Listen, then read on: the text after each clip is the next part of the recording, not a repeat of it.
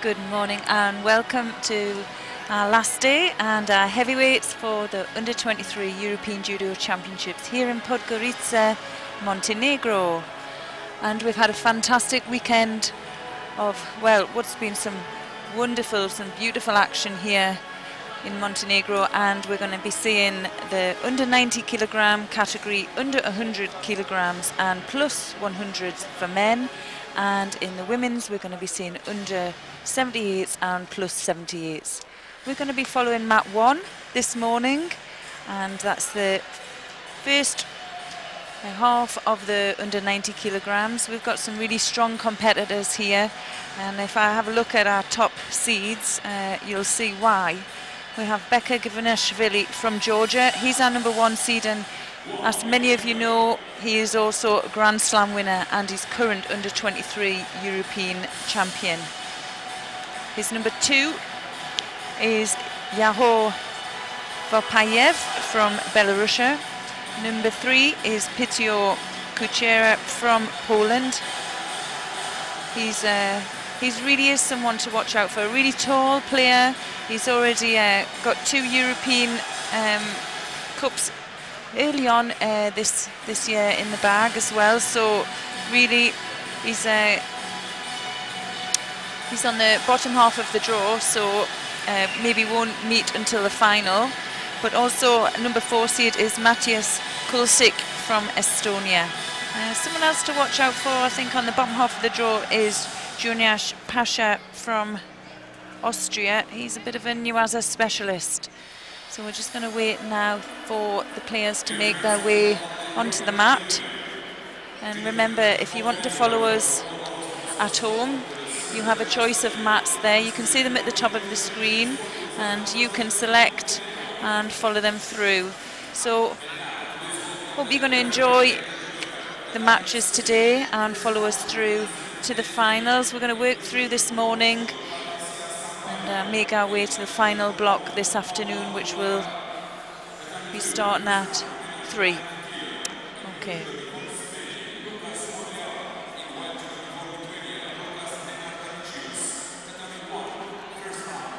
Well, first round match here. It's quite an important one to get through, and well, tough fight here between the Russian and the Spaniard. Mikhail Nikolov from Russia, he's in white. He's facing Mark Sabatier-Bro from Spain.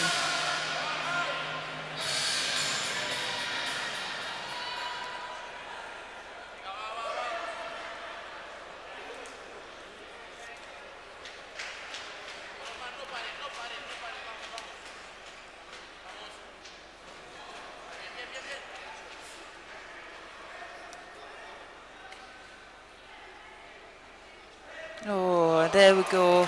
Beautiful Ashiwaza there, and a quick finish for the Russian.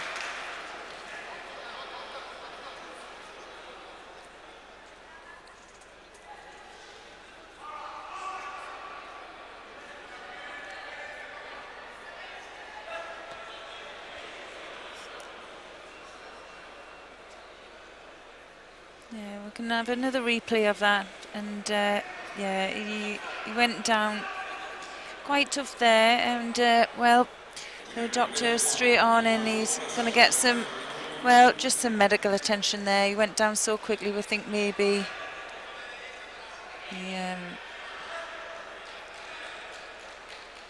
yeah, there we can see our European doctor following him out. He'll give him a check over just to make sure he's okay.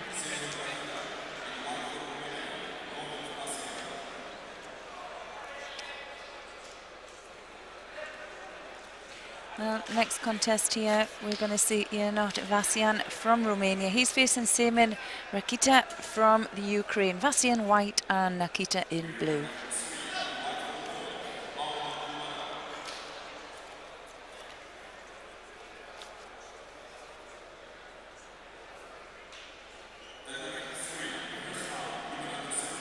'26 players in this under 90 kilogram category, and well, it's going to be a tough call through to the rostrum.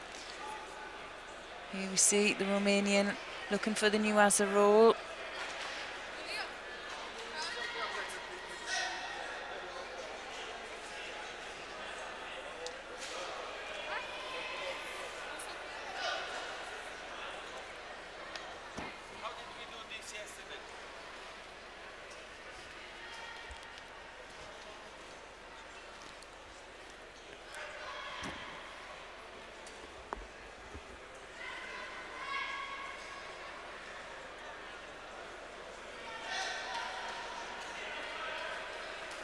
Both players here just struggling to find an opening, right against left, and cancelling each other out here.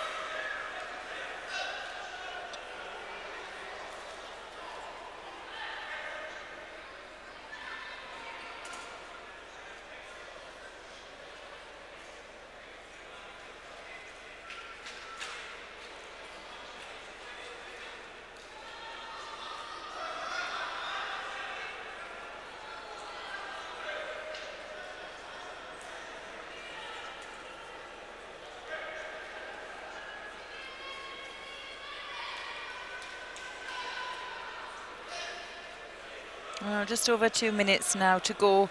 This first round contest between Vasian and Rakita. Both players really, like we said, not really finding their opening. Right against left, maybe feeling a little bit of danger, needing to create that little bit of space and that opportunity to move through. Good effort there by the Ukraine. Just switches his side.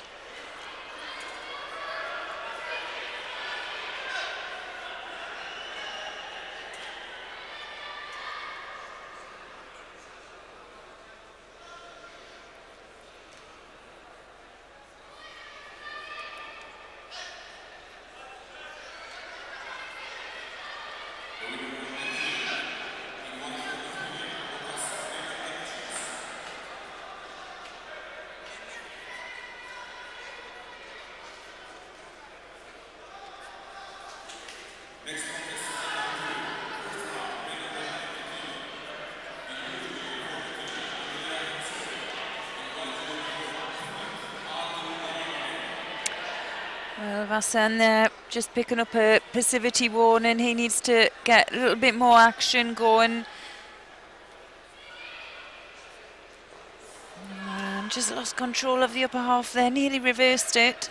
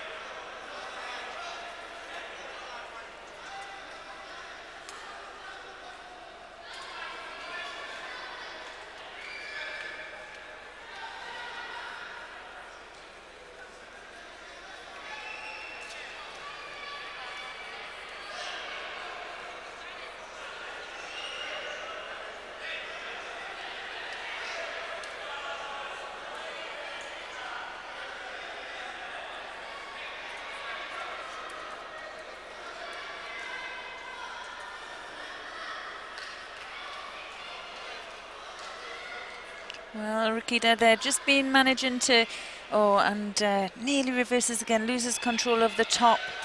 But he's just managing to create a good defence as well by keeping that inside grip. And, well, Rakita really can't get close enough to him. And there he goes again. Sutemi Weza attempt. Well, time's really running out here.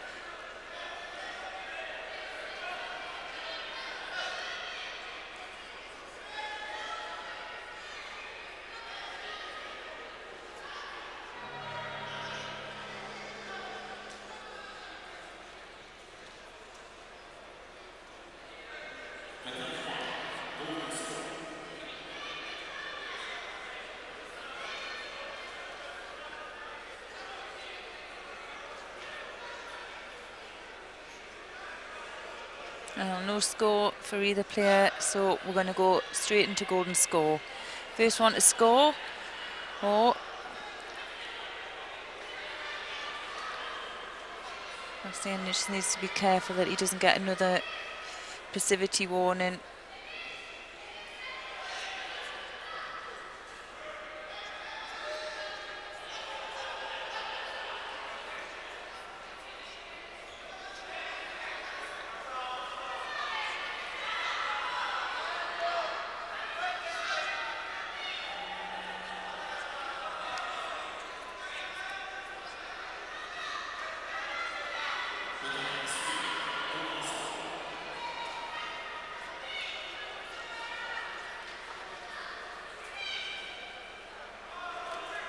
Oh, and a nice attempt there to the rear by Bastian. Looking for some movement and rotation.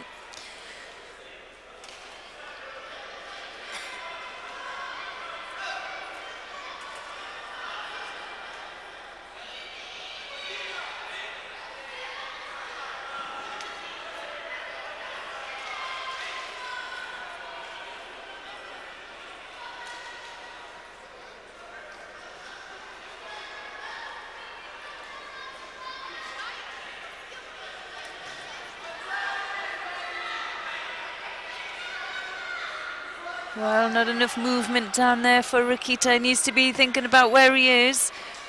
Bastian there working for the Juji.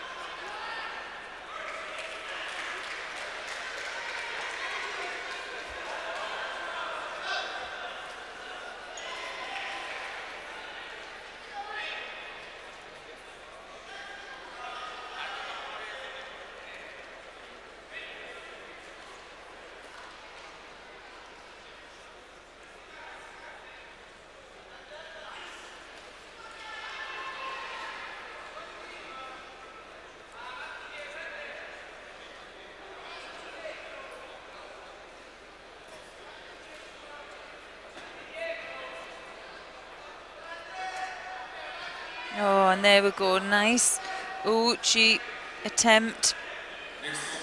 Well, there was no score there because you saw how Bastian landed up on that one elbow, so he avoided the score.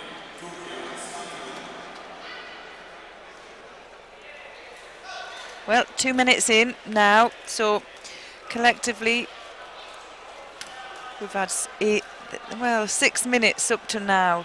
No score for either player. Bastian, well, down on 2 Shidos, and well, I think we might be seeing the third one.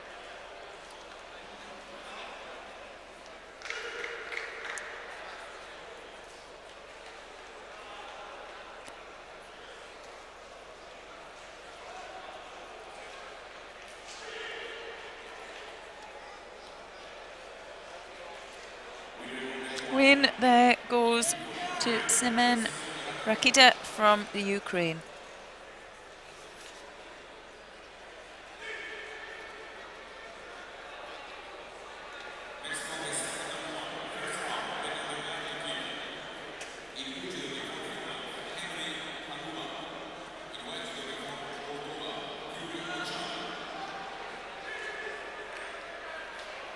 Our next contest was the Uri Mochanu from Moldova.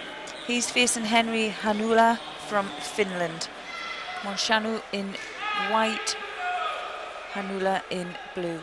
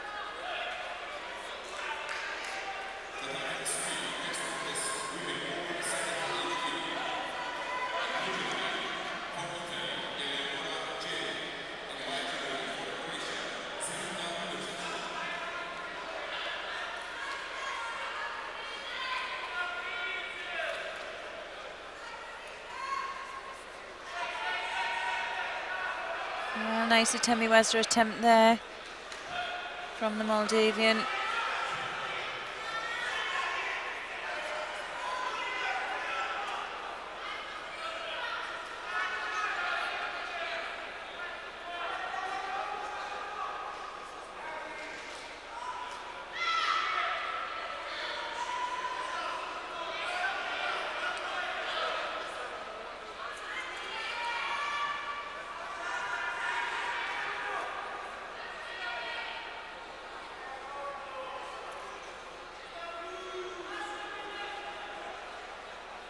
Oh, nice low CO, really fast there by Hanula, picks up the Wazari.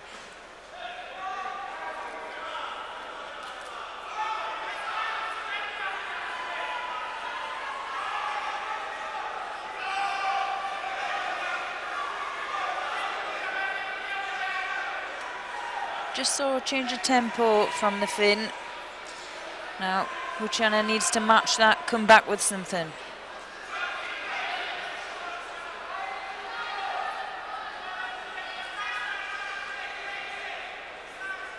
Well, Hanula just needs to be a little bit careful in that position, looks to be holding out.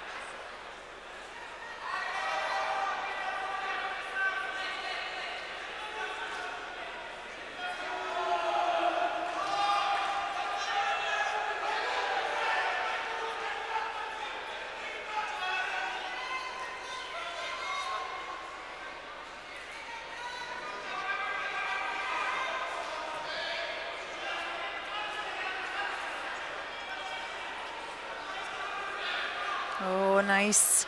Utemi-Wezra there. Managed very well by Hanula and, well, nearly gets the hold.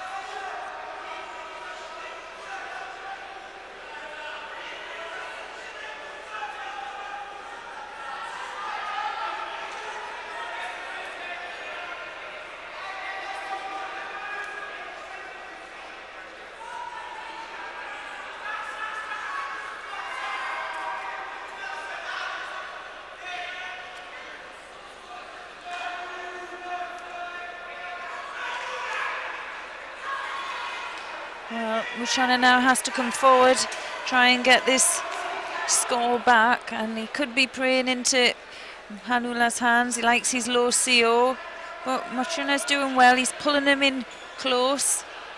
Another failed attempt there by the Finn.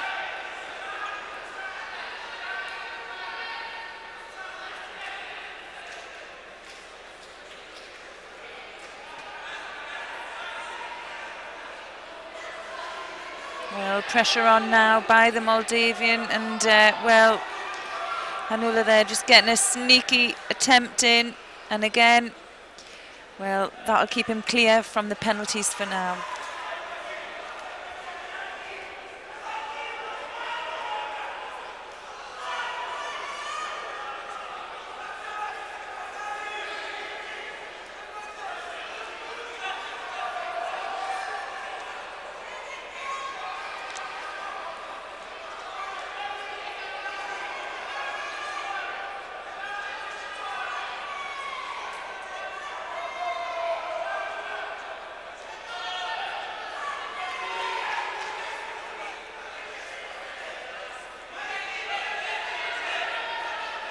Second Judo there for Hanula.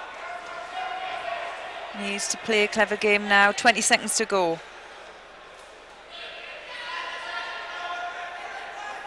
Oh, and well, Uranagi attempt there by the Finn, and well, countered from the Moldavian. And well, it seemed for me to go flat on his back. I think the referee will just wait. The care system, yeah, and well, he equals the score with only 7 seconds to go. Now, Hanula is down. Well, a good position for the Moldavian now to go into golden score. Really has turned it round.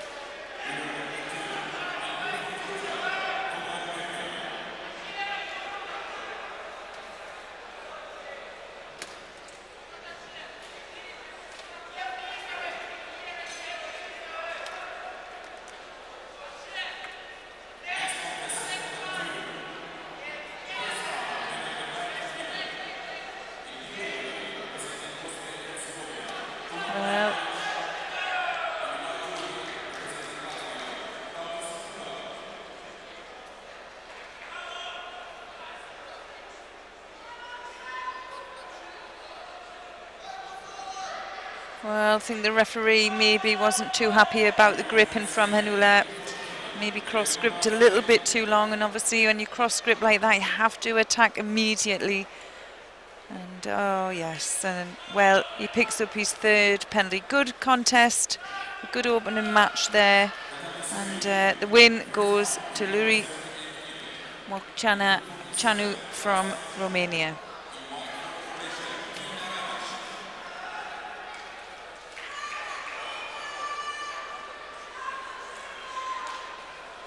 Our next contest will be staying in the first round with Lorenzo Regano from Italy.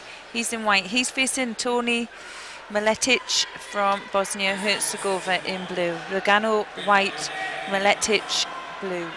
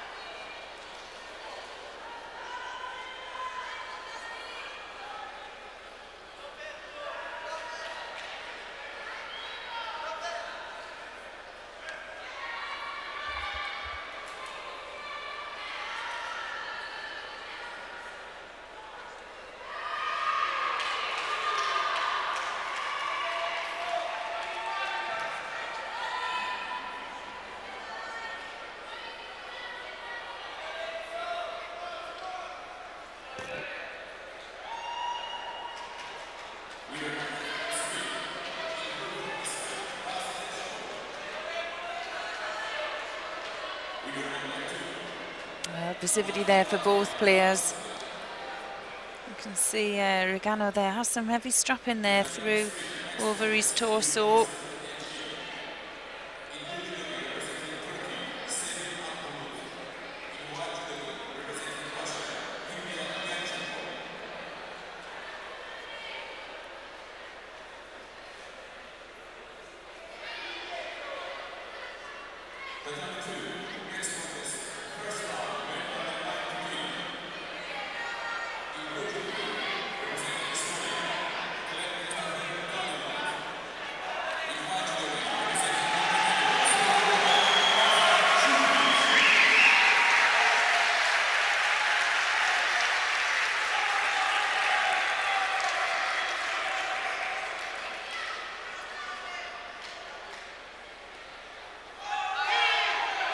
Oh, and a nice score there for the Italian. He finds his opening now. Maletic there looking for the Nuaza roll.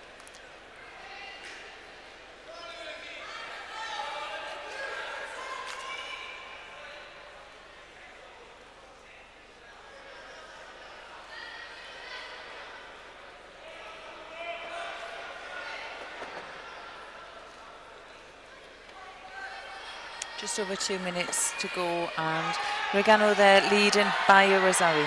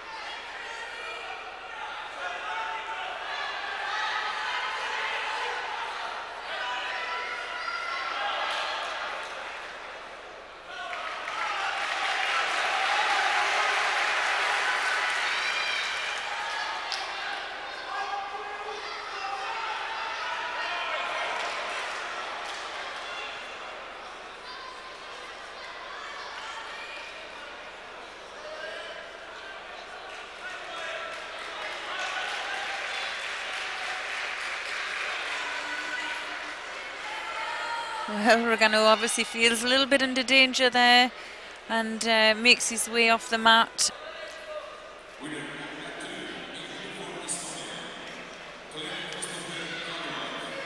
Well, still a minute and a half now to go, and well, Maletic, he has to consider what he has to do to get through this defensive Regano.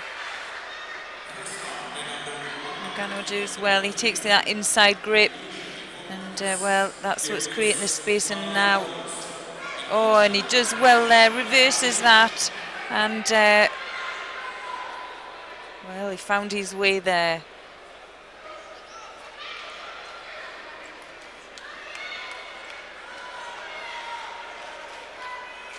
Oh, no way out there for the Italian.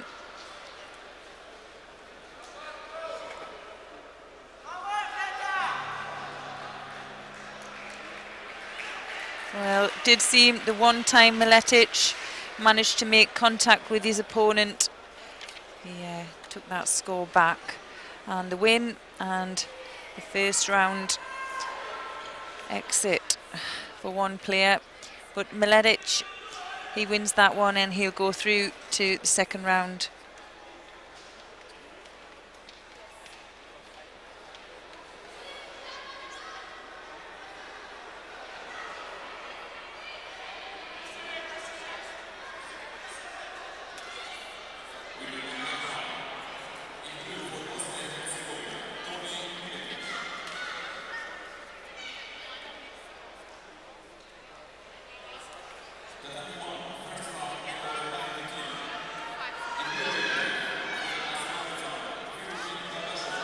Next contest here, we're going to be seeing Miroslav Blaziak from Slovakia. He's facing Firidun Dazhidov from Azerbaijan.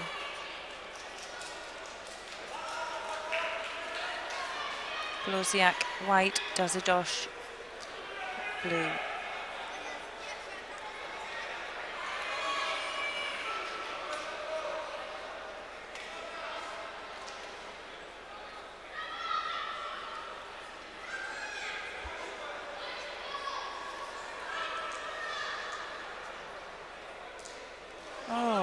Lovely little Ashiwaza touch there from the Slovakian and straight into those Saikomi. Doesn't manage to maintain that control. But takes the Wazari.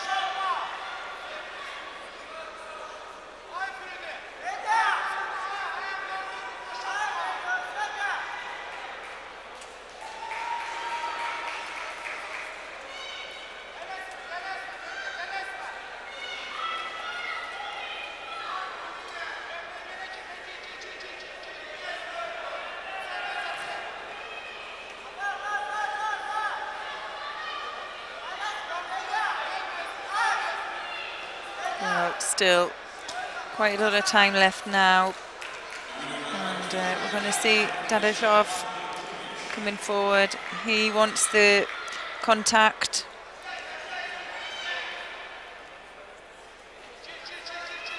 And here we go for the hips. Nice Uchi attempt back. Well spun out by the Slovakian.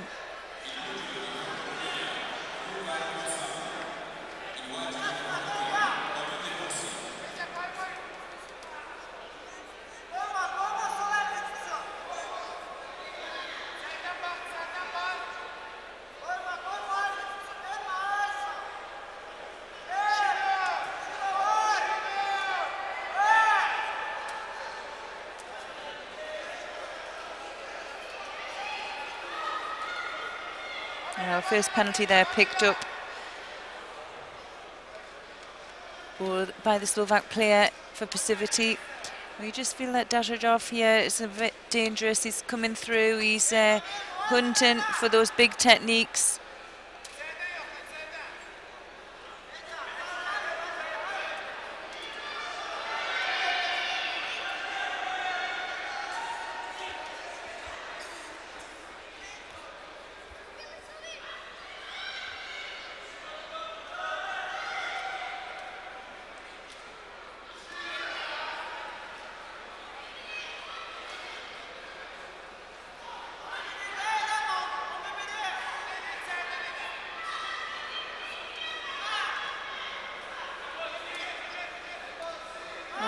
Who's going to go? Well, lovely reverse and Uchi there for Dazhidov equals the score.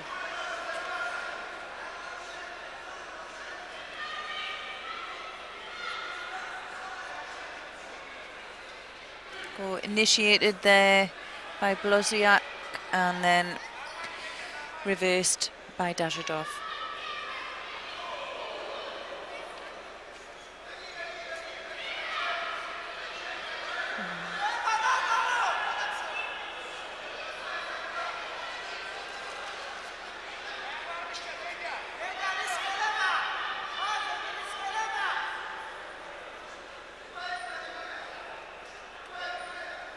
Well, left versus left. Dazhidov there controlling his opponent's sleeve. Just looking, hunting for that opening.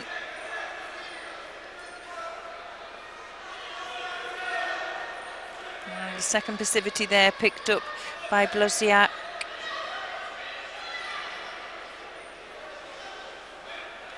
Yeah, and passivity warning goes to Dazhidov as well. 50 seconds to go. Oh, and a beautiful counter by Bloziak right into the hold down as well. Well, big mistake made there by the Azeri.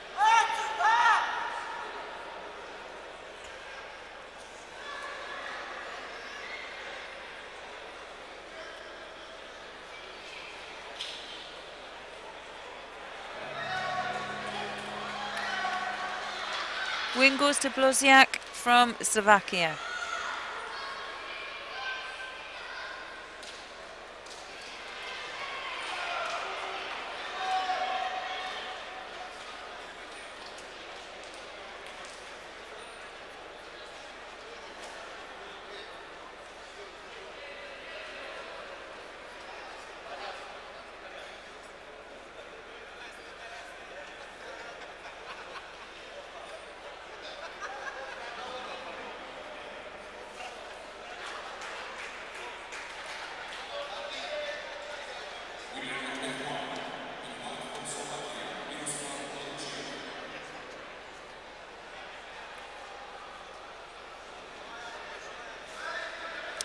Well, we're moving through these rounds quite quickly, and we're going to see the first round, first contest in the under 100 kilograms between Johannes Frey from Germany. He's facing Anton Savatsky from Ukraine.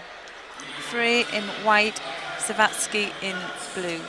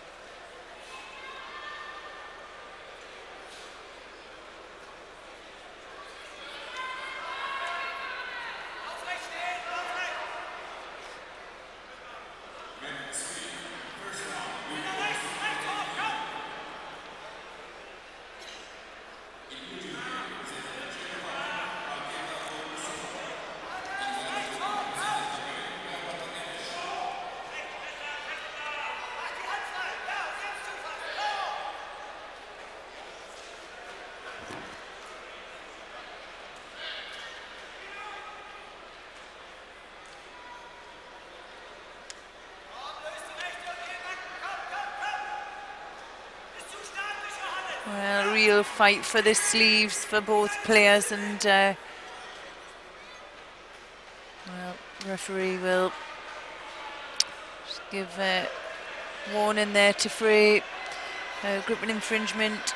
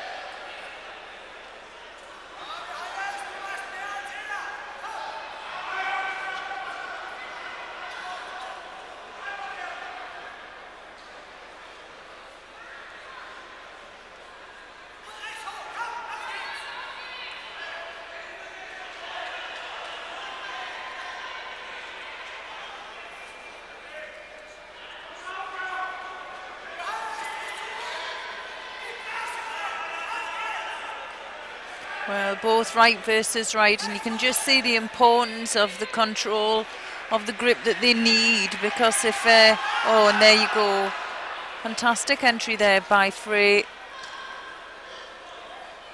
And well, dangerous position when both are same-sided and they both want the same grip. And as soon as they lose that control, the opponent is in such a great position. And here we go again. Really working the way off, trying to take their opponent's grips off while still controlling. Both want left hand sleeve down and a high right hand.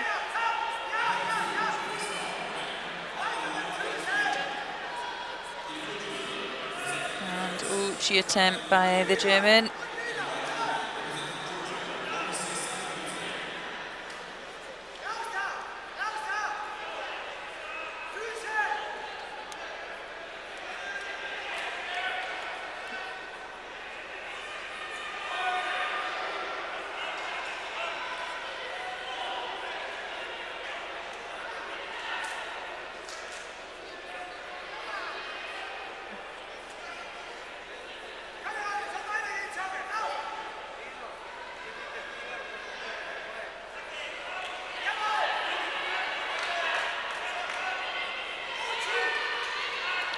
Yeah, Free working strong on that grip. Good attempt again. Well, with only 4 seconds to go, I think we're going to see a golden score again with this contest.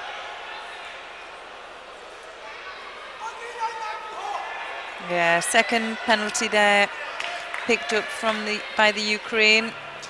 So going into golden score, equal standings for both players.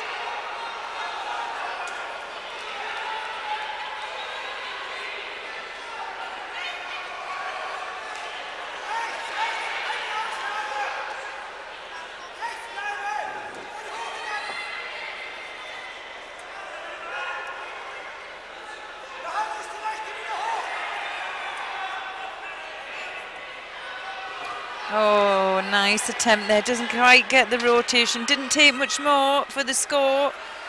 Lucky escape by Frey.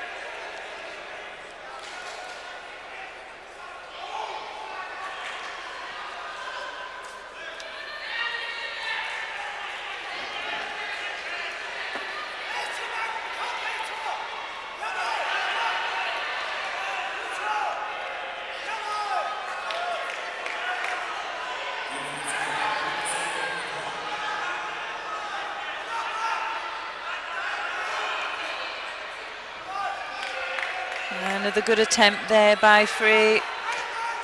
Well, we need to see it coming back from the Ukraine now.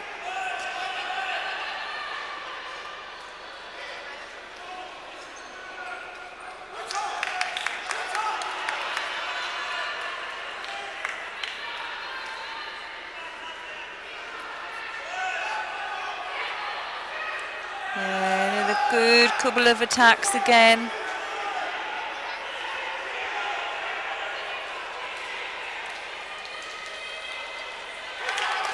Well,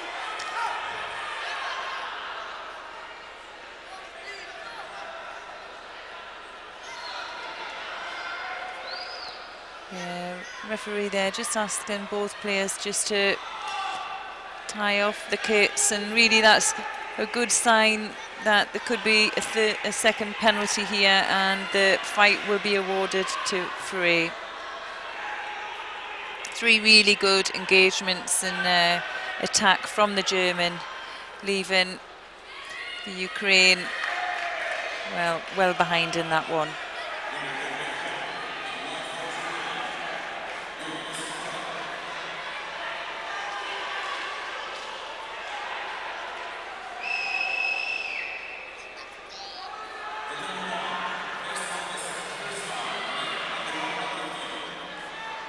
Next contest is Otto Amala from Switzerland. He's facing Peter Valovic from Montenegro in blue. Amala in white and Valovic in blue.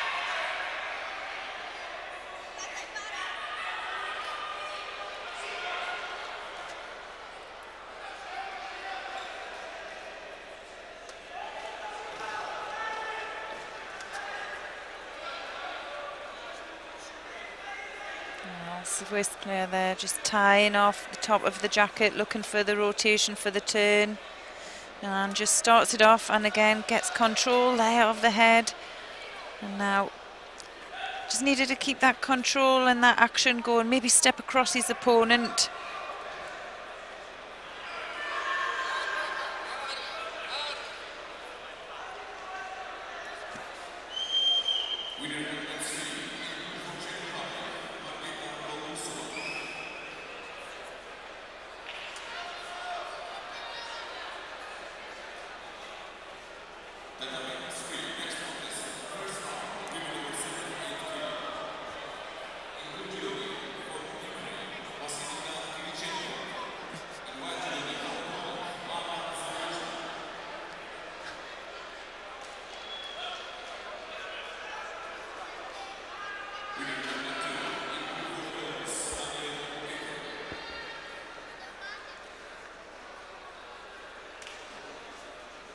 Oh, and a lovely uchimata there, pulled out of the bag by Otto Amala from Switzerland, and he'll take that win and step through onto the next round.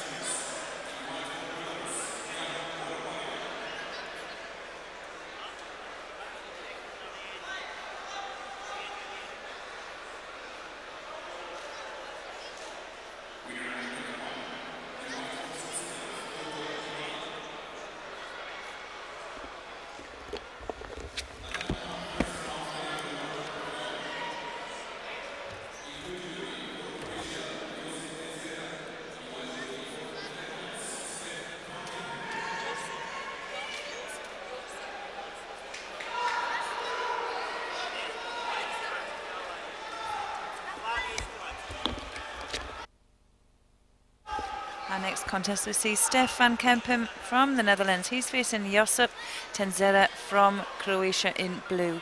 Van Kempen in white and Tenzera in blue.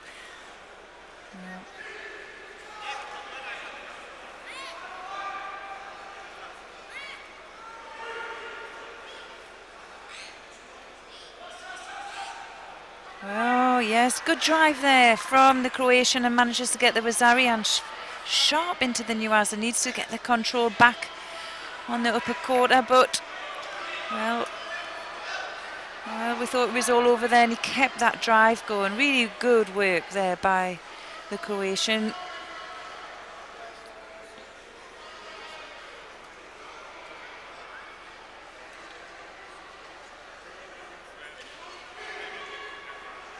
Van Kempen there eventually getting his grip on, a little bit untidy by both players.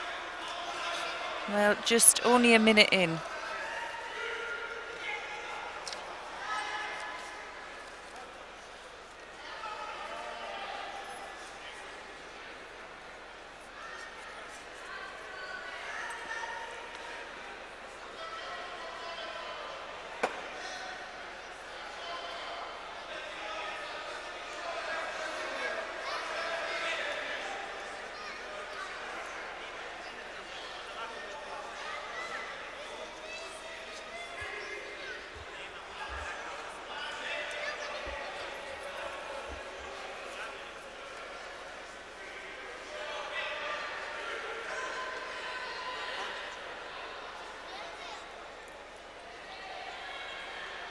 Tenzera there, just getting a little bit of medical attention off the mat.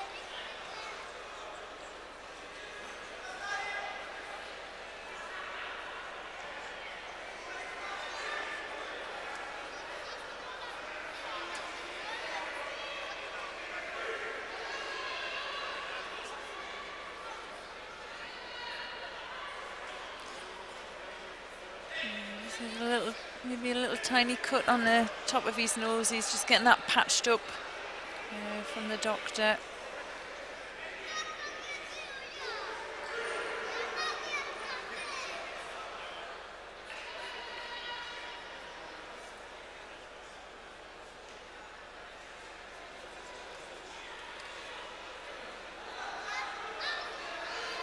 And well, here he comes on. Just under 3 minutes now.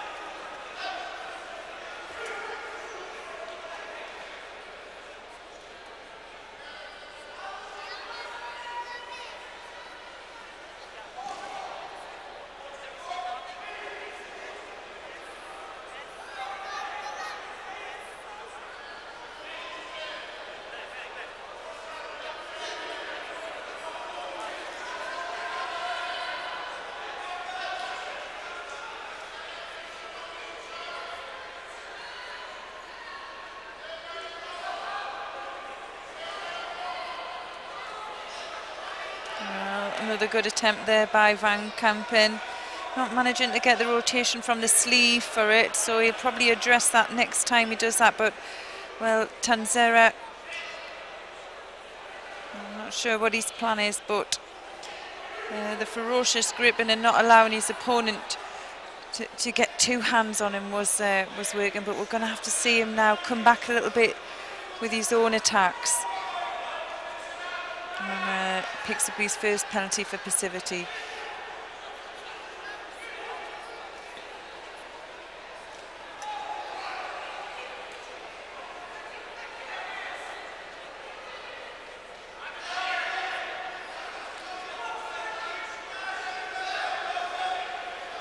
Dutch coach there, just encouraging him to get some more rotation on the upper half, gets the movement, and well, he manages it that time. And beautiful ippon there, and a first round win for Stef van Kempen from the Netherlands.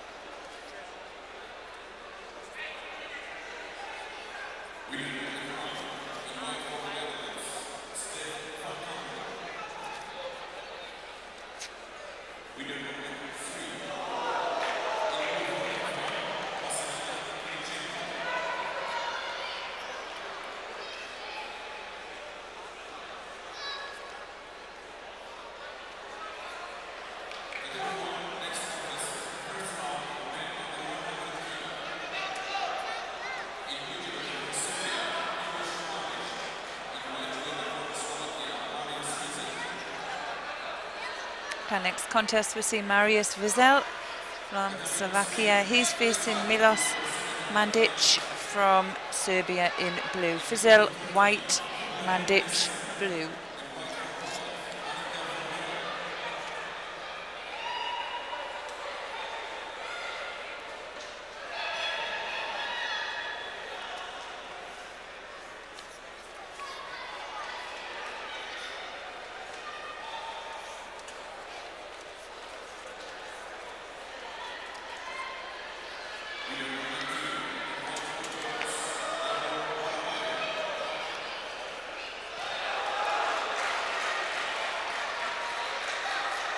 Quick score there for Madic.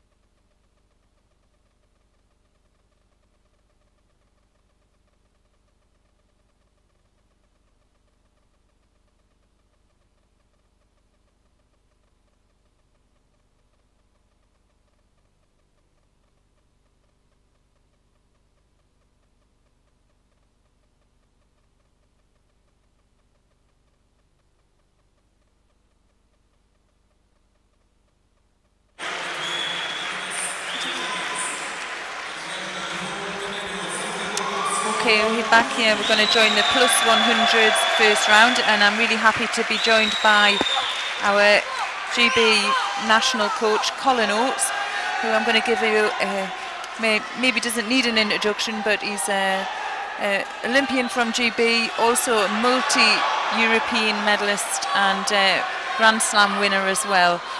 Good morning, Colin. Morning, Chloe. So it's really great to have you in here and give you your expertise on the men coming through. Are there any fights that you're really looking forward to? The fight coming up on mat 1 soon is a good match-up, the Georgian and the Russian. Unfortunately, it could possibly have been a final if the seeding had been different, but the Russian's unseeded, so he's going to have Becker first or second match. I think he disposed of the first guy fairly quickly, didn't he? So. Yeah, I think it's unfortunately for me here, I haven't got any internet connection, because it would be quite nice to see if they've met each other before and what the outcome of those matches were. I wouldn't imagine they have, to be perfectly honest, because the Russian boy hasn't done much senior stuff, so I should imagine that matchup has not happened yet. Yeah. So I think it'll be the first time they met, but he's fairly sprightly, this Russian, so it's going to be a fairly interesting contest. Yeah. Oh, here we go. Got some. We can get some information out here. Do you know what's interesting as well? Givanishvili, he's just coming out the back of Tashkent, isn't he? Grand Prix silver medalist. Lost out in the final to the Spaniard. Yeah, the Spaniard had a great day that day. Actually, he put away a few good guys that day. So I think the Spaniard's style didn't really suit. Which is, I think this is going to be an interesting matchup. I think the Russians quite a bit similar, so and here they come now. So it's going to be an interesting fight. Yeah, Becker Givanishvili from Georgia in white. He's facing Mikhail Iglanogov from Russia in blue. I think it's the tall style of the Russian, sorry, that's going to give the Georgian a bit of a difficult time.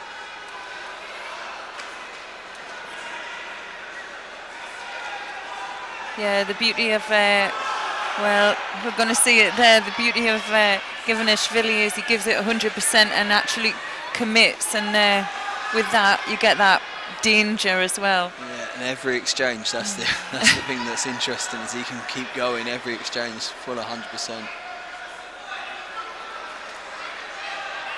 He says here is with his height.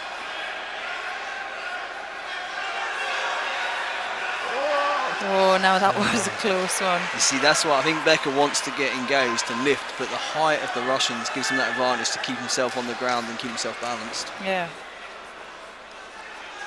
Yeah, we could see in that exchange he was getting a little bit unstuck, trying to get his leg out from the Uchimata. And well, for me, I thought he put himself on his back there. I'm not sure about that. No, I don't think there was the control. Not sure. Well, let's have another look. Does he get hooked in? Yeah, kind of gets hooked in. I think he did, yes. I might leave that. Does get hooked in. Yeah. And change. Yeah, nice reaction. Well,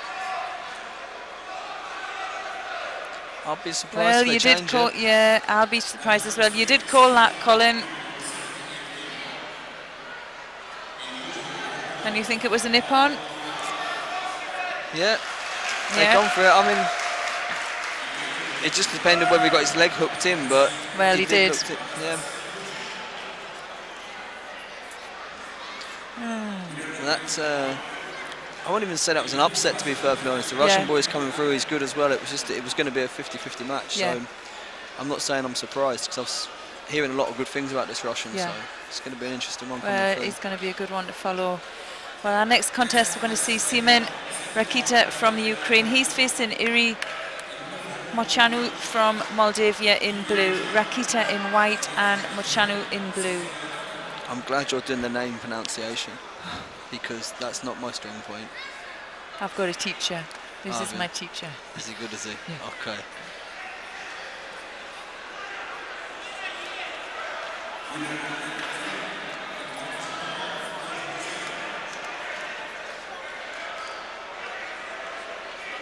Moldovan boy is tall, isn't he? Tall for 90s. Had a good fight. First match against Hanula from Finland. Hanula scored pretty early on, and he managed to come back strong.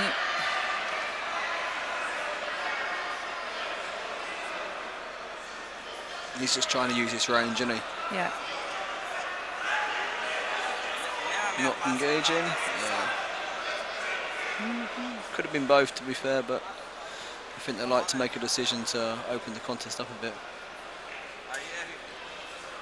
Oh, nice little touch there back from the Ukraine. Manages to get the first score. And now you can see why I didn't want to engage. Yeah.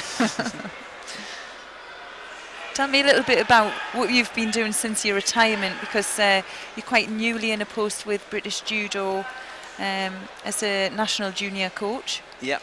So you know, we had a conversation after Rio about taking me off funding because of, you know, my age at the time. Kind of decided that statistically we haven't seen people of the age of 37 across the world, let alone our country, take Olympic medals. So you know, it was a hard conversation to have, but obviously it's kind of me accepting that was probably the right decision. So I spent a lot of time doing some stuff, coaching across up and down the country, and various stuff for the England program and the Scottish program. And then the opportunity for the post came up to apply for the assistant junior role at GB Judo. So I took that, and that's, you know, it's gone from there really, and it's been a great first couple of months. I mean, it's been nice coming in at the time I've come. We've had a junior world medalist, 2 fifths, 2 medalists here. So it's an exciting time, isn't it, to come through into that age group in GB. There's a lot of good work being done, and for me watching over another Moldovan back in it. Good use of his feet.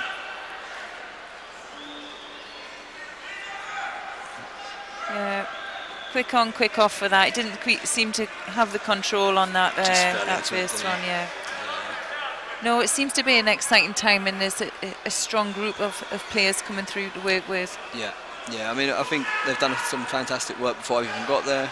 The structure at British Judo, I think, although there's still people on the outside still moaning about different things, but if you look back over the last 8 to 10 years, the development of the structure has been fantastic, and I think that moving forwards we're moving in the right direction, and the results are coming. And we're so heavy with the stuff for the junior program. We're talking about performances and trying to improve them, not just as athletes, but in terms of their life as well, and making them better people. That's kind of showing in their performances and then in results. So I think we're in a great place at the moment.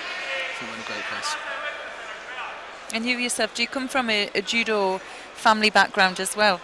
Yeah, my mum's currently the Eastern Area chairman, so she's heavily involved. My dad's still involved as a club coach, and he was kind of settling down a little bit, but we've recently had a couple of players come into our club who have got some real potential, and he's been to Belgium 5 times in the last 4 months, I think. So he's now all fully in again. So yeah, my nephew is now going to Belgium every time. He's 9, so it's kind of running through the whole family. So yeah, we're fully immersed, so to speak. So.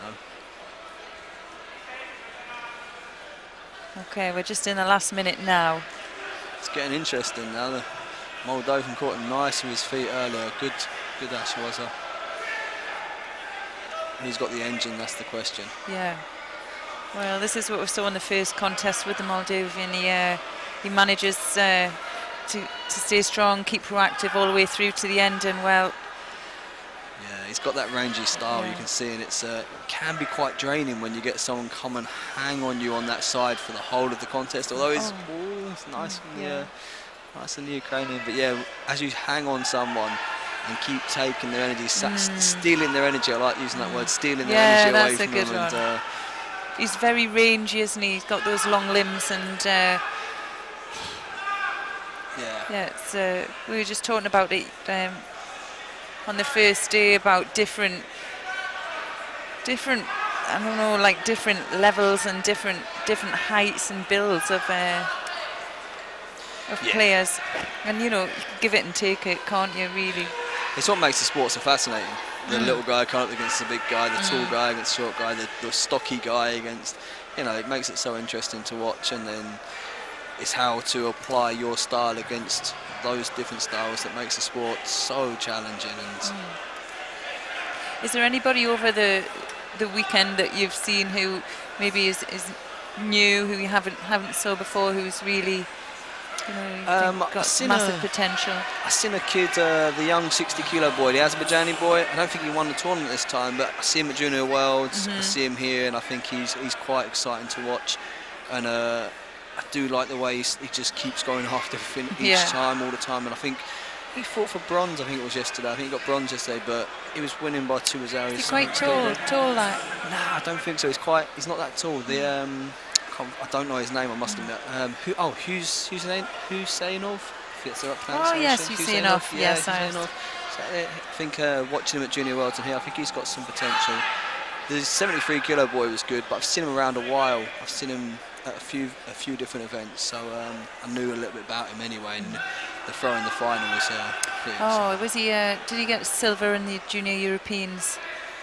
Yeah, I think he has done previously. Yeah. Well, that's a strong weight, isn't it, in Azerbaijan? Yeah. 73. So. Yeah, they're powerful through there. He fought his teammate Hedrov in the final, in the Junior European Championships. He's decent, that boy. He's decent. Oh, I took it off. I think they get it for the leg wrap. Yeah.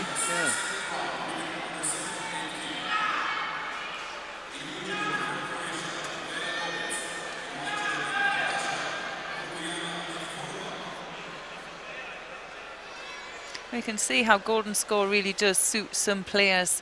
And like you're saying, if you've got that engine that can keep going, you can stay confident throughout the fight and maybe sometimes be reliant on golden score. Yeah. What's interesting with the men at the moment is the golden score now, as it is now at the moment, going in, it's only actually in the 5th minute. Yeah. So actually it's kind of, but the intensity changes. When you know it's 4 minutes, you change your intensity. So actually people going into golden score going, oh, you should be able to cope quite comfortably because you're still only in what would be a normal contest time in previous years. But actually, because the intensity changes, it changes the whole dynamic.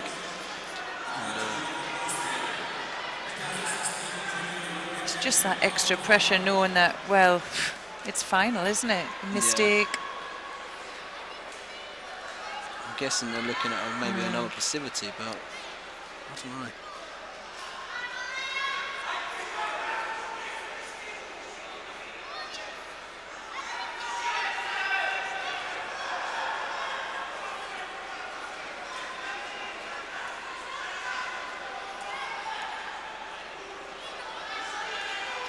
I think these pauses sometimes need to be a little bit shorter.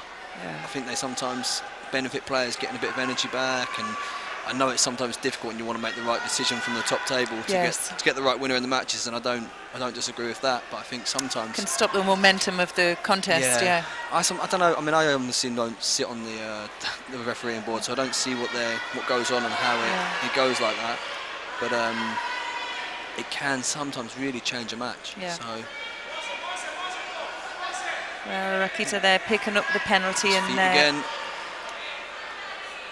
Oh, that's too early on the mat, isn't it? Surely. Yeah, for me it was progressive all the way through, and just because it was out of the area, there was no reason for that. I saw that quite a bit actually over the weekend. That's a shame there because he worked hard to get that position. That's a shame. Now we got it. I didn't have it through this time.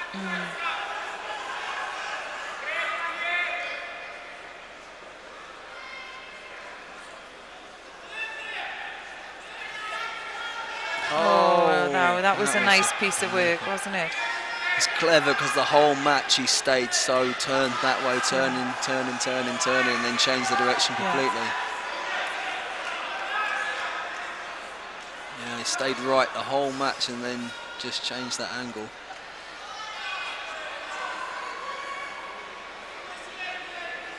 It's a shame we didn't see who won that exchange because it could put the Ukrainian under pressure if it was the Moldovan boy.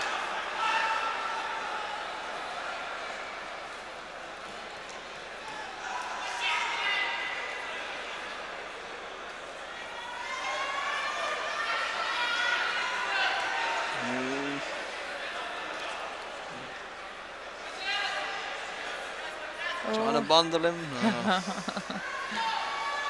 I think that's one of the situations when he's hanging on that one side. He's never really had sleeve control the whole match. So something like that's going to be quite challenging to get a score from. The sleeve control can make a difference, but in his style, he doesn't want to go across there. You can see it all the time. He's on the lapel, and looking to hang on that side. Well, he's shown that already, hasn't he? Now and.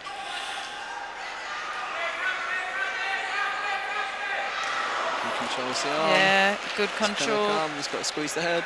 Yeah, he's losing that top a little bit. Yeah, fully. Oh, he's koala'd him. What did you call that? Koala'd him. Koala'd the leg, innit? I say hug on him. Koala'd him. I like that one, koala'ing. You can never get anyone off your leg as well. Stand up and they're still on your leg. You're trying to shake them off. They're still there.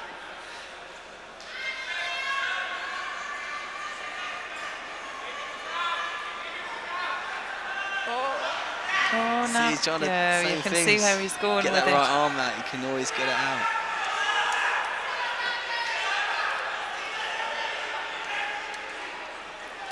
Well, 6.5 minutes now into this contest. Yeah, now it's ending. Now it's a test of the fitness of these guys. To be honest as well, each exchange has been fairly intense. You know, there's not just been like one doing it off the grips. There's not been many. Now that's kind of a bow there, but there's not been many of that going on at all. It's been literally full-on exchanges. Yeah. The referee's I hope that's sure not deserving of a Judo. Nah. No. No, he was still trying. He was like, it wasn't a bad attack. It just not successful. Oh.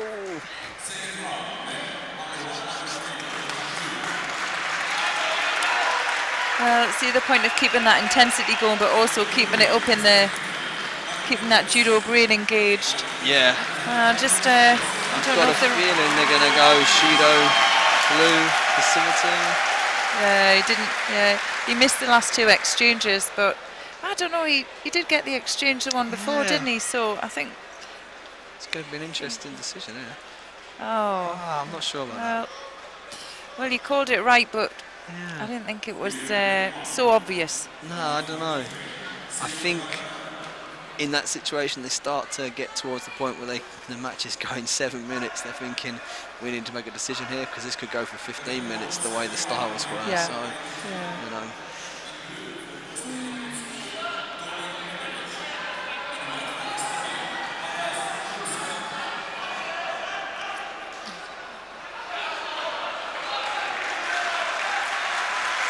Well, our next contest is going to see Matthias Kuzic from Estonia. He's facing Toni Meletic from Bosnia-Herzegovina. Kuzic in white and Meletic in blue. You see, it's quite interesting. The last two are quite rangy. Yeah. These two look like wide tanks, don't they? Yeah. Like, I think 90s throws that up a little bit. You get people like Toff. He's 5'5", but ridiculously, he's as wide as he is tall. Yeah, it's our first time seeing Kuzic from Estonia as well. He had a bow in his first bye in his first round. I think he's the number 4 seed, is he, by the looks of it? Yeah.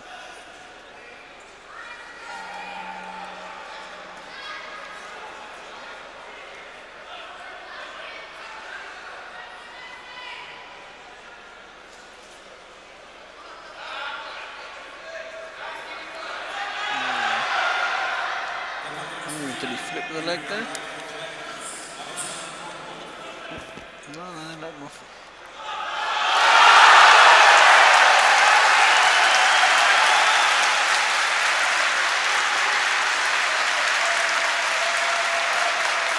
I don't know about everyone at home, but that was a bit of a deafening noise in our headphones. And well, a win to Montenegro athlete in the under 100s in joining Mattia. It's been a good crowd, especially Saturday, Sunday. It's been really. The final block yesterday was wonderful to see how many people turned out to watch. It was really, it's really nice, and really like the atmosphere in here holds quite well. So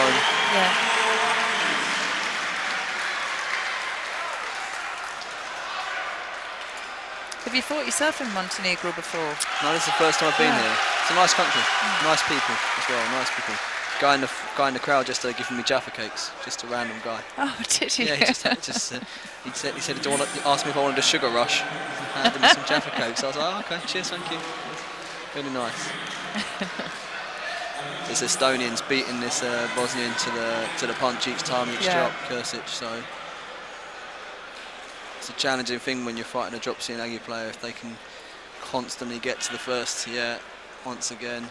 Yeah, and he seems to be he's coming through forward for that, and he has to really when he's down. But we still have 2 minutes to go. But just the physicality of the Estonian players just looks to be a little bit ahead. Yeah, and I think that's the thing. Once like you said just then, when you can see the cut the Shidos, the thing you want to do is then start walking forwards and engaging. And when it's a drop Sienagi player, you're walking onto their favourite attack. Makes it harder. Makes it harder.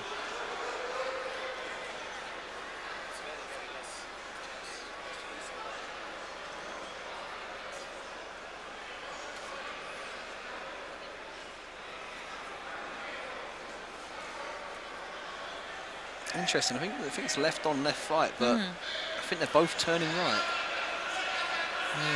No, the Estonian's turning left, isn't he, for Sienagi? But the Bosnian keeps attacking right. I wonder if it's just because he can't get the left turn on. It's sometimes quite difficult to turn against a lefty.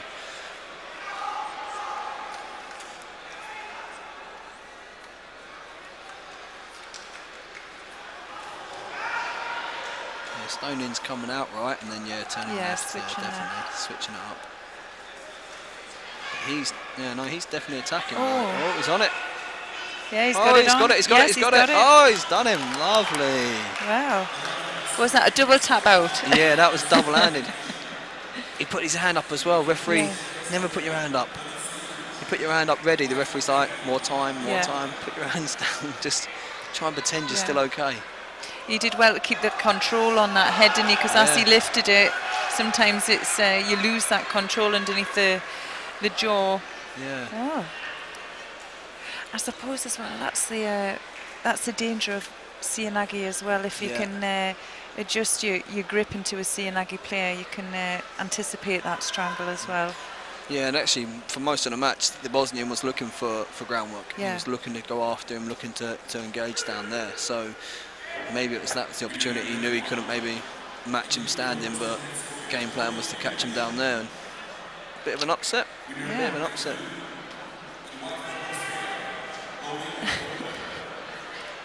Oh, the double hand. Oh, look.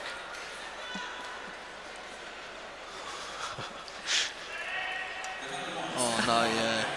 He won't enjoy watching that back. No.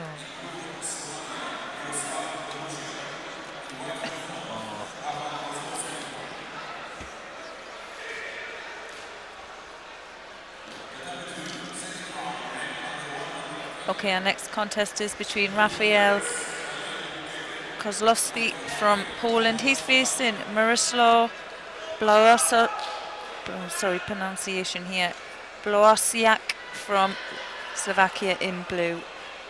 Oh, first exchange. Nice score.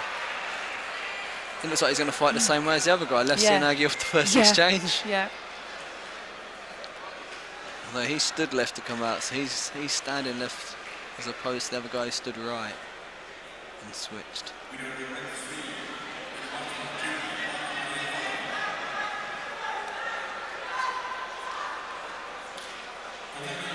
The looks of it is left on left. Yeah.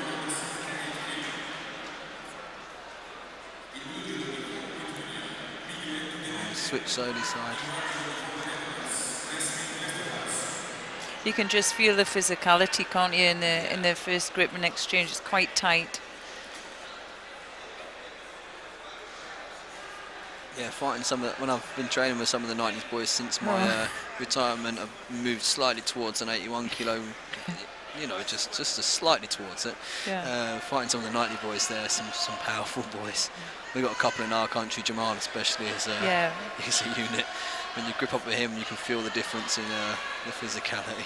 Yeah, we're talking about Jamal Petgrave, who's he's a young junior, really, isn't he, coming through? But I think a lot of people have a lot of expectations for him.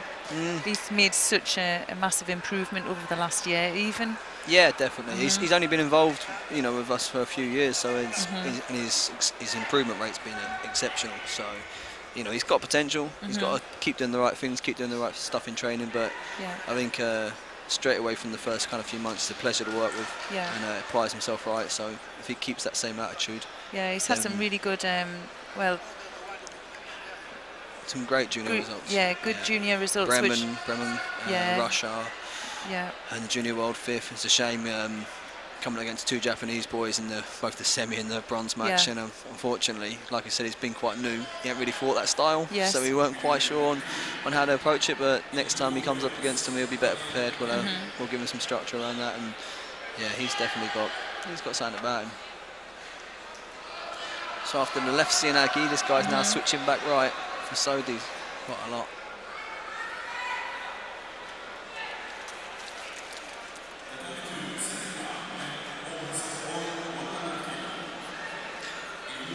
Slovakia at 90 kilos. It's the two boys from the world, is that right? Both Slovakian, wasn't it? Kukoc and Maidov.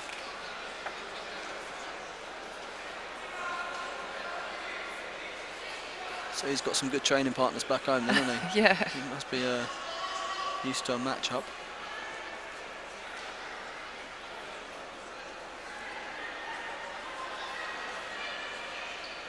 So he's got a left, if we look at the pole, he has a left grip, and from here it looks like, he's showing that right-handed side, like he wants to go in that right-handed side. Yeah, I think he's actually predominantly left, but I think after catching the Slovakian on the first exchange, he's now making it more difficult to get caught with the Sienagi, so he's switching back to Sodi to try and create that angle. Yeah, so he's back on the switch left. There. He's back on the left. Sorry, the Sienagi. So, yeah, definitely there's more predominant scoring technique. He's kept that arm. That's a nice bit of transition. Excellent work. Nice finish. Like seeing some good transition like that. Really good. It's really clever how he pinned the arm in to make sure he couldn't escape away. I think in your own, if you think back and you look back at your own career and you saw the importance of Nuaza in your own judo. Something that obviously throughout world judo as well, we see certain countries are more dominant in Nuaza, and well, for me as well, I think the importance of having that strong awareness and that strong transition. Well, this one's a great example for young people. He threw with the Sienagi. He didn't think the contest was done. He weren't happy just to let it go into transition and leave it. Kept the sleeve, pulled the guy back, took the arm out and finished the contest. And that's something you try and encourage young people to say, that once you've thrown, that doesn't, even if you think you've thrown them for Ippon, carry on, because you never know. And some good examples here of people throwing and getting only a Wazari, or getting given Ippon, and then they kind of stop in the Niwaza, and then they change the score, and you lost it. Whereas I always encouraging our guys now, once you've hit the ground, keep going until the referee has to tap you on the back and drag you off the person, because sometimes they change that score and you lose an opportunity. Yeah, it's something I've seen quite recently as well, that referees, although they might score the Ippon, they've allowed the Nuaza to carry on and they haven't stopped it, because they know that sometimes it's getting reviewed. Yeah, the referees are getting better at that and more aware. They're kind of letting it go just in case they've not seen it from the right angle, and they need a referral to say that it's not a score. This could be an interesting fight. 100 kilos Frey. I've seen him a bit. Looks quite strong, but the Russian boy, Ilyasov. Is that right? Ilyasov, the Russian lad. I was talking about earlier. He said he's quite a handy fighter as well. So I just had a little look at some of his results earlier on. He's a Grand Slam and Grand Prix medalist from this year, former junior world champion. And he took a bronze here last year. Oh, okay. So #1 seed. So. Oh, he's the #1 seed. He is our top pick, I think, to do. Well, hasn't got a nice draw either, has it? Yeah, you know, Frey's second fight. It's not a first fight. Sorry, it's not a nice pick. Oh, that was nice. Score. Off his bum, maybe. Yeah, just misses that score. It's interesting as well because he's come in the second round and Frey's already had a really long fight in his first. So I wonder how much it's taken out of him, that first fight. Give and take it. Never tell. Some people like it. Yeah. You know, some people like that first fight to get all the enzymes and stuff flowing properly and going around your body and getting you fired up. Sometimes it can be a benefit. So I must admit, I was one of those who never liked to go into a match having fought someone who's already had a fight. Yes. I didn't like that because it meant that they were kind of already got all the nerves out, got all the kind of the stress out, and they're already ready in the day, and you're kind of still starting. It's actually quite challenging. That's one of the things you have when you're a seed. You have to kind of cope with that and deal with it mentally quite well. Would you change your warm-up routine if you were coming in at a second round? No, I always have the same warm-up room. Yeah, always same warm-up. Always. Yeah, I never really changed it for the last kind of 4 or 5 years. Same thing. Is that something that you develop in the juniors as well now that they have their own routine? Yeah, well, we try and do a little bit of half and half as we bring them through. So like at times we lead a little bit, but through what we'd like to see is through as they start progressing through the seniors, they can take responsibility of their own warm up and be in control of that. And sometimes they're not quite as aware, but we've got a bit of a structure going forwards where some of the more senior juniors might take the warm up towards the back end of their junior career, and it gives them a chance to learn, and then it gives them a chance to teach the others. So we're quite big on that kind of peer learning from each other. So we've got a bit of a structure going forwards of that. Yeah, because sometimes they go away and they're on their own. Yeah, of course. They can be that because we have a self-funding pathway as well, and some of the guys will choose to do that to try and help their qualifying campaign or help their development. Yeah. And in that case, they're going to need to look after themselves. So it's quite important. Yeah, tough fight. Oh, that was clever. That was clever. Yeah. Well, just under a minute now left to go, and only penalties on the board. It's a shame there's only penalties on the board because they're both going for it. Yeah. It's quite amazing sometimes when you see exchanges like this going on, and the only thing on the board is penalties. I don't quite understand how that happens sometimes, but.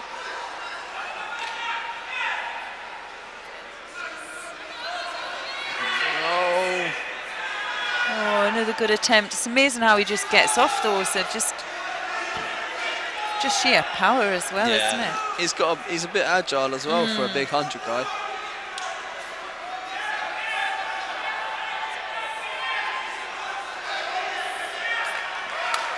I think he's going to need to step up though now because he's in danger of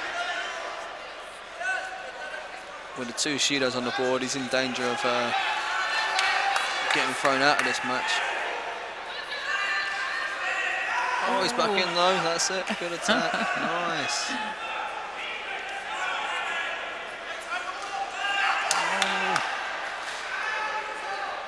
And that's the kind of match you like to see, exchange for exchange.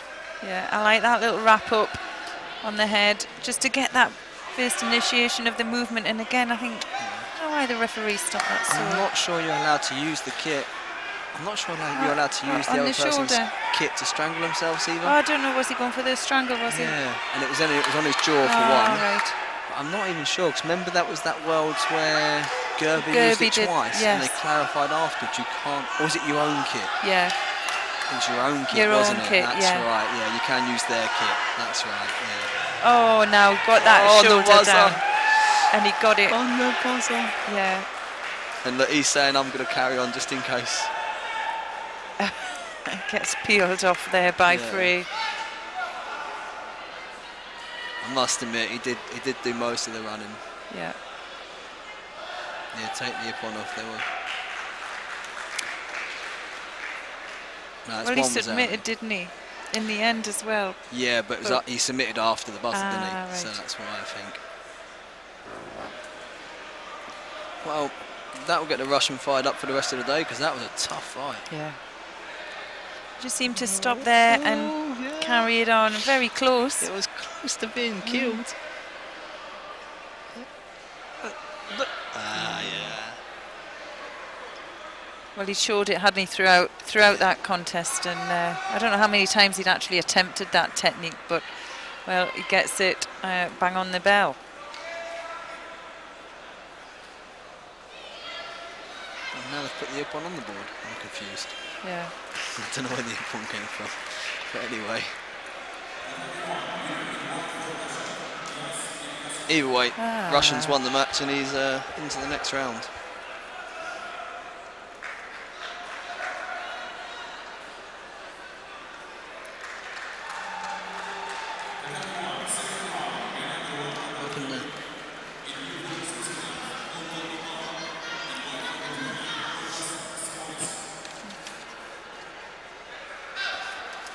Okay, our next contest is Rokas Simonis from Lithuania. He's facing Otto Imala from Switzerland in blue. Simonis in white and Imala in blue.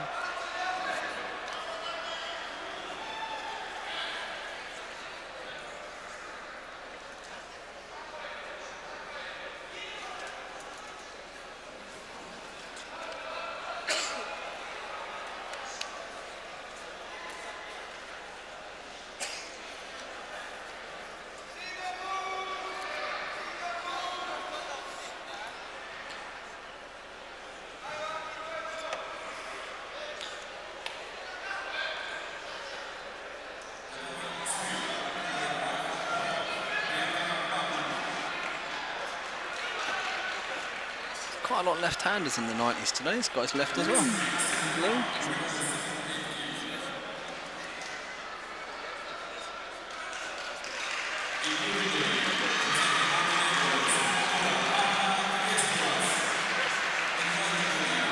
He's tall and rangy, isn't he, Imala? Yeah, he's similar to that Moldovan lad with the height he's got.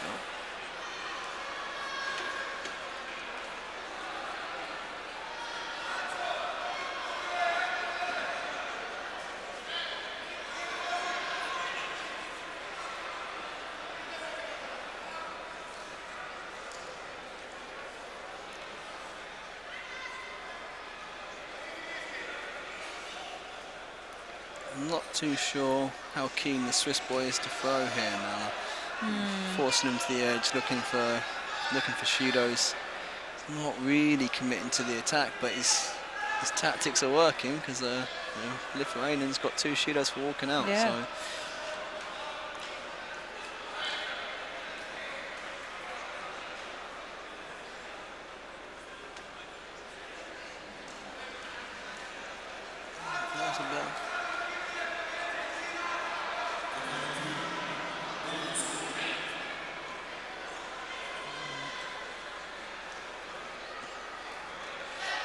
Similar, I think he's using that foot sweep to kind of work him back to the edge again. Not a bad tactic, because if he gets a reaction from the Swiss boy, he might be from the Lithuanians probably to get a score. But you can see as well how difficult it is to get that control on the tall, rangy guy, and the kit's a bit loose. Yeah, I wouldn't know anything about being a tall, rangy guy in the weight category. So. Oh, nice Tommy Wesser attempt there. You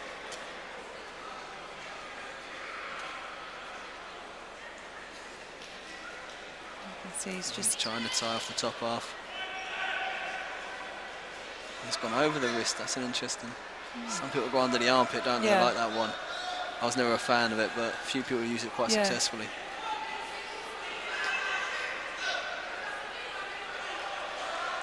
Still, I would like to see a little bit more time spent there. He spent the time tying it off and was in a really good position. Yeah, could have given a bit more time to get the leg out. Oh, he's gone for it there. Yeah, see, that's what he's working. He's looking for that reaction to fail. Oh, manages to escape that on his elbow. One elbow down, wasn't it? Only one elbow. Hey, what do you think of the new rules coming through in January as well? Interesting. It's going to change the dynamics once again. I heard rumours that there was going to be 3 Wazaris before it came out, and I thought that made sense. 3 Wazari, you throw someone 3 times for, you know, even 3 soft scores. Maybe your dominance does show that you deserve to win the match. I'm not sure about 2. 2 seems a little bit like you can get a couple of knockdowns and you're away for next round. I'm not sure about that, but we'll see how it works in motion, because sometimes reading it on a bit of paper, you're not too sure that how it's going to unfold with the referee's interpretation. So it's going to be a bit interesting, and the golden score one's interesting as well. More, you know, they're having to go to the 3 Judos. It's been quite long some days with the extension of not getting Shido's counting before the end of a match. And now it's going to go longer. Now it's going to go longer. Yeah, almost. That's I don't what it understand feels that like. one, Unless, of course, with it only being 2 Wazaris, there's a lot of matches that end finishing quite early. So we'll see. But I tend to think, I don't know if this is how it'll play out, but we just always wanted to small scores, counting for like 2 Wazaris to end the match, I'm not sure if people will want to take the risk and open up too much. You know, when it was before and it was like you could concede a few Wazaris. You know, when you could concede 3 or 4 Wazaris and still win way up on, you could kind of go, well, I might as well keep going for it. But if you concede 1 Wazari, and you might just try and steal it back by Shidos, or might just try and get that little knockdown back rather than going for the big score. So I'm not sure if that's going to work that way, but you just want it to be beneficial for the athletes as well, don't you? And but it's absolutely amazing how athletes do manage, you know, when these new rule changes to come in, to adapt them really quickly. Yeah, I mean that's the thing. Like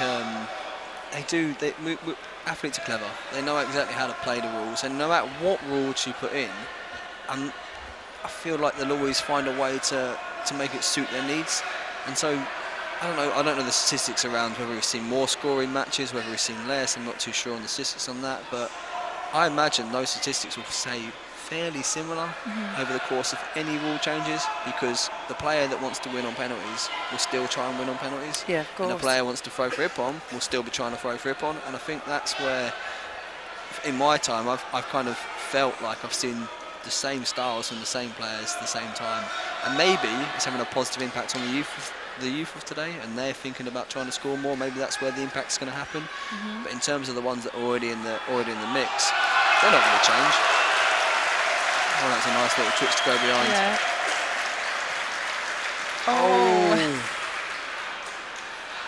Oh, now then, that was to me a little bit untidy. It kind of looked like Imala readjusted himself and did the counter, but they've given a Wazari to White. No, that can't be right. No. If there's a score, it's blues, but I'm not sure if it's a score.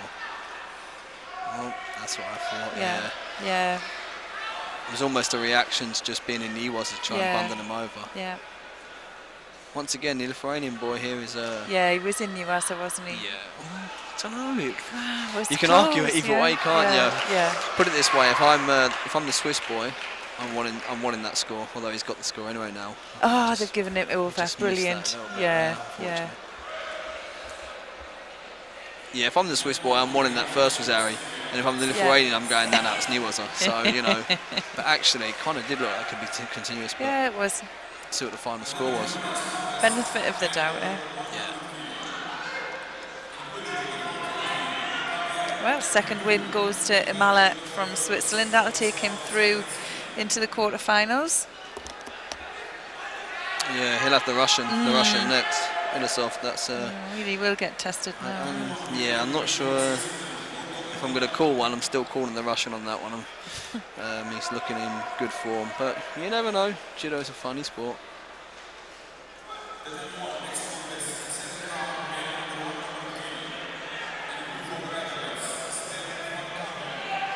Okay, our next contest we're going to be seeing Mikita Svired from Belarus. He's facing Stef van Kampen from the Netherlands. Svired, white, Van Kampen, blue. Dutch have been very strong in juniors from since I've been coming in and having a look. They've been doing really well. Oh, well. Not this a bit one. Too soon, that one. That was superb, wasn't it? I talked him up. Sorry, Steph. I talked up the strength of the Netherlands boys at the moment and girls, but that was nice. Well, the win goes to Svirid from Belarus. Oh, no, that's some judo. Yeah. You can see it goes back for the double grip on the belt. Lovely, lovely pick up there. That's some with hang the leg. time, that. Yeah. That was nice. Very nice.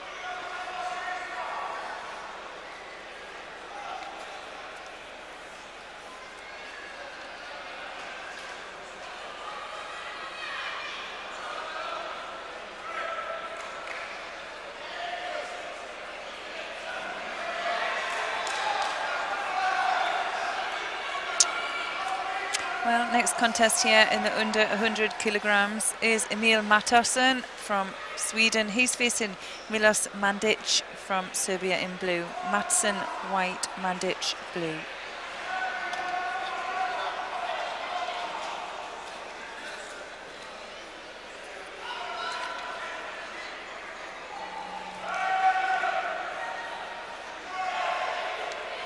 Serbian boys have had some good support here, and Serbian girls have some good support here. Obviously, it's very close, isn't it? Yeah. Just over the border, so.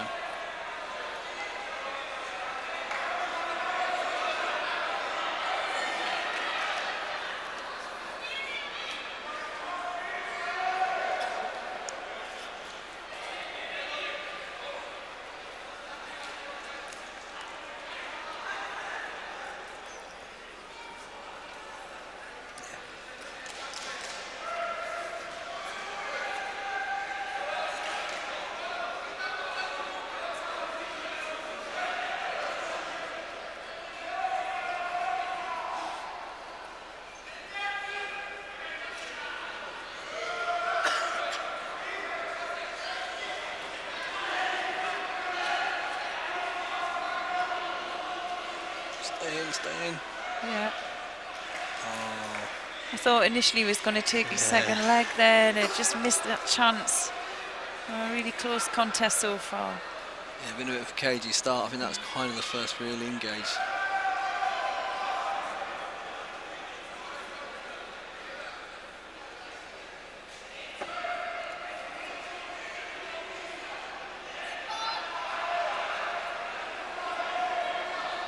Serbians kept that side-on stance quite a lot. It makes it quite difficult to open up yourself and also for people to score on you. But that was a good effort from there. The Osaka going deep on that. You see them with that wind and technique from that angle. Oh, well, Matson there just picking up his first penalty for passivity. And it's not for not trying, he's trying to engage, just really struggling with that stance from the Serb. Yeah, he can't quite work out how he wants to combat at the moment. He's tending to go and match him like for like, but I've got a feeling the Serbian does this a lot, so I don't think it's the right choice, but because he's very stable in that position.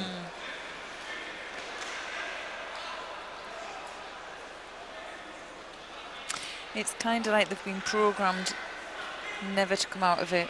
You just don't come out of it, and eventually your opponent will. Yeah, that's the thing. It's it's a mental challenge, a mental toughness of like not cracking and making your opponent crack to the point where now the Swedish boys tried to go over deep. He's trying to ask a different question now. Oh, he's got that. That's nice. Good reaction off the first time. Yeah. It's going again.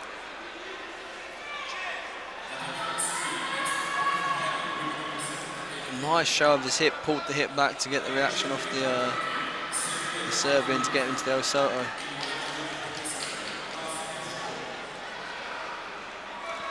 So you've got to be looking at the Serbian for a Judo here. He's not done nothing for the last 30-40 seconds. And frozen something scrappy, keeps him in it. Yeah. Well, there it goes. Good decision. So, I should be a referee. See that. Got some skills.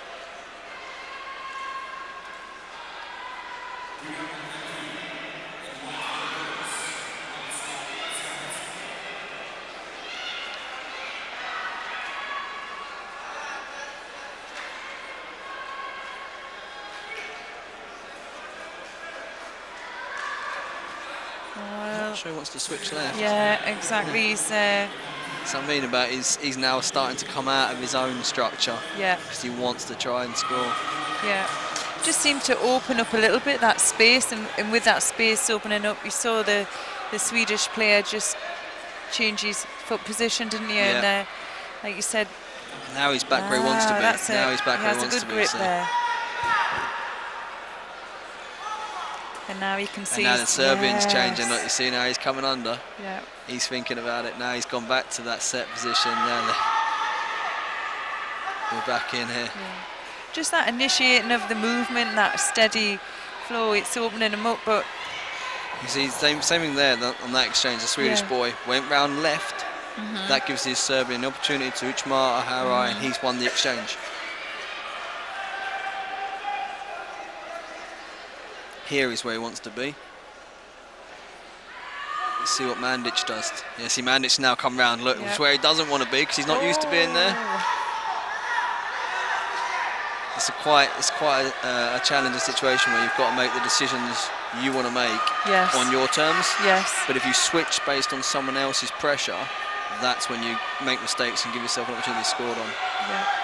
Oh, very, very close, wasn't it? Good exchange. Yeah. It's a good match. Yeah, it is, and they're both going for it as well. It's minute into golden score now.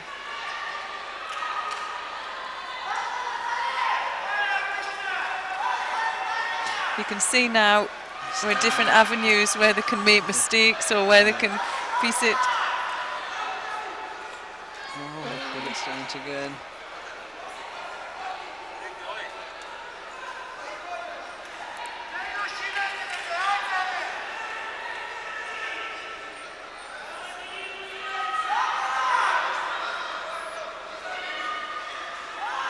Back into that right.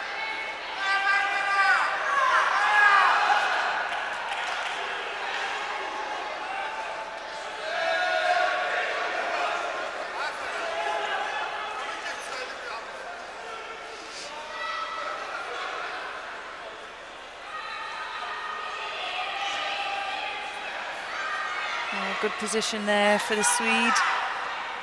See, he knows he doesn't want to come round left, but he's going to come. He's got hooked on left now.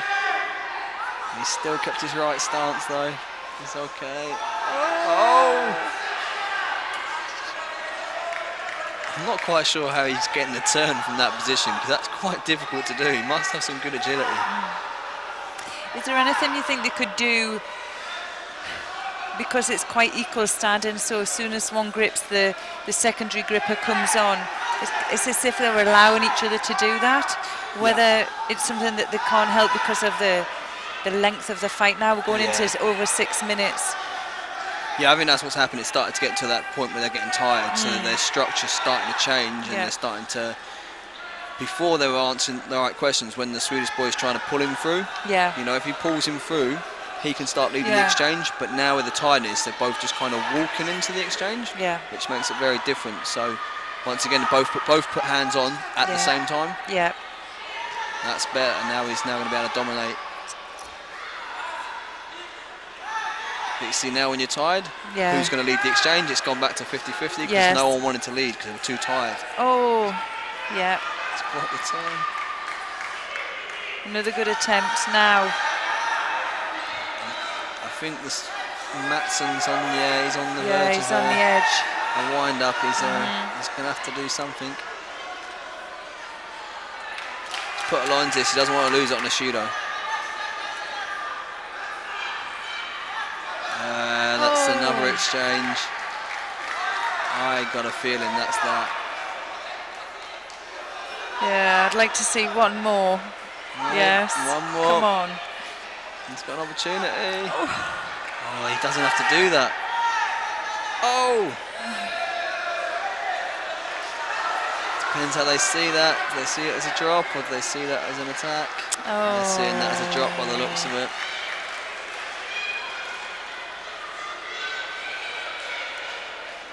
Well, in over 7 minutes now. Another long contest.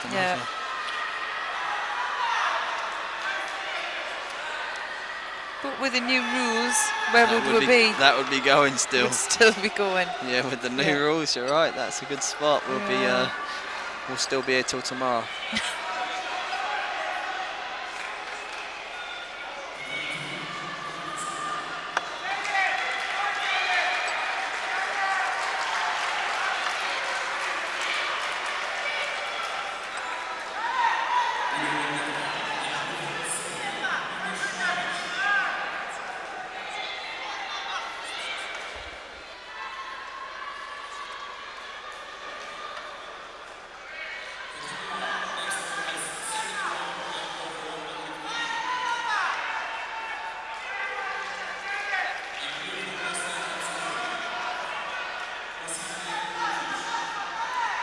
On to the plus, is it?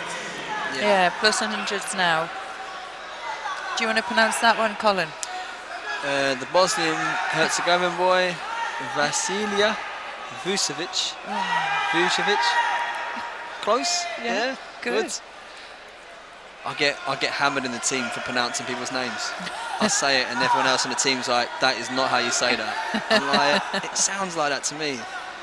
And it's things like I've been saying some people's names like that for years. I think I kept calling Dex Elmont Dax for years because I didn't know it was an E in there, and I got hammered for that. It wasn't. Yeah.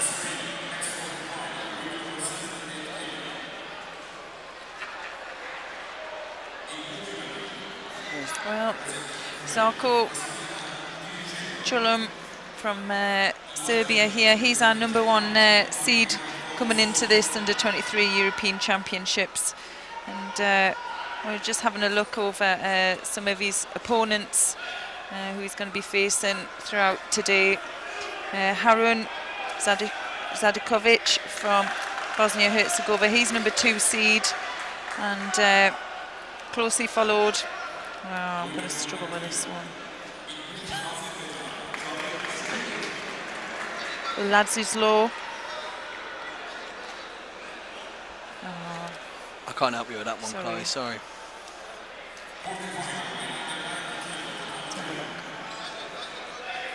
Ladzislo Tvepotsky from Belarusia. Yeah, European Open winner as well this year. And also Maricia Croturu from Romania, also European Cup winner.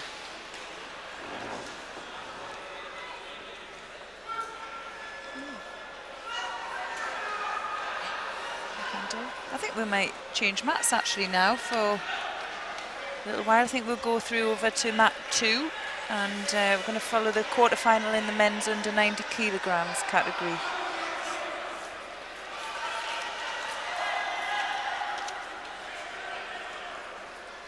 A nice seamless switch there, look. Lovely. Straight in. Yeah. Now he's a stocky lad, that Belarusian. Yes.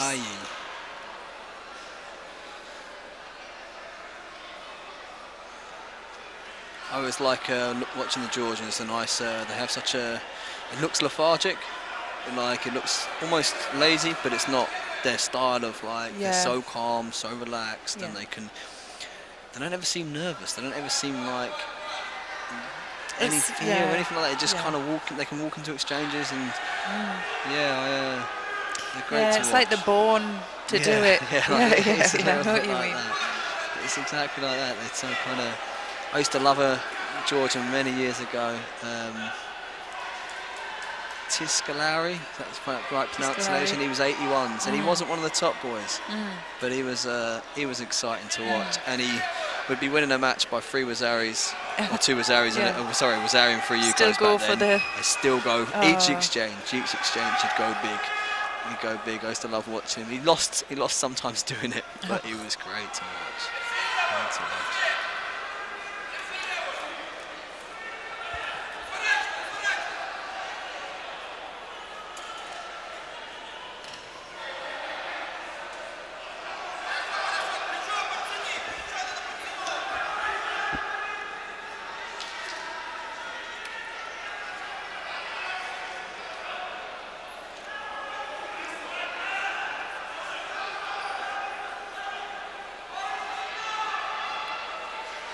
Georgian's another left-hander by the looks of it. There's a lot of left-handers in 90s. A lot of left-handers. Oh, that was nice. That was nice. It's seen 2 stages to me. It's seen 2 stages. Yeah.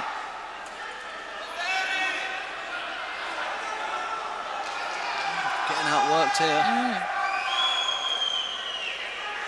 Yeah, definitely 2 stages on that one. You couldn't get the result.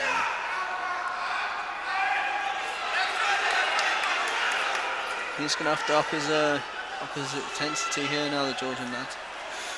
Medadi. Oh.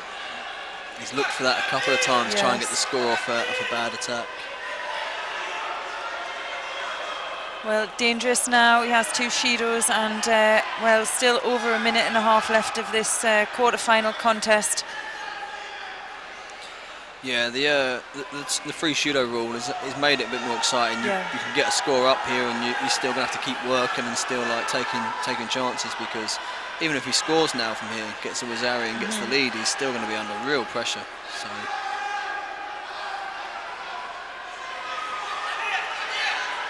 He's just getting beaten to the attack. It's almost like he's...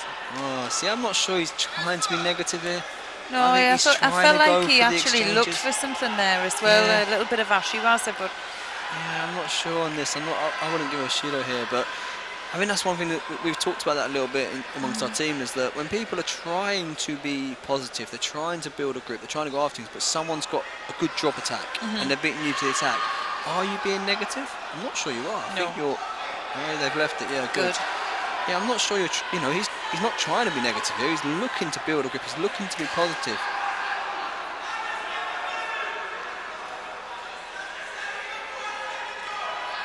You see here, even here, like he's trying to make something happen.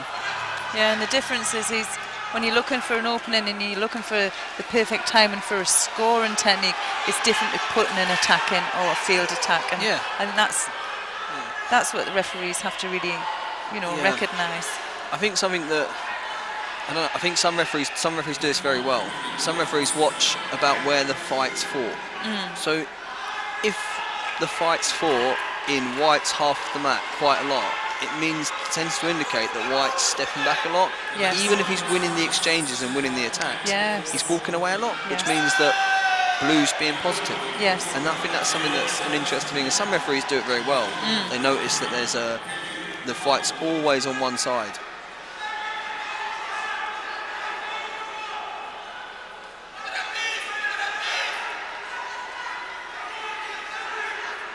$15 to go. Oh, now there you go. He's got his foot like that hooked for in. a score. Did you like that for a score? I think that's a score. Come if on. you watch his left foot, he feels it as well. It's almost like for coaching. Yeah. Might be able to get a replay score. of that though. Yeah. Oh, I don't know. It's difficult. He's almost uses his hands. He uses his hands to drive. I think so.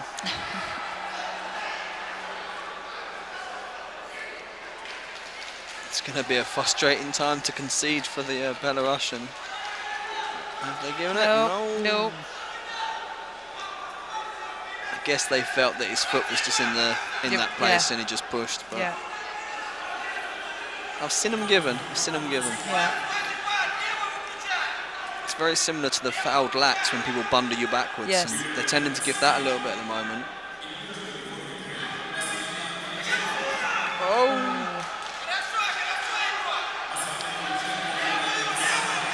Nadal, he's going to have to do that each exchange, isn't he? He's going to have to avoid that third Judo, he's going to have to commit. I think we'll see a score end this. Yeah. I think the score will end this. I'm calling it now.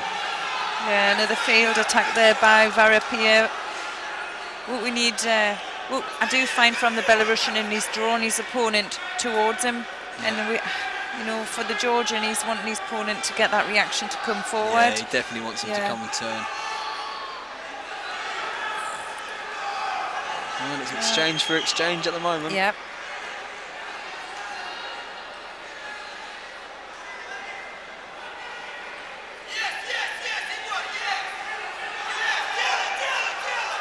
Oh, he's looking to have it on, yes. Oh. We couldn't see from this angle, but he had a choke on, and got it. Yeah, he got it. Good work. Well, that puts Vierpiu into the semi-final. I'm going to take a half right on that. A score did end it, but I didn't think it'd be Niwasa, to be honest. Yeah. I thought it'd be a throwing score. Well, they didn't show any Niwasa really, did they? The whole match. That's what I mean. Neither of them looked for Niwasa, and then he's kind of gone, let's just do this. I'll do it now. Strong Belarusian, eh? Yeah. Well, look at him. He doesn't even fit that kit. Look at the size of him. Bursting out of it. Oof. Yeah, he got that good.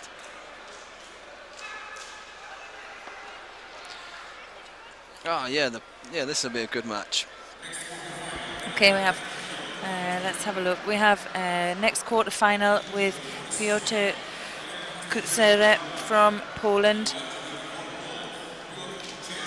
And he's facing, let's have a look.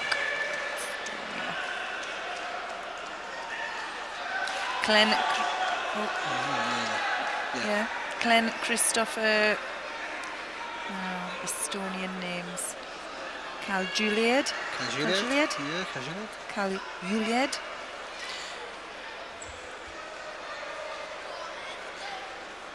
Now this is interesting. Both really tall and. The Polish guy.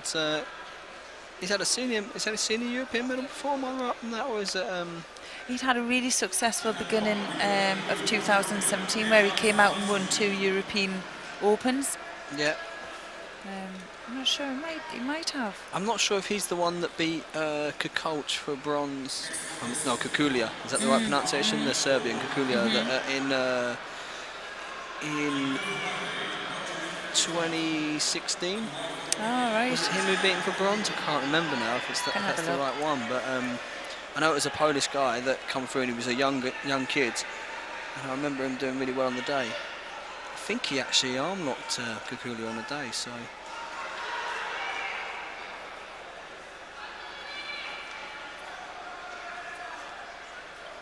I'm going to have to check that one up because that will frustrate me, guys.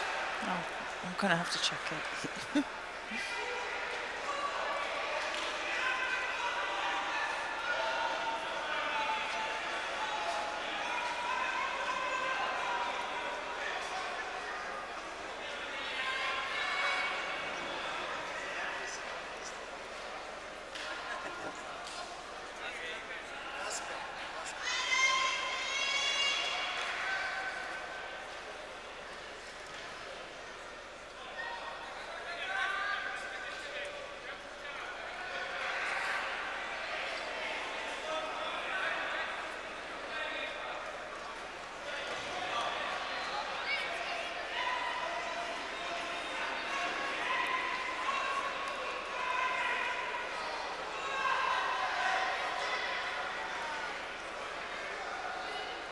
Well, halfway through now. Judo a piece for both players.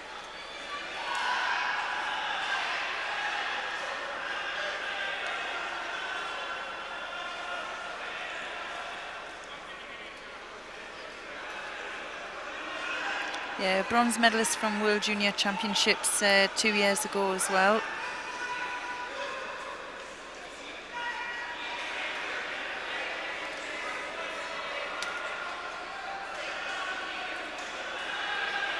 There we go, Kazan, 2016, European bronze.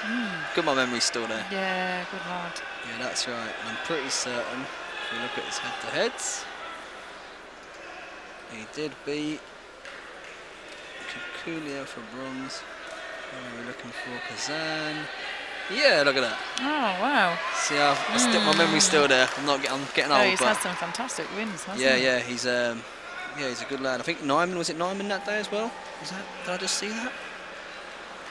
Yeah, that's right. So he beat Iliadis, Nyman, Clerget. What a day that is. That's a special day, that. The only person he lost to was Liptilian in the semi. Oh, wow. Wow. Now that's an impressive day. That's how you win a European medal. Yeah. I wonder how old he is now. He's only 22, so he was only 20 at the 20 maybe?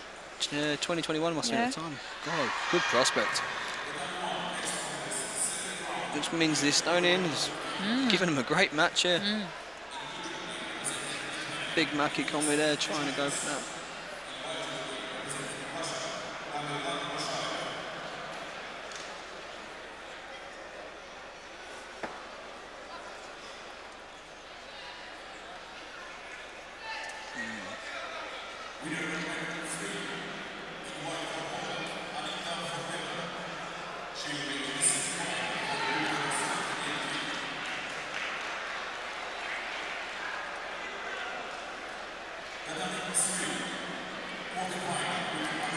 Oh, yes. That was nice. He's putting some pressure on now. Yeah. Oh, he's in again. Oh, he's going to bundle him. Yeah, there's the score. There's the score right near the end of the match. Oh, that's a shame. He was really going for it there, Christopher. Yeah. Really went after him, but unfortunately overcommitted slightly. Oh. He's looking up at the table. He's open for a change, but I've got to admit, I'm pretty certain that's a score. Yeah, you could see where he was going for that. Either he was trying to get this second Shido on, so he was going to go into golden score a little bit more even, or even looking for the... And he looks at that back. That way, they've taken the score off, yeah. He knew more than us. Wow. Unfortunately, I thought it was a score, but too. maybe it was 2 stages. Well, he gets a reprieve Going now. after it again, look. Oh, very close. God. It's a great fight, this. It's more exciting towards the end as well.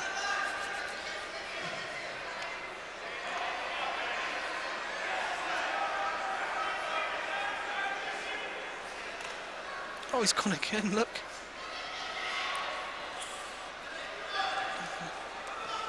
Someone, no. Yeah. Oh.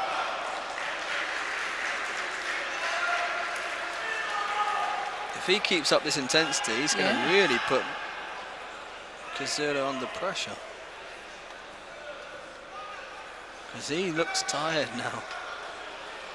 Oh, he's bent double as well, so maybe this next exchange won't be a similar. No, it is. He's going to go full in again. This is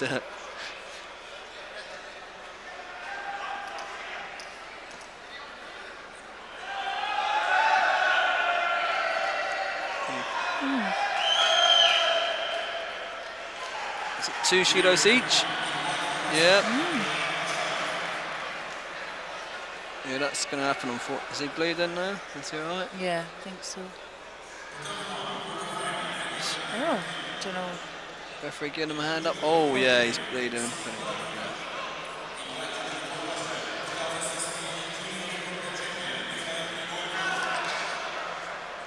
You need him to come off to get that looked after. Yeah.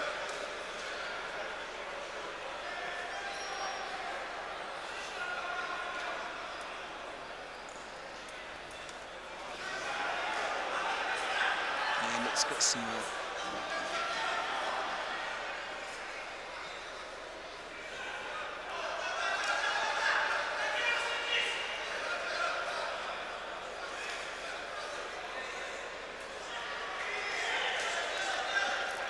yeah, it's pretty big clash of heads there, wasn't it? From nothing intentional, but I think he just yeah, you could see he just hit his nose, didn't he? And well, we've got the doctor on the mat, and it's just getting that sorted out, cleaned up. Hopefully he'll be back underway in no time.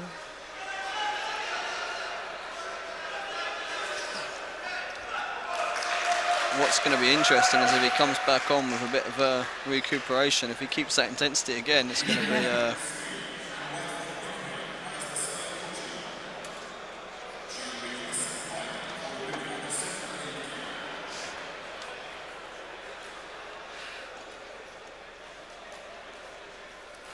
So what's your plans going through to the end of the year, training-wise, for your team?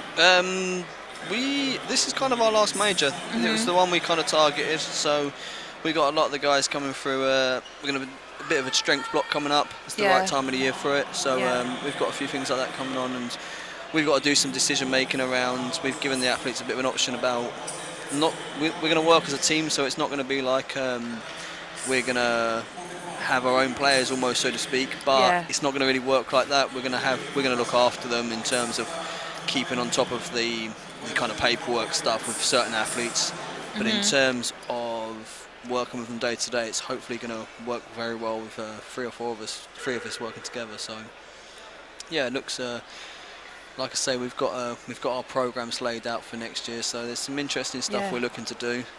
I'm not sure if the players are going to like some of the ideas we've come up with, and we'll see how that unfolds with them. Well, but you know, to it's get all for the results, best it's got to be. Yeah. It has to be tough, isn't it? We're in a tough sport, and well, you have to make those sacrifices.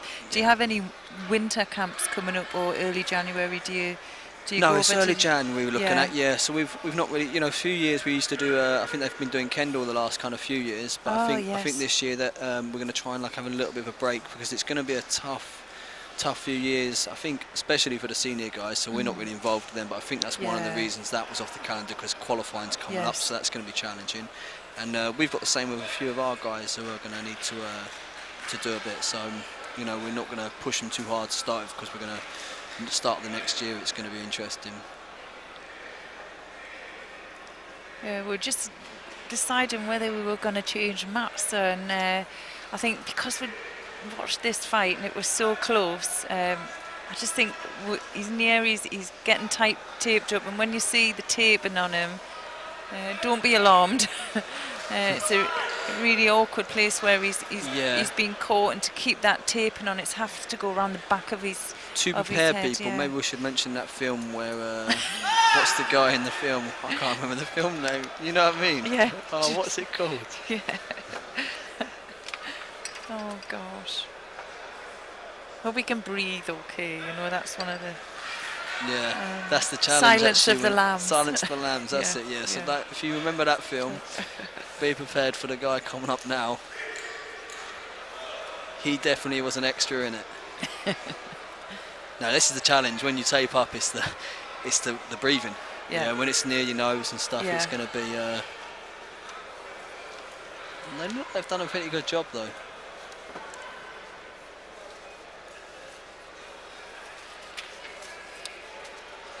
Yeah, no, I think it looks like it'll be alright. I'm not sure if it actually was his nose or it's a cut on his nose. Right. By the looks of it. I don't think he actually. It doesn't seem to be underneath where he's breathing. It seems to be on the nose, which is. I hope it's going to be okay.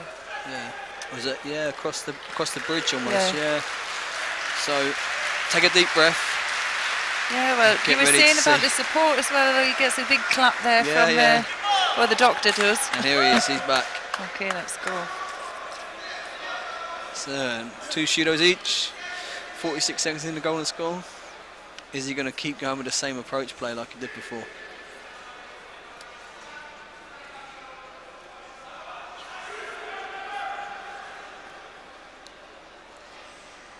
See, this is interesting. He's not quite going after him like he was. I wonder whether he's put him off a little bit, having a whack on the head maybe, I don't know. Or maybe because he's got a bit of energy back, he feels like he can change his fight structure a little bit again. But what he was doing before the injury was what was working so successfully for him.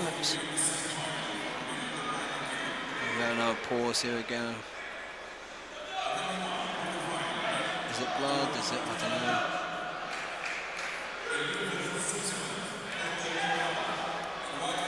Yeah. Yeah, it's coming up from underneath. Yeah, he's gonna. This is a shame. Hopefully he can carry on, but.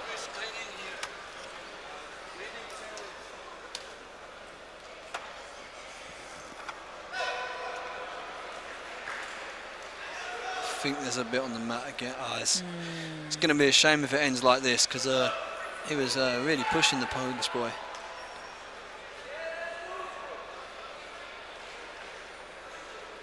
He's going to try. He's going to try again. Oh, gallant effort from him there. He's just had to come off, get cleaned up again, and well, he's back on. Yeah. I'm not so sure if this is a. Yeah, there comes to a point where if they can't stop the bleeding, they will stop it, won't they? If he's clever, he's got to make a decision and try and go for it. Yeah. Go for it, get caught, or throw. Yeah. Do you know what I mean? Because otherwise, he can end up losing this on a technicality, which would be horrible. Yeah. So, if I'm in his chair, That's what I'm telling them. Go after it. him again. Yeah. Go after him again, and score will be scored on. Yeah. Well, that's the exchange. That's what he's got to do. Yeah.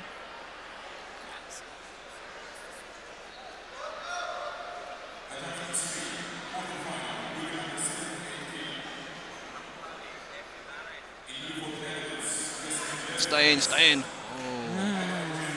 Good. And again, same thing.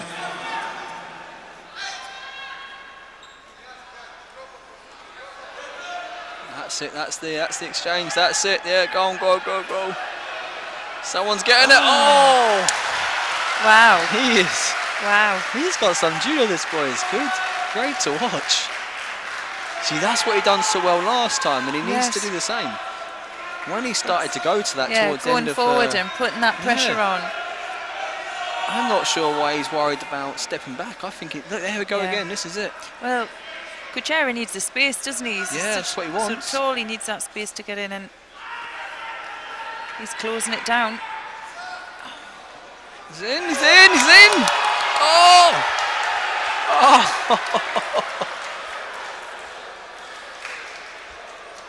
He's really piling on some pressure here, I think. Oh.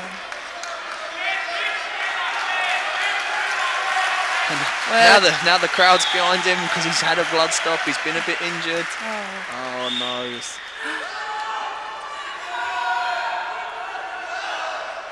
Oh no! Oh no! He's going to lose it on the technicality. What a shame! What a shame this will be. Yeah. Well, because of the bleeding here and unable to stop that. That's the indication. With the rules of we have. Yeah, he indicated to the table 3, didn't he? So he said 3 blood stops, and that's it. Oh. Yeah. Yeah, he's trying to explain to him, he doesn't understand, does he? Yeah. Well, it would have been his third. And well, he made the right decision. He went after him, tried to score, but very, very close at the end. That last exchange. What a shame.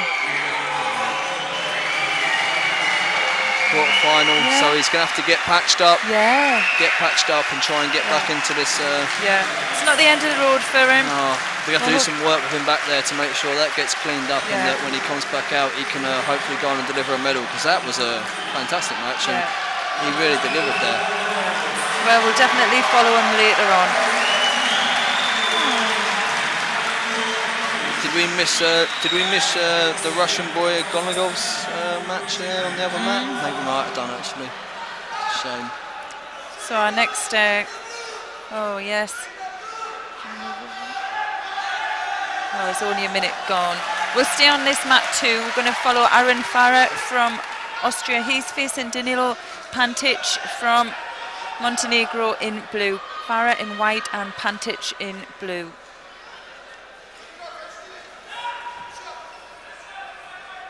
I can't say I've been disappointed this morning with the contests we've followed. They've been absolutely fantastic. Yeah, it's been an interesting morning. It's a good semi-final lineup in the 90s as well now.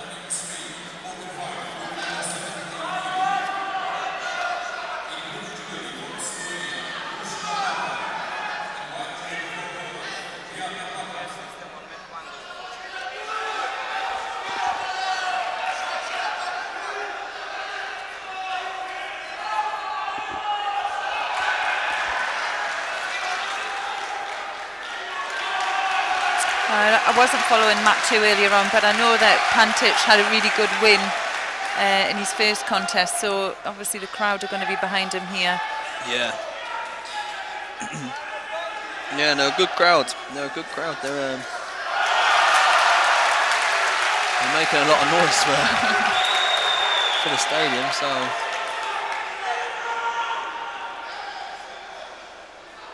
What people won't be able to see, obviously, just off to the left here, is they're really trying to work hard on the Estonian boys, try and get him ready for his repechage match over in that left-hand corner. So hopefully we'll get to see him again later on. It'd be worth sticking around for, because he's exciting to watch.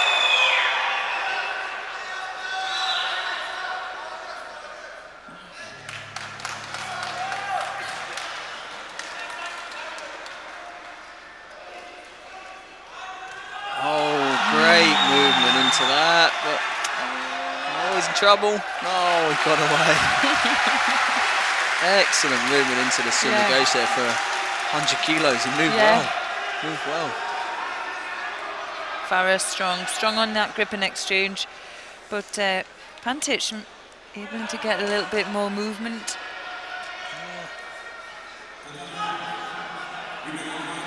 This is going to be... Oh, elbow saved him, eh? He just got away from it. You can see why Pantic wanted to skip away and do sumigaishi, because on those engages, the Austrian Farah is very comfortable, which makes it all the more scary for you when someone steps in on you like that. Yeah, see, he wants to get close all the time, and Pantic wants space. He wants space. He doesn't want to be there. This is where he's happier.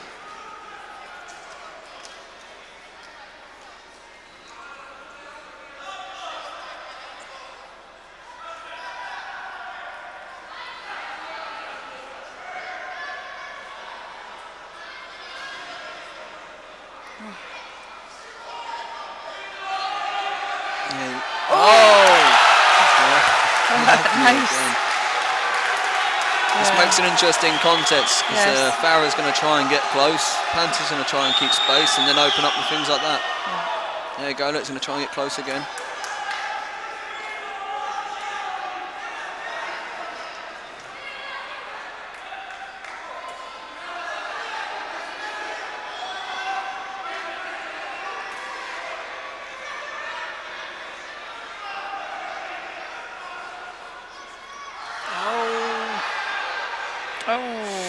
Very well. He was looking for the counter-attack, Farah, and tried to bundle him, ride and roll him. Oh, it's nice, isn't it, to see such completely different styles here and how it develops.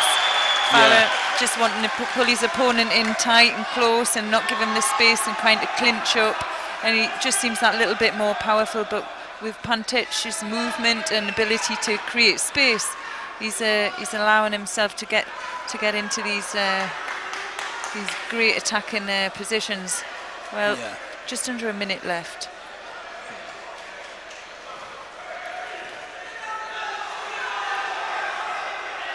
How do you think it's going to go? Could you call it? I can't. I don't know. 'Cause I think it plays more to Pantic at the moment the longer it goes, because Farah needs to get deep, and it's... Oh, he nearly grabbed his leg then. Yeah, he did.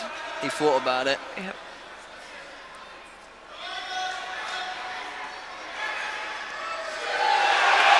Yeah, I think it's definitely more draining for a person trying to engage more than someone who's good at keeping space and controlling it.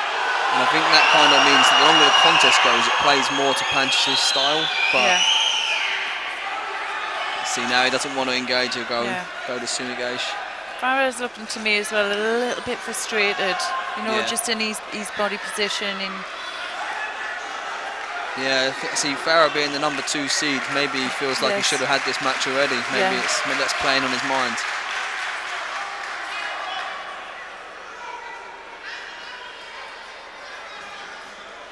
And we go to golden score.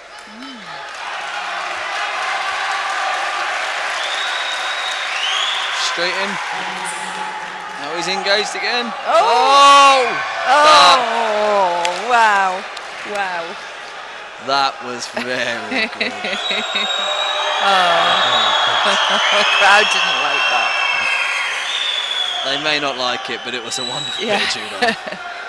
Very good. Although, did he go off the grip?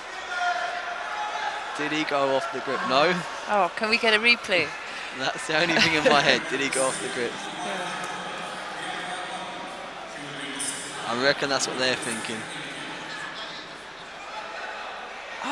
They did go off the grip. See, I told you I should be a referee. I got this job. I'm going to get your badge. Top table, you can go and stay on the top table. Excellent. It didn't look like it on the replay though. Look at the replay. I think he seemed to have hands on. Well, it was that aggressive clinch. He really went for it. He had, I think on the replay, I think he was posted, but well, we're still in it for now. Still going for it now, yeah. So instead of getting the Rosari, he ended up with the Judo, which just levelled the match up, which just made it even more. I think the crowd helped him there somehow. Manages to rotate out of that as well.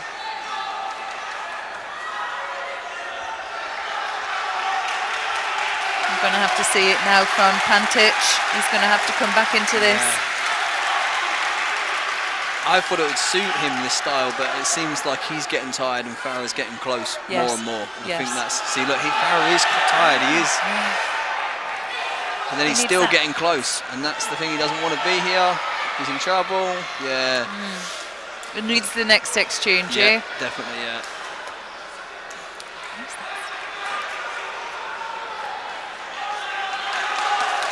Pantic needs to keep space and use the space. He's shaking his head. What's he looking at? Top table. He's telling them off. He's on the engage this time. Do it again, he's going to try the same. No. Still no score. Still no score. He manages to keep up on his elbow there. It's well, it's been a hard-fought contest by both players, and we're a little over a minute into golden score, and the referee's trying to drag them up. Please go. Well, Pantic first to his feet.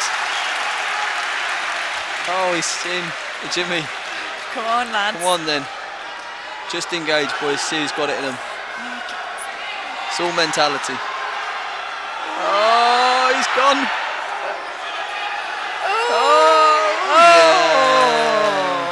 He ran out of steam, didn't he? He ran out of steam. Well, look at that. Absolutely exhausted, both players. What a great fight to watch that. Well. I thought, I was in. I think the right person won, because I'm not sure if he did go off the grip on that. I think he actually stepped in, caught the lapel, and then stepped. You can see it. First one on. Definitely did. How have they missed that spot? He was on the left lapel, wasn't he? Look, he's on the left lapel. That's a bad call earlier on. Look at the aggression in his face when he throws there. He's not going to thank the commission when he watches that back, because he pulled through and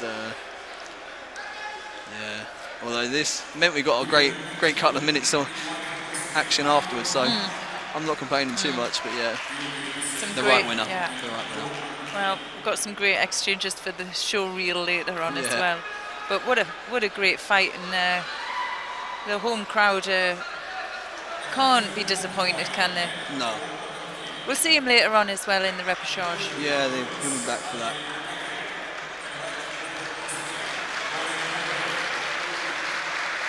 Well, we have number 3 seed Lauren Boyer from Austria. He's facing Daniel Muket from Belarus in blue. Boyer in white, Muket in blue.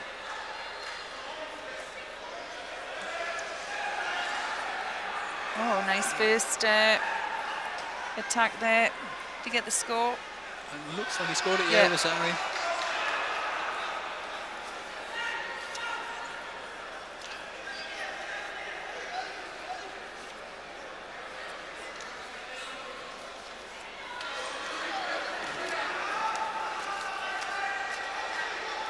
Nice Korean grip here from the Austrian.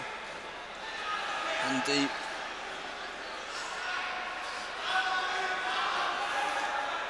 Can you explain that Korean grip and do you know what's beneficial for it? I think the benefit of it is when you get on the lapel and then get high on the head, it's quite a good way of controlling your opponent's body. So you have two hands on, especially if you're looking here, he's struggling to get onto the sleeve. Yes. So instead of you see there keeping his sleeve back, Muket's keeping his sleeve back. Yes. So if he can get onto the lapel, means he's still got two hands on to keep feel and keep control. And then if he has to, from there he can switch across to the sleeve. Yeah. So now he's back on it here, look.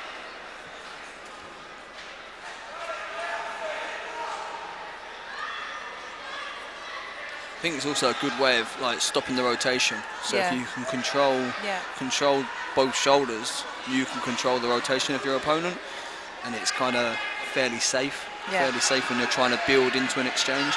I'm not sure if it's not the most progressive of attacking options from there. Yeah. But it's a good start point to make sure that someone can't just catch you off guard almost. It's not particularly like a post, but it's a stepping stone into a gripping pattern. Yeah. It looks like. But the Koreans made it famous. Maybe quite a lot, because they can obviously switch as well from it, can't they?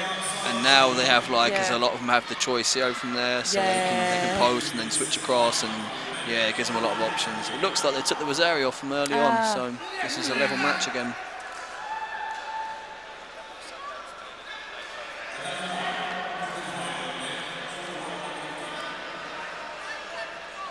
Oh, to score that. Step behind him.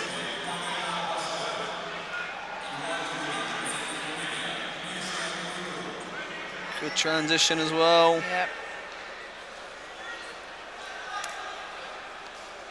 Must admit, I've always found it very hard to get the arm out when I have my leg trapped. But I always remember Graham Randall could do this very well. He could still have his leg trapped. He used to kind of switch his position, didn't he? And he used to change the angle very well and be able to pop that arm out quite comfortably. But I've always struggled. It's not been my strong point, I must admit.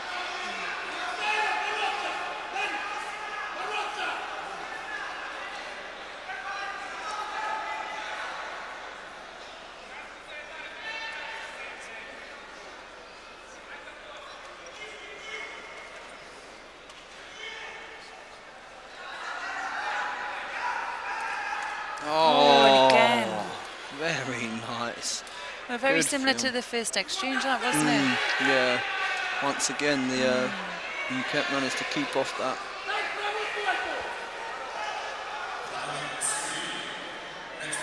It's not a very Belarusian name, is it, Daniel Muquette? I don't think so. We'll have to find out from Alexandra Nagabin. Oh no, he's Ukraine, but he might. He's so close on that Koichi.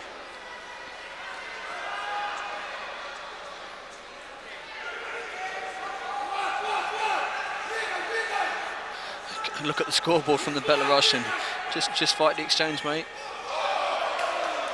He's going to ride him again. Yeah, he does it again. Score.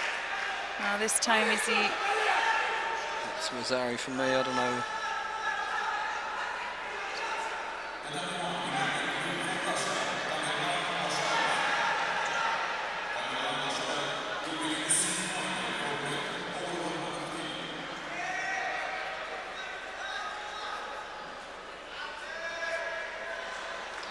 Doing well to eat down the clock here. And it's going to be the Belarusian. Daniel through.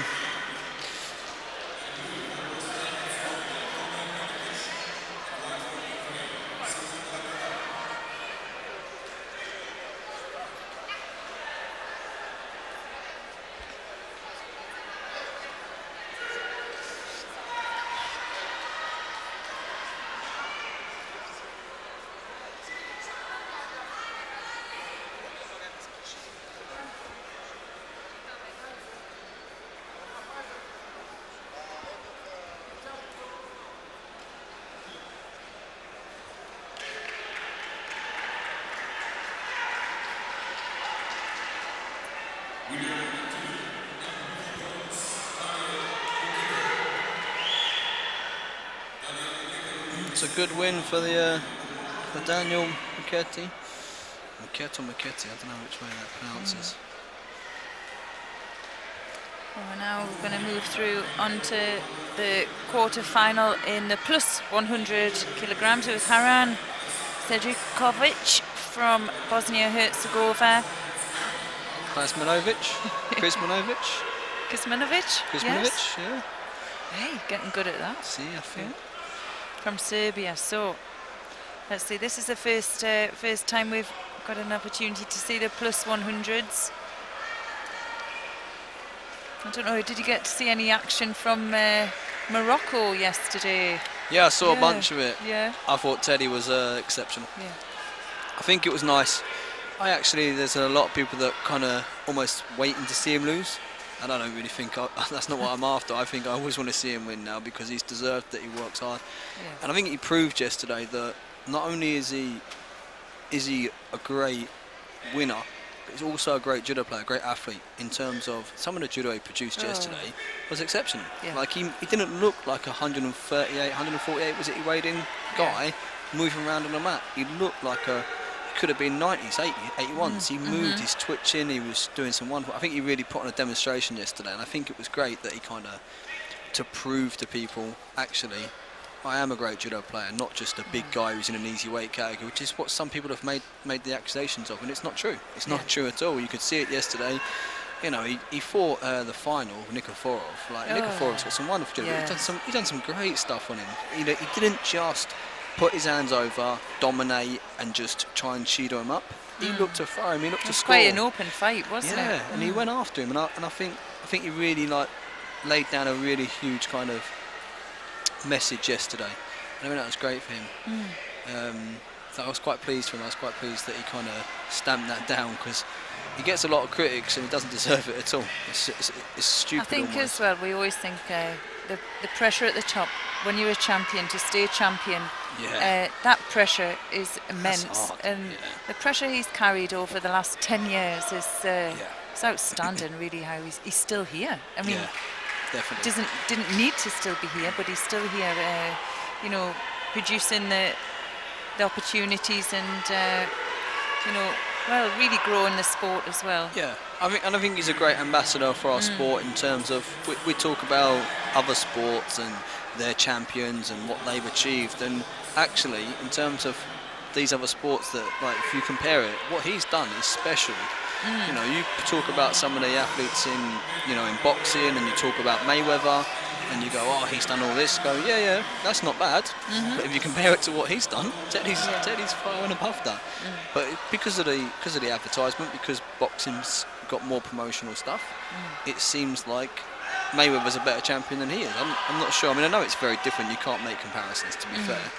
But he needs the same recognition, to be perfectly honest. Yeah. At least an equal recognition of his achievements. That's the way I see it. Well, we're just over 2 minutes to go now in this golden score, and well, 2 Shidos to the Serb.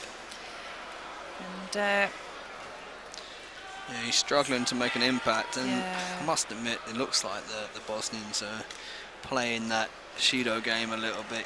He's using his size to get him to the edge, and the referee had a little glance. He was thinking about it. He was thinking about the third.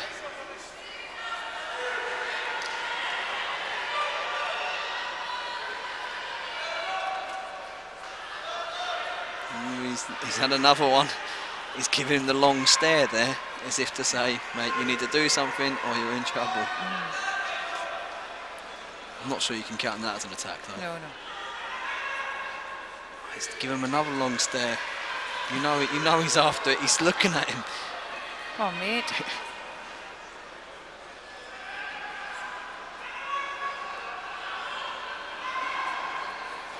Oh, I think he's done. That was it. I think he's run his route. Better attack. Yeah. He's pulled that almost. Yeah, there we go. He looked at the top table, didn't he, the ref, and almost pulled that. Come on, mate. I looked at you twice. I was warning you with my eyes. I was giving you that. And here we go. Yep. Oh, it's a shame. We had a PD for a while who was probably very well known to everyone. It was Daniel Lascaux. Oh, yes. And he warned us, you ever get 4 Shidos in a match, you're off the team. That's it. Oh. That was the threat. He said to us, you're off the team. That's it. You have to, if you go out and you get 3 Shidos, make sure you lose by a score. That was okay. But you lost by 4 Shidos, he was like, that was it. And I believed him as well. I was like, I'm not losing by 4 Shidos. I'm not risking that. I'll take a risk and get thrown. I don't care. It was quite a good philosophy, because it's not the way to lose, unfortunately, but you know, you don't ever want to see it. Well, our next quarter-final is between Taspitsky from Belarus. He's laughing at me. I need to learn that one. I wrote it down. Is it Sirapitsky? Will that be a pronunciation? And Shurikov? Tiarpitsky from Belarus. Is that better? I can't do that. That's it. Tiarpitsky. Oh. Yeah.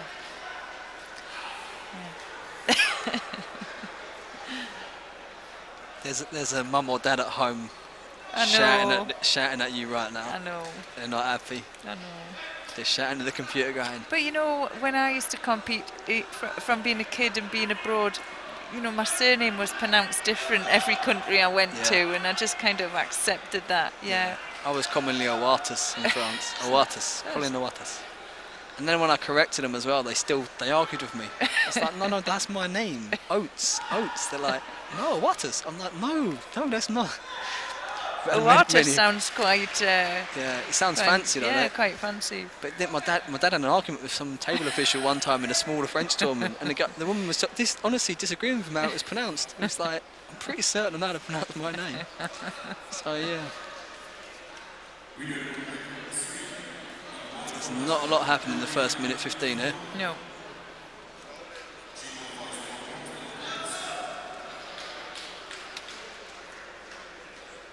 There's a lot of Belarusians that I've not seen the Belarusian team be as big as it has been in recent times. Looking at like the junior level here, under 23's got a lot of entries, and they've obviously got the 66 kilo boy Min Kao, who's he's done very well. He's come through, he's very. I think he won it, didn't he? He won it yesterday. He's had some really good results. Yeah, he has. Fifth at Europeans this year, was it? Senior Europeans, and maybe it takes something like that for a nation to have someone come through and start setting down markers. That means that they can get more investment in the sport. But it seems like this team here is fairly large, and it's nice to see, because they had a strong team a few years back, cut a good 81 kilo boys, I remember. Yeah. Very good to watch. So I hope it means the return of their nation coming from strength to strength again. Just keeps raising the level, doesn't it? The level of judo just keeps going up and up. You know, you see some of these smaller nations from South America, and you know, the African countries are getting some really strong guys coming through. At the Junior Worlds, it was great to watch. There was a couple of I can't remember where were they from? Forget the country they were from now, in Africa, and they were great to watch. There's 3 or 4 of them like on the day. Give some really good matchups. That's sometimes nice, isn't it, when you see it maybe more at a world level, that you'll have athletes coming through from these smaller countries that are known, and it can really upset along the way. Yeah, they've got some good places coming through. There's a Peruvian boy that's 73s, I believe, is really strong. A couple of great ones there.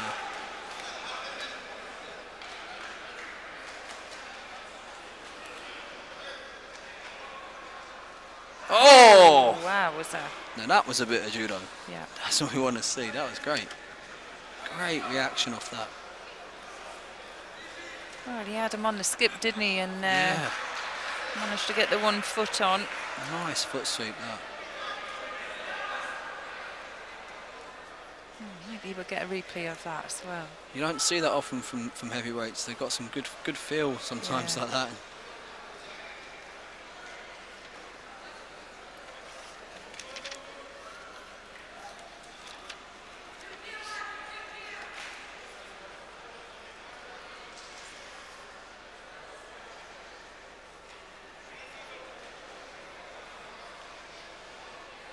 Tiarpitsky here, just leading with just under 20 seconds to go now. And Shukurov there, really trying his last attempt. And, it looked a bit like a kilos count there. Didn't quite have the roll on him, did he? A bit too big.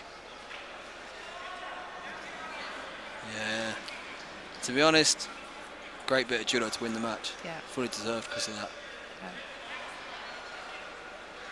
Well, The win there goes to Tyapitsky from Belarus. He goes into the semi-final.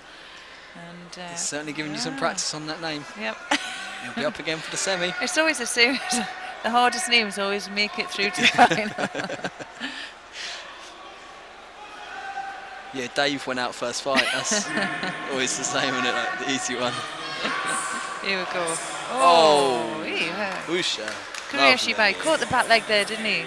Oh, that was some great bit of judo. Nice. Yeah, good bit of judo to win the match. Oh, he's back. Estonian, is he? Oh, brilliant. Is he in? Let's hope he's in. He seems to be away from the medical, so he might be around there. Okay, then. Let's see what approach he plays with the Georgian. If he goes for the same style, I will imagine this will be an interesting match, because the Georgians are great with their hips. And if he starts to engage, there could be some big scoring going on here. So let's hope that's how it plays out. Let's hope he don't play safe. Nadori Burani from Georgia in white. He's facing Glenn Christopher. Oh, you said it great last time. Kleolid from Estonia. Apologies if I've not got that one right. Well, he seems to have it bandaged up good and proper there.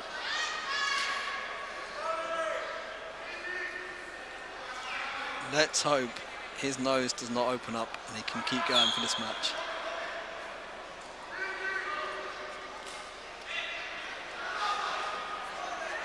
Oh no. Oh no. First exchange, I've got a feeling that he's in trouble. Oh. Yeah. To be honest, if I'm him, I'm thinking rather than even get myself into the match. Yeah, he's just kind of... Yeah.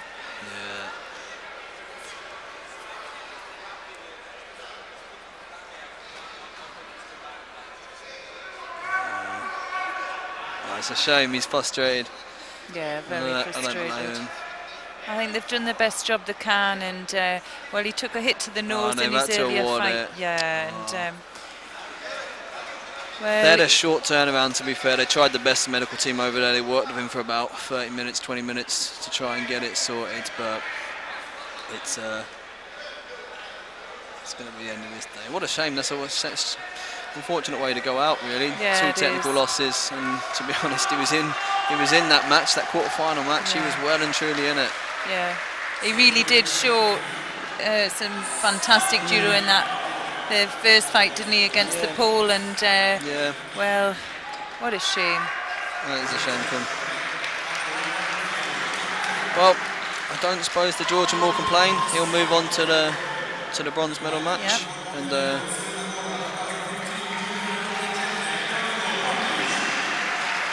our second repechage fight here. Oh, Pantic is back in. Yeah, Danilo Pantic from Montenegro. Oh! That's gone. That's gone. Oh, he wants to carry on, but yeah, of course he does. Yeah. I'm pretty certain that was that, mate. Yeah. What a first attack, brilliant. And well, the crowd pleaser. Pantic now will go on and fight for bronze. And there's going to be a big crowd in here for that. Have they given it? Yep. Great. Oh, yeah. Here we go. Oh, Soto Makakomi, nice winding, and well, there's no arguing with that one, was there? He put him away early. Oh. It's going to be a noisy final block, I've got a feeling. Oh, brilliant. I'm not quite sure why the Austrian was trying to put his arm out. Didn't like the look of that, but sometimes it's just reactive. Okay. Oh well, I think. Oh, so we're going to have to map. No. I think we've got another one coming on.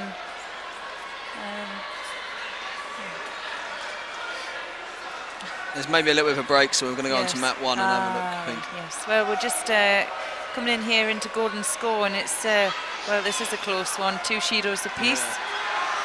I think that was the #1 seed, wasn't it? The Serbian. He must have lost in the quarters. Yeah, whilst he was on one of the other mats. Yeah.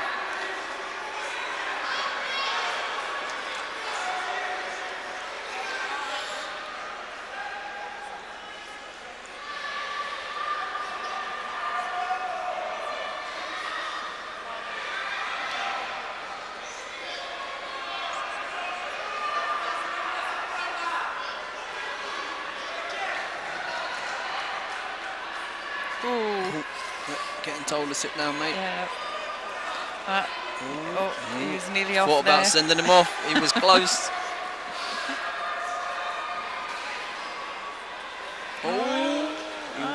Didn't commit to it. No. Didn't commit to it. It must be an energy level thing, because that was almost there. That. Yeah.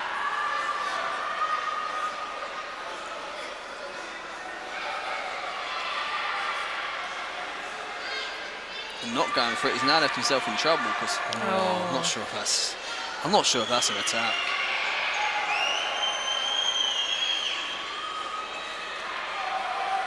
He's having a think. He's going to go Judo, passivity. Going to get it. Yeah, he's going to go passivity. I'm not sure about that. You know, well, you've got to have an opportunity to grip and that wasn't really an attack, and it wasn't was it? one, no. That's my definition of a great false attack. You know, he turned his back, fell on his face, and then Romania ends up with a Judo.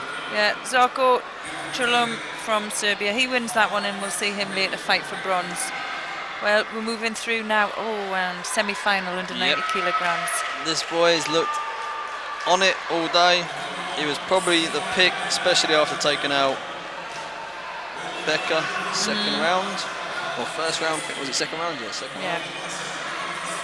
Yeah, Mikhail Iglonenikov from Russia. He's in white. He's facing Rafael Kozlowski from Poland in blue.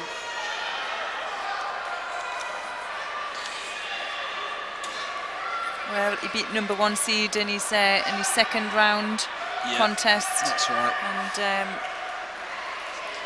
And this is the Polish boy we saw earlier. Had a bit of a left and right, didn't he? Left and right, Solis and Sianagi. Yeah. So there he's gone right Sio. So he almost seems really comfortable switching either way. Stands left. Oh, good. Yeah, just manages to rotate. He's on the neck. Is he on it? No.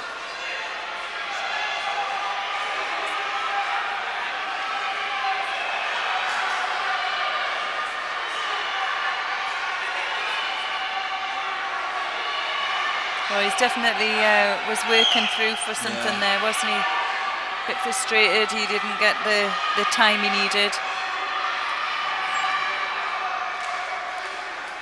The interesting thing about this match is that's what the Polish boy is going to try and do. He's going to try and beat him to the attack. And if he can get some decent, consistent ones in, it could put the Russian under pressure if he gets a couple of Judos. But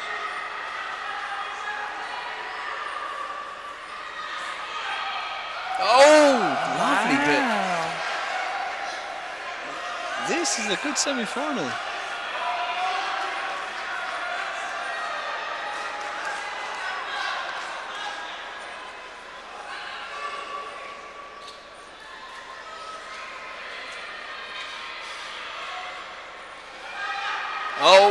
Nasipon. Wow. Wow. Oh. How did he throw him from there?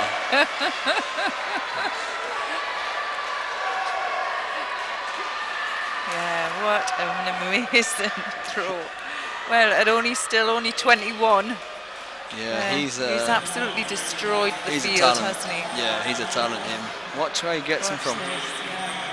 Gets him round hips. Oh, it's amazing how he adjusted his hips out of the way, didn't he, to create that space for his opponent to fall here. Boom.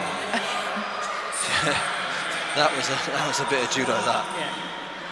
Good reaction to start. Oh. That's something that didn't look like a trained technique, it's just something that's come natural from the feel of his...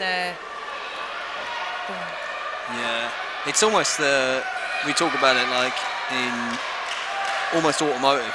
Just the feel from the moment, putting himself in that position, knowing he's comfortable there, knowing he can do something from there. So he goes deep onto the belt, waits to create the reaction, and then looks for the score. And wonderful judo. Now, our 100 kilogram here, semi-final, is Niaz Ilyasov from Russia, #1 seed. He's facing Mikita Svirid from Belarusia. Was it the Belarusian boy that fought the Dutch lad earlier with the big? Yeah, it was the big deep. I forget what they call the name of it. We went deep onto the belt, flicked him up, and the big lift with the leg. Gave him some air time, a few air miles, and then sent him on his way.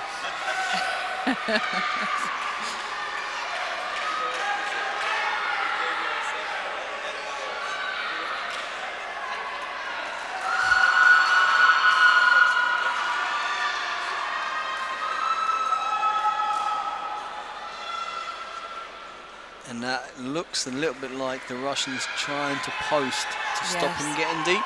Yeah. He's done his homework.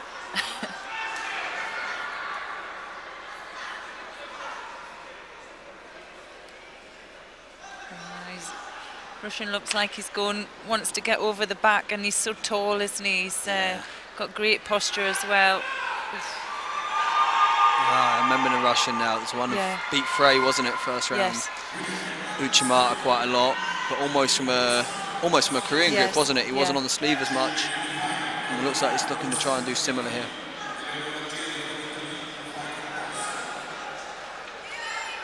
Svirid come in, was he? No, he was the 4th seed, wasn't he? Yeah.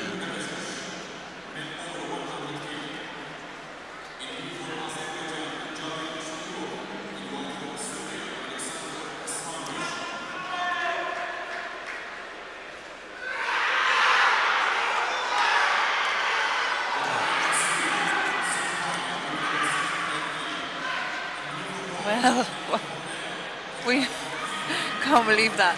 We'll see if we can get a replay. Wow. Here we go. Yeah, it's deep. That's what. Wow. I reckon. I think that was closer to Azari. So yeah, gets that massive grip over the top. They've left it. That's exactly what he was looking for. Go deep, get to the belt, and then you can see the two reactions he can play with. He gets to the deep to go backwards, or if they don't, he braces forwards and goes with like what he did with the Dutch lad earlier. So, where the Russian knew he didn't want him there. Sometimes it's not that as easy to just stop people. Well, Zirid Mikita from Belarusia, he goes through to the final, and he'll be facing I can't remember who won the other match. Yeah, we haven't had that. We haven't had that semi-final yet, because that's a bit of a slowdown. So I believe it is Farah versus. Have we even had the quarter-final on that match yet with Daniel? Oh, I should have. Yeah, I think it's Farah versus Daniel Miketi, isn't it? The Belarusian. So be interesting to get through the final. Well, we're going to follow this semi-final in the plus 100 kilograms between Gela Zalashvili from Georgia. He's facing Tamaral Bashiev from Russia. Georgian looks like he wants a similar thing to Belarusian, going over deep onto the belt.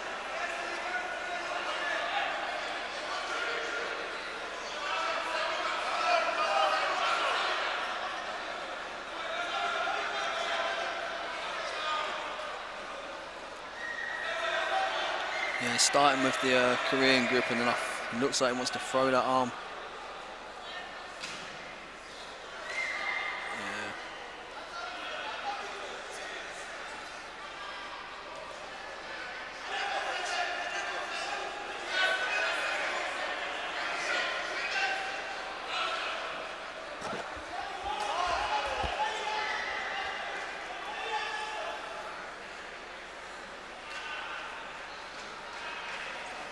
Jordan leading a lot of the exchanges here.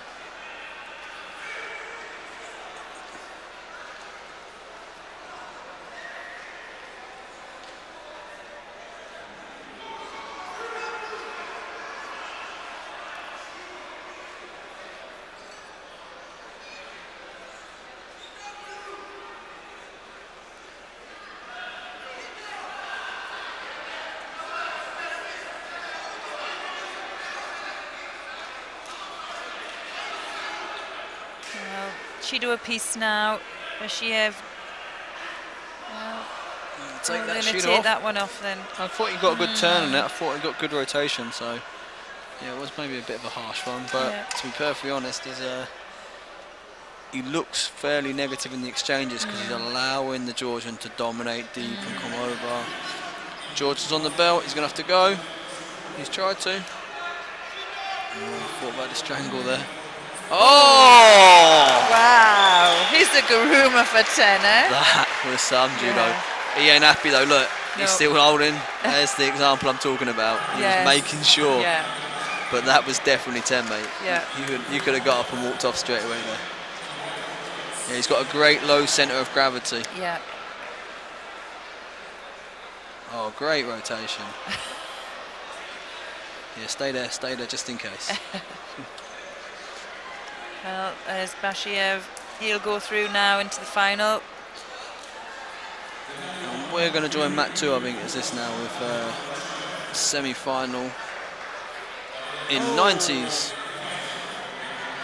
And maybe the Pitor would try and take this opportunity because he was looking in a bit of trouble against the Estonian. Yeah, he was. Yeah, and before he had to go off with his problem with his nose. And then we got the extremely stocky Belarusian. So complete comparison of body types here if you look at the two of them. Oh, he showed that a few in the first match, didn't he, against the Georgian when we saw him earlier. Well, he's on to the strangle this time. Yeah. Well, it was underneath. I don't know why it was a matty. I'm not sure if that was the right call. No, I don't either. And he knew it. He felt that there, yeah, didn't the referee knew it as well because he looked at the top table as if, oops. Oh, sorry. Oh.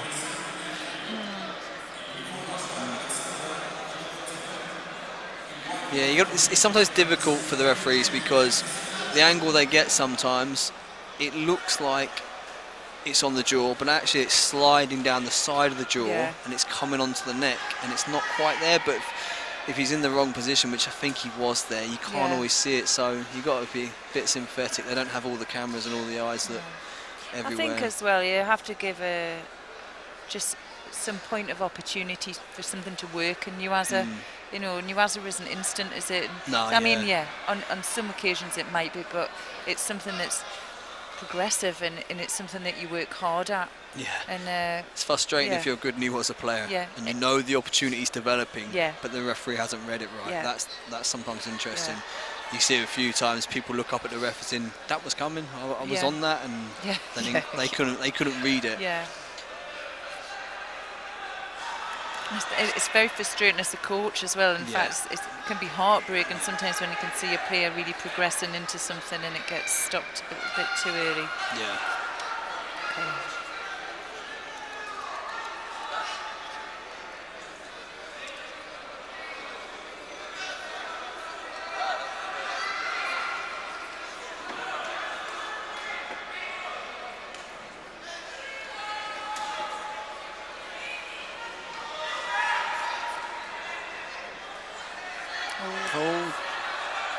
It's a real clash of styles once again.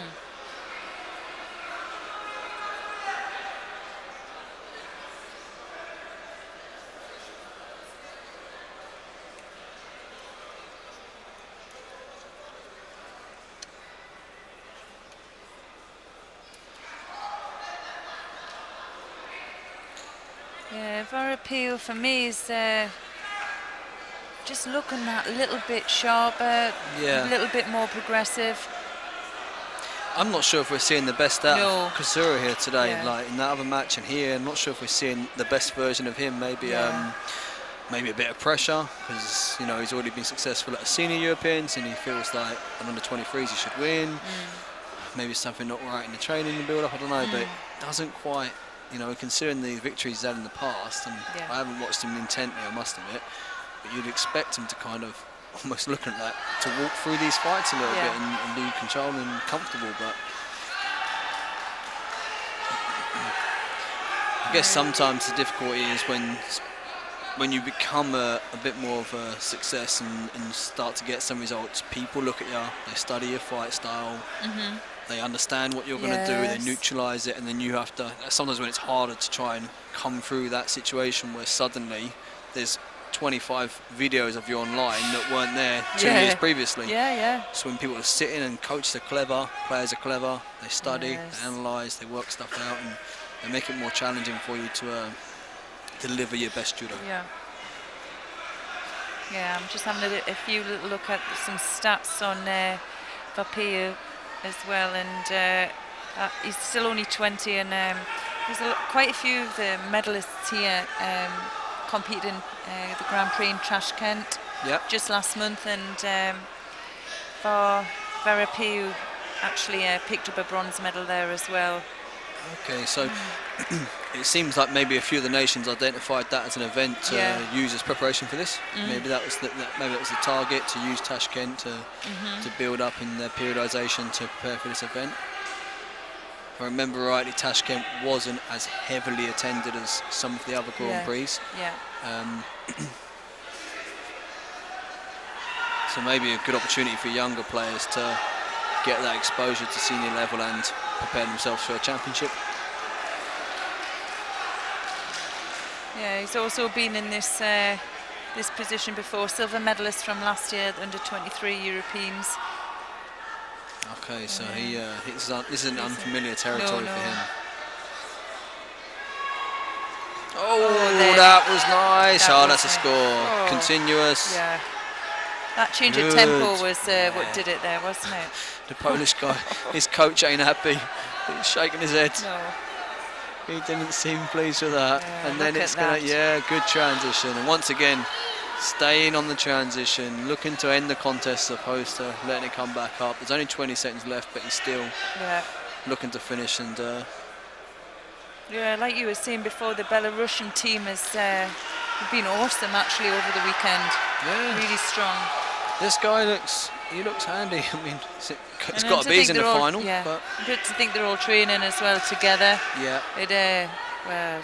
Yeah, it'd be interesting. Fantastic. Sometimes it's interesting to see what's changed in their makeup, whether it's a success of an individual or whether maybe it's a new coaching team or something else. I don't know.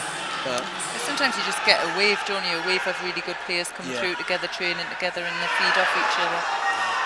Good drive on the lats there, and follow through straight into the hole. Yeah, the interesting variation when you can't grab the leg now, but even better, he got his hand hooked round under the armpit and carried the drive on. Good score. And we move on to the semi-finals. Yeah. So under 100 kilograms, we're going to see again Aaron Farah from Austria. He's facing Daniel Mukete from Belarus. Another Belarusian in the semi. So that one's in the final, isn't it, with the Russian boy? Yep. Yep. Yeah. Get this guy through to the final, and it's a good day for Belarus. Yeah. I'm trying to think where I've saw Mukete before, and I'm wondering if it was under 23s last year or junior Europeans. He's got a challenge here because Farah looked strong in the match. Yeah, he before. did, didn't he? Frustrated, wasn't he, in that last match? Yeah. But he pulled out some good judo to win it.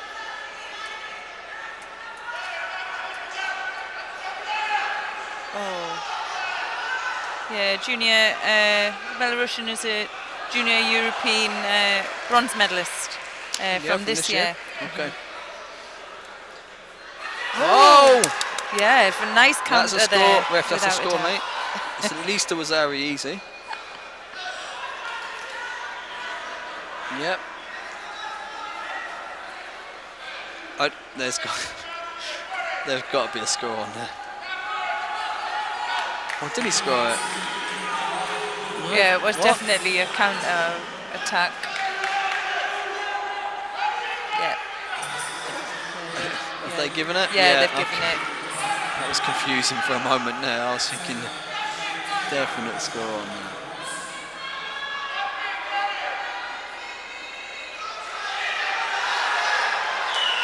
See, now this is the interesting thing, is Farah wants to get deep.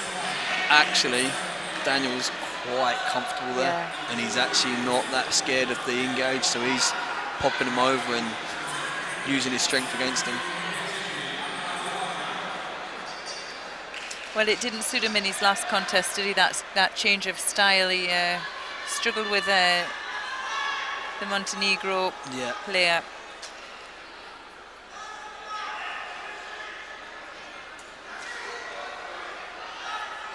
That's good movement. Again. Ooh. I don't think this is going to time, this one. Some big engages. Someone's going to go away.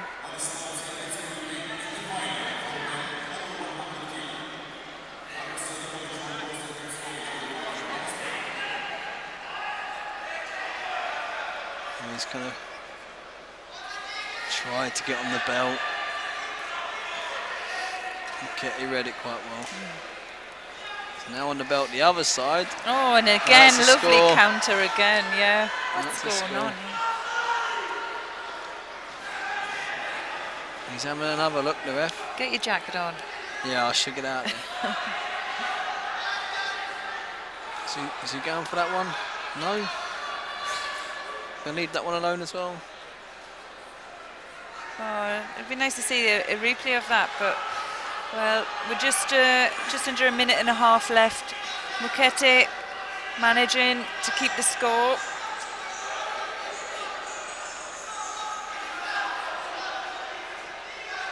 Yeah, great spatial awareness from Muketti, and well, for me, he has a good feel of it, and he's managed a couple of counter attacks. What's the decision going to be there? Pushing down or? Yeah. Pushing down. I thought it looked like it was Harry to me, to be honest. But they made the decision there. Look, Farah's gone deep again. Oh no! He's gone deep. Oh, was Harry? Yes. But for me, it's close. Yeah, his shoulder was forward as well, so I think a score for Farah, but also I think there should have been an extra score for Muketti as well.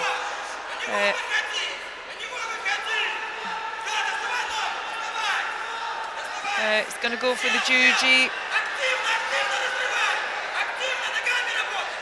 He's giving him a Zari, so let's level it up. And he's just seen that now, whether he can progress this. Oh, gosh.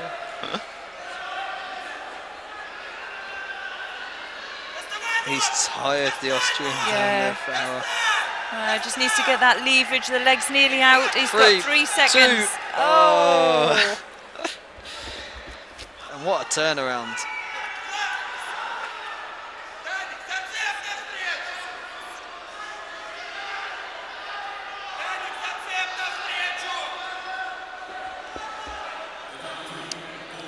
So Farah's back in it. He goes to goal and score again. He's gonna go big again. This better not end on a Judo. Oh, please no. He's good to watch, Farah, at least. He's exciting, isn't he? Yeah. Gets onto that belt, steps in. Yeah, you've got to keep your distance with him. Yeah. He's so dangerous. He's got those long arms, and well. Okay, he's got to be careful here because he's got the Judo. So. Can he switch? No. Yeah, Muketti's going to have to. He's going to have to lead the tempo and lead the work here, because otherwise, Farah's going to win this. Oh, he's in again. He's going to have to control that space. No, whatever you do, you've got to. Oh, beautiful, lovely. Beautiful. Yeah. Yes. Yes. I feel that was deserved. Yeah, very well deserved. I thought maybe the score in normal time could have been given as well. Yeah, he has a nice skill, eh? Yeah, good. Belarus with 2 finalists. Yeah. Good day for them. Excellent. Brilliant. Okay, now I think it's going to be our last contest here, and we're down to our last plus hundreds. It's going to be our last semi-final. So the win there. And the final place goes to Daniel Muketti from Belarus. Nice from Farah as well. Appreciative of the match. That's good. He'll fight for bronze. That's nice. He's happy.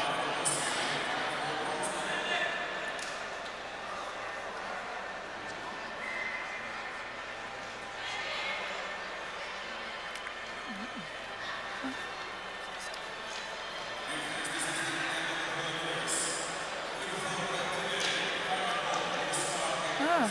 Well, I was waiting for a last semi final in the been plus, a withdrawal at all? Maybe. What is it, plus 100? Yeah. That seems to have been decided already. All right. Okay. So they're not going to run that one. It's already been decided. And guess who your mate's in the final? Oh. Guess who it is? Well, we'll have a little bit of time to practice his Who's name. in the final?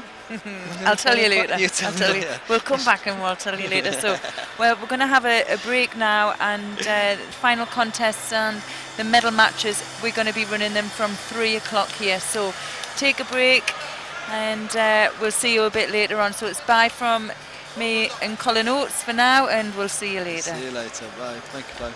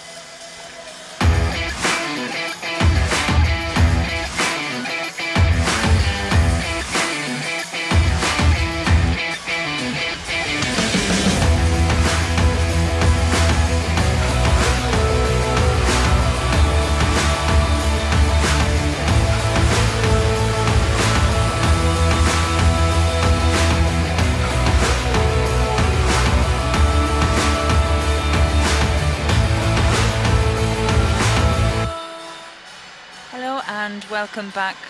I'm Chloe Cowan-Vickers, and I'm here to follow the final matches through with you at the Under-23 European Judo Championships here in Podgorica, Montenegro. We're in the final block now, and our heavyweights and our players are now waiting to come onto the mats. We're going to follow mat 2 here, and I'm going to give you a rundown of our medal contests. First, we're going to see the under 90 kilograms. We always run with the bronze medals first, and then the finals. Moving on to the under 78 kilograms, under 100s, plus 78s, and then plus 100s. And we'll also be seeing the awarding ceremonies throughout the competition. Well, we've had some real turnarounds in this tournament so far. Some of the top seeds have been put out first rounds, and we've seen some real talent coming through and some real exciting matches. Even a home, we have a homegrown athlete here from Montenegro fighting for a bronze medal. The atmosphere and the crowd has been electric in this stadium so far today, and hopefully they won't be disappointed with these medal contests. So our first medal contest, I want to have a look. It is going to be on mat 2, and we're going to be seeing Nodra Biriani from Georgia. He's facing Rafał Kozłowski from Poland. He'll be in blue. And well, 90 kilograms has been quite impressive. We have a strong final contest coming up, and well, our number 1 seed Becca Givanashvili was put out in the second round by Mikhail Iglonnikov from Russia. So players now going to be making their way onto the mat. Referee's ready for them.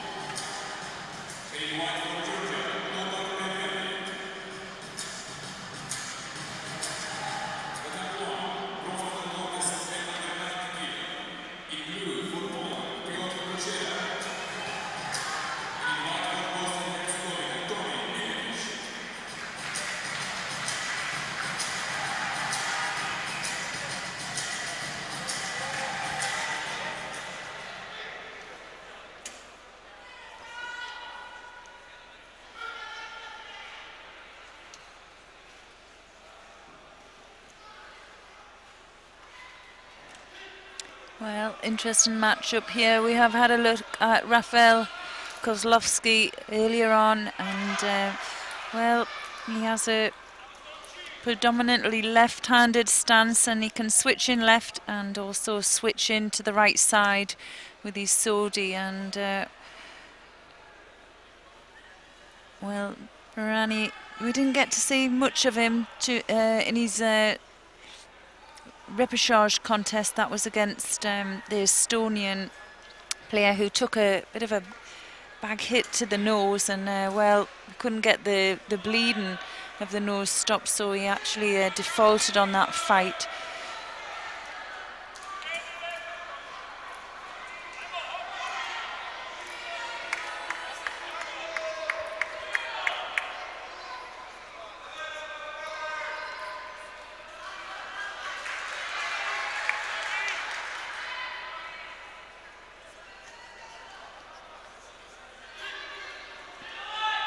Well, Judo for passivity picked up by the Georgian.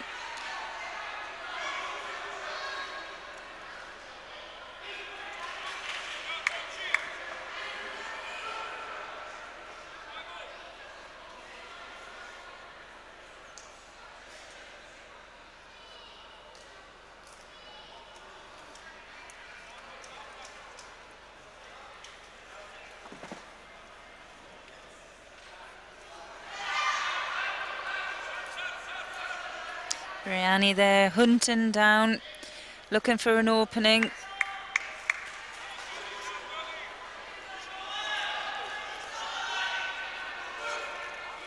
Well, passivity there, picked up by both players. Just putting the pole in front. Oh, and well, bit of a slip up there.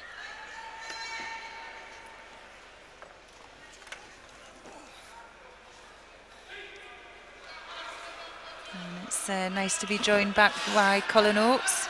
Yeah. Sorry for my tardiness. There was some food calling me.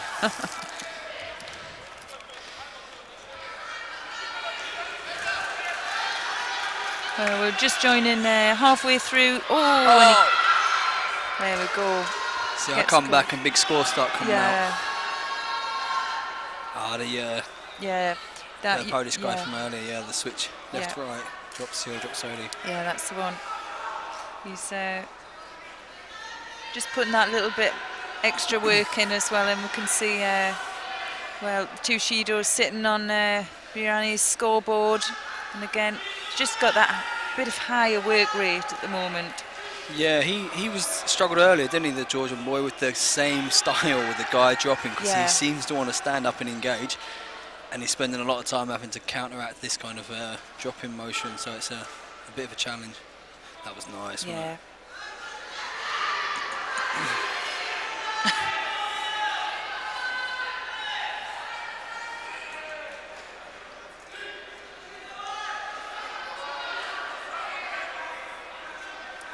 Just over a minute now.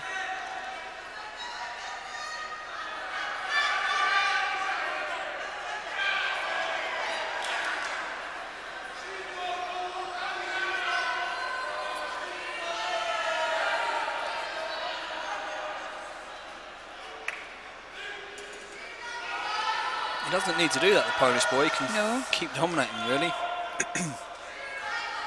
He's gonna. And that's what his coach is telling him as well. And a third Judo. Yeah.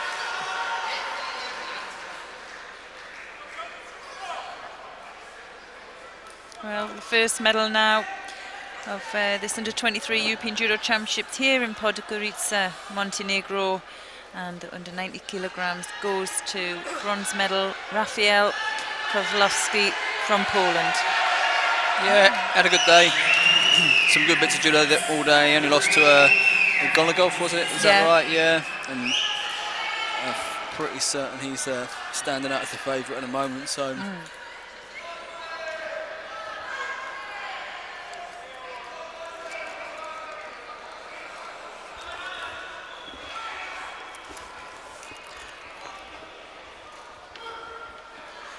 Over to the other bronze medal match. Over, yeah.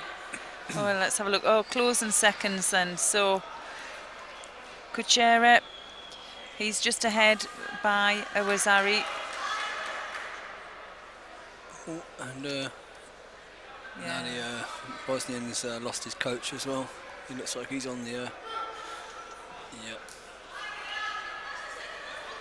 No, you have to leave the arena, mate. That's it.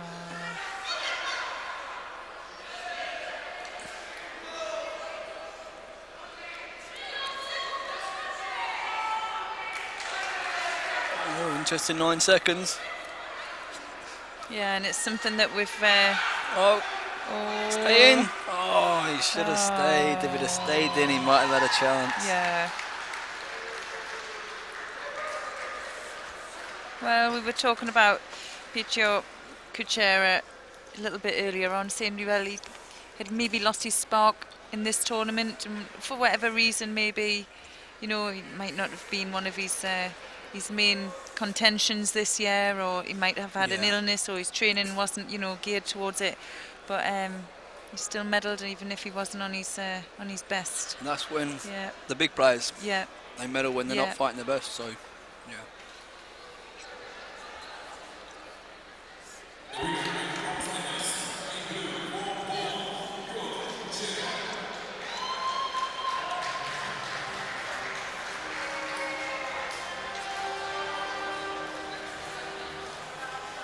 Well, our final contest here, and this is the one we've been waiting for. Who do you think? Well, Mikhail, where's your money going? Igolnikov, for me, he's been outstanding today. That's not taking it away from Varepia as well from Belarus. He's been extremely strong and well, really hasn't given anything away all day, but I think it's an interesting contest. Yeah. Because The Russian wants him to stand up and engage. Yeah. And he's going to kind of look to lapse him and get in amongst him with the drop techniques. It could be the right style to fight the Russian. Yeah, yeah. Yeah, the Russian put out #1 seed Beka Givanishvili in his second round contest, and I think Bekanishvili came in at that round. He had a bye because he was first round, and he'd already had maybe a warm up as well. But I think they've met each other on quite a few occasions, and it's they've had a few occasions where one's beat the other, so maybe expected. I don't think the Belarusian's going to stand up and engage with him too often. And if he can get a couple of early penalties, he might put some pressure on. That's what can make this contest interesting. Same thing again, looking to get down.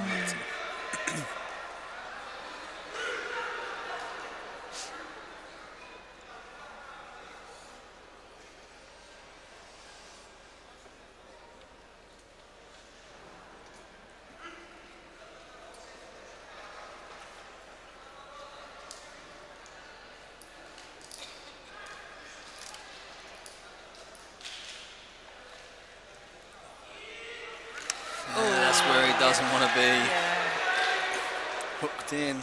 Lovely bit of judo movement again from the Gorov.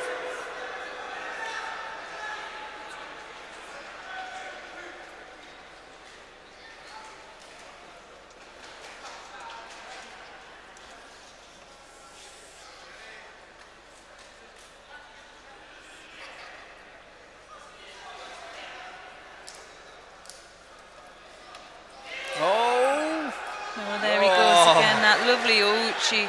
Do you know what? There's just something about him throughout today, and he's never really looked like he could get scored on. Yeah. He's just has fantastic reactions and good spatial awareness, but he always seems to, come off an attack and produce an attack from it. Yeah, I mean, if you looked in that exchange there, the way he distributed his balance, he didn't even look like. I mean, that was earlier in the day. The Belarusian's been scoring frequently with that hook behind, and he almost seemed to just take it in his stride. I think it showed in the semi-final with the score on the Polish when he hooked around his agility, his flexibility, and to be able to produce power from what looks like weak positions. It's the same thing here. When he looked like he might be threatened, he managed to produce that strength and power to brace it and then turn it into his own score.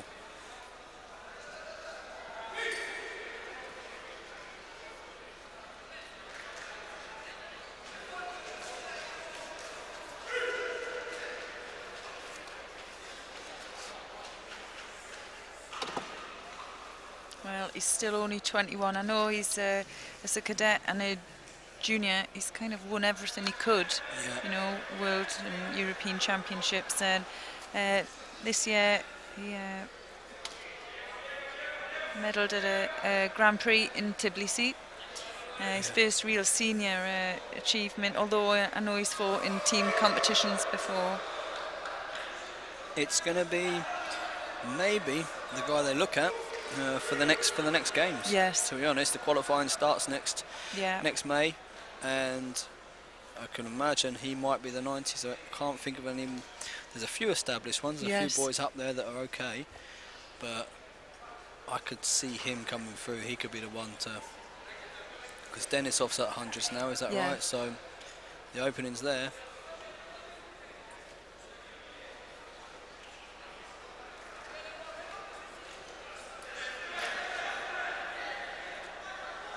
He's just going to see this out by the looks of it, with no more risks.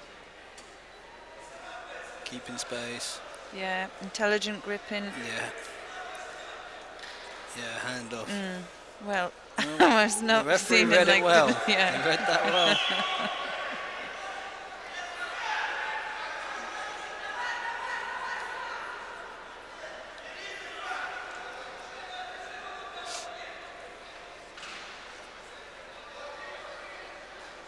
I think the Belarusian feels like he's already thrown what he's got at him. Yeah. And it didn't work.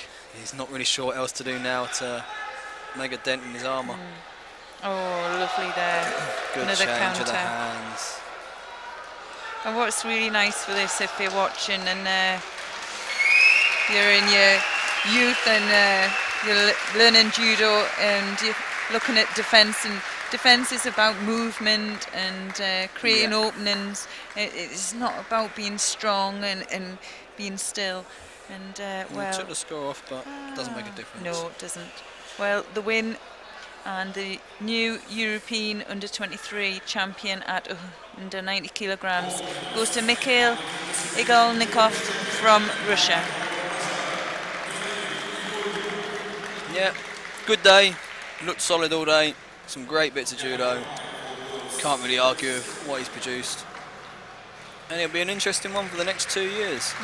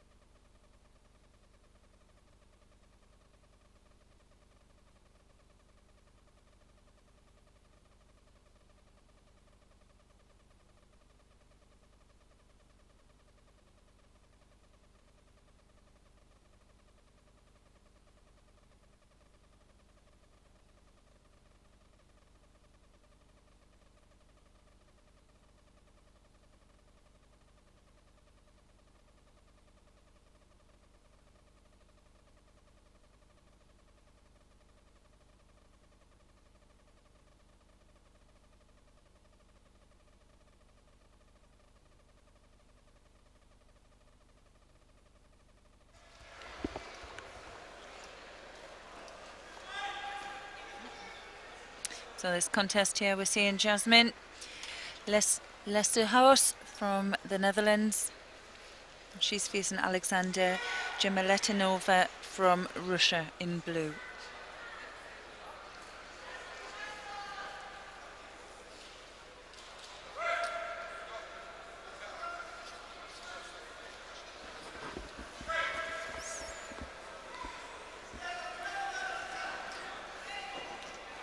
Yeah, we've not seen a lot of the 78s today, so I see these. I was talking to Matt earlier, and he said it's been some really interesting judo on the top mat there. It's been exciting.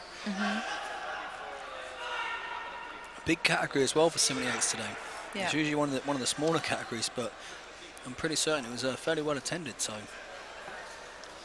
good competitive weight. I was just going to try and check, see how many we had in it, and there we go, 19. Yeah, so yeah, it's not bad. Not bad.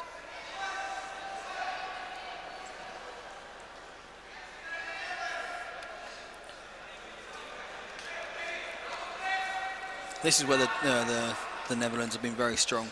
The female weight categories, junior worlds, they look strong. Through to 123s here. I think they took I think they're even at the world teams, junior world teams. I think they got to the final. I think it was. I think they took silver. So got a good batch of young players coming through. Maybe JP's joined them at the right time. Who knows? Yeah. Good time to join. Good strength and depth coming through.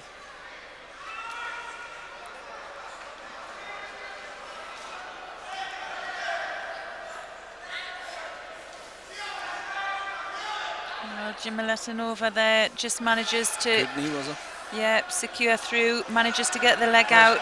Well, that was nice work, wasn't it? Great transition, great transition.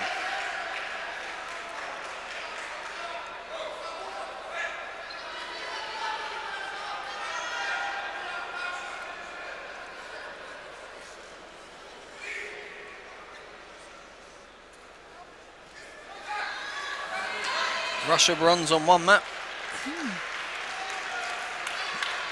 That's one area we've not seen the Russians as strong. Female weight categories in the last kind of 3 or 4 years, I suppose. They've been trying to push. They've got a few good weight categories, a few good girls, because Konstantina and the lighter weights. But 63s, not too bad. 70, 78, maybe a bit quieter for them. It's maybe where they're trying to invest in. But yeah, good transition to take the bronze.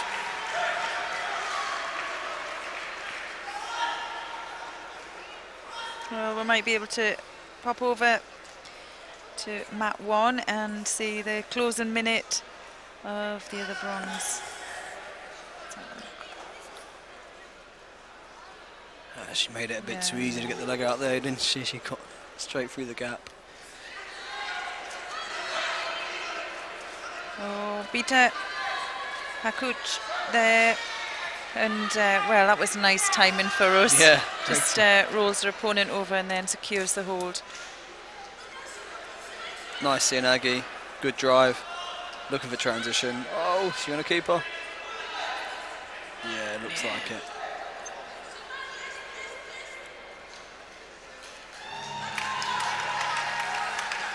Mixed emotions for the Russians. Yeah. 5th, 1 mat, bronze the other.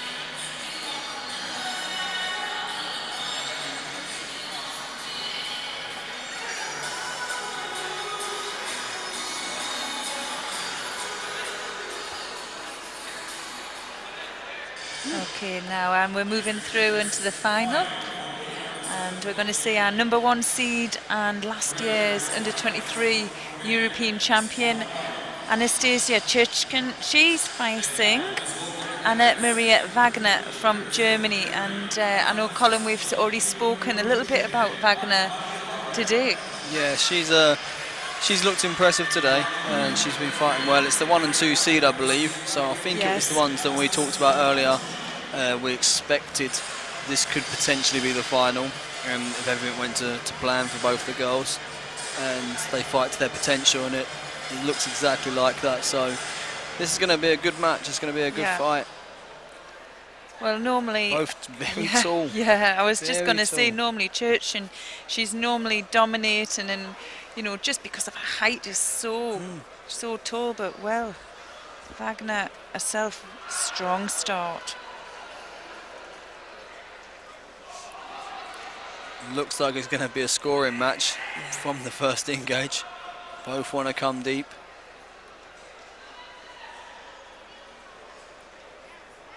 Is she on that? Oh, is she on it, or is it on the draw? Well, she's come out to be the aggressor, and she gets it. Wow. There was just something about her when she stepped on that mat there and took the first grip. She just looked so confident, and yeah, that was a nice way to win a final, isn't it? Very early on. Yeah. Takes away the stress of a 4-minute fight, and yeah, straight through with that. Excellent. The new under-23 European champion there is Anna Maria Wagner she from was sharp Germany. into that. She's sharp after that.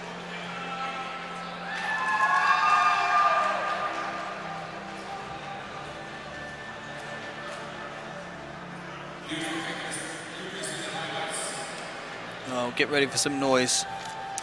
Yeah. Is this match coming up?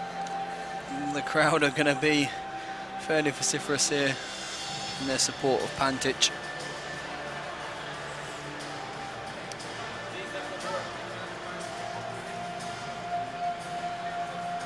We're going to see our first medal ceremony. First.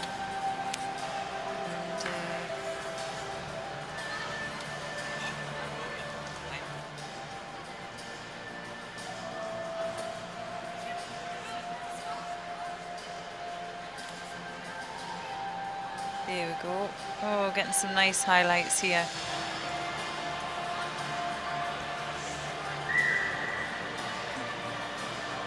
Yeah, he'll be a happy man with his day's work. To be honest, kind of looks unruffled, doesn't he? Doesn't really look like he's broke a sweat here, looking in the final. Not a scratch on his face.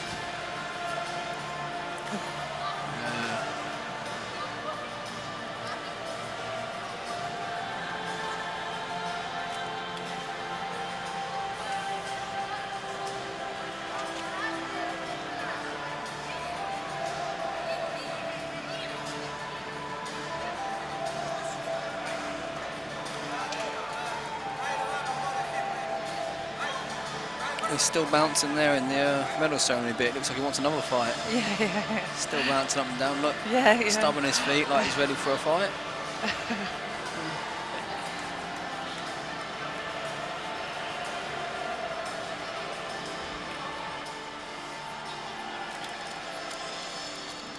Yeah, it's nice. He's having a bit of a chat, isn't he? And that's a nice thing about judo, isn't it? That you can come on, you can really give it all.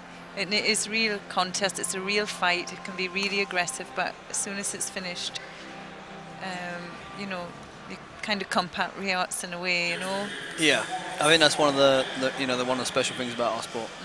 There's no like animosity afterwards.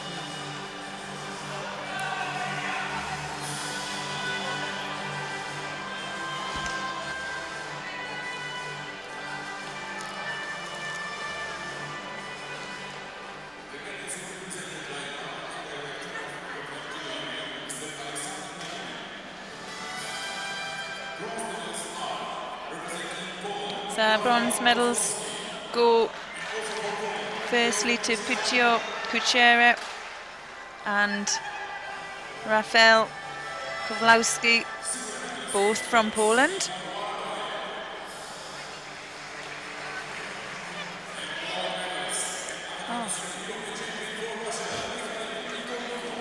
Silver medal to Juho Varapie of Belarus, and gold medal goes to Mikhail Igolnikov from Russia.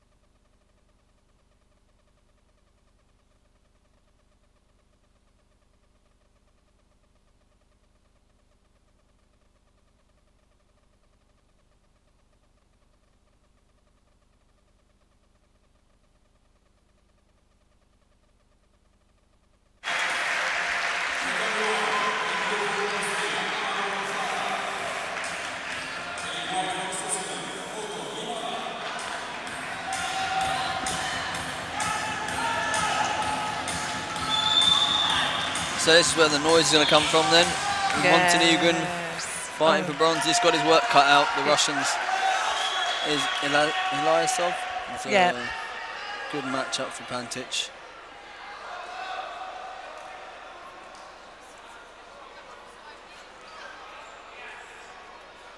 Well, he's shown he can't be underestimated today. He's pulled out some massive techniques, and some of them quite early on in his contests.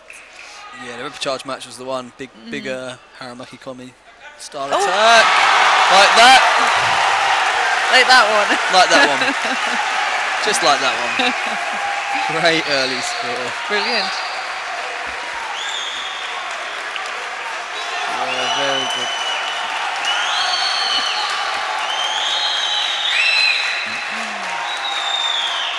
And they won Ippon, but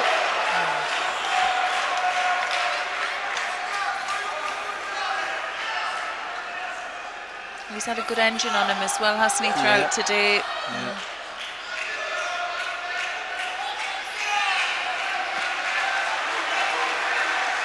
And that's where the Russian judo comes from, getting his hip in.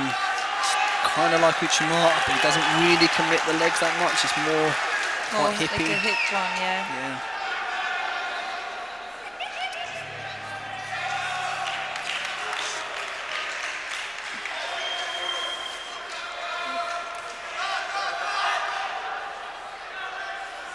Yeah, same again. Oh!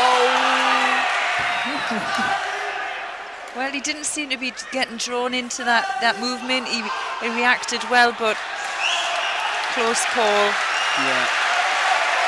Well, there we go.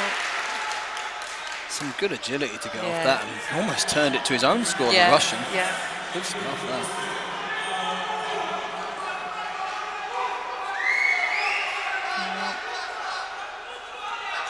Ilyasov there, pushing forward. And again, good reaction from the Montenegro player. I feel like the Montenegrin Pantic is going to have to stay in this, I don't think you can survive off that Wazari for 2 minutes and 18 seconds. Yeah. That's not an easy answer.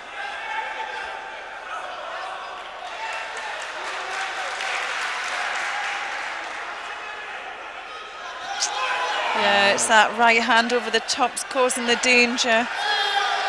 Yeah, he's trying to survive a little bit too much at the moment. And then it's... they took the other Judo off. Yeah. Right, okay. Maybe a saving grace from there. They took the previous Judo off, so now he's picks up that penalty for stepping out of the edge of the mat. And the Russian is going to keep doing that. He's going to be relentless. Yeah.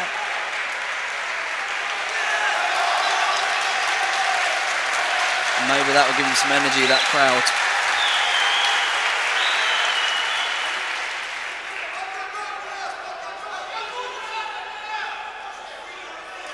Once again, he's backing away. Good decision. Yes, good decision. Yeah, nice attack. Yeah, better decision making, skipped back in, got an attack in, resets the balance a little bit, and now he's got to go again though. He's going to have to do each exchange like that.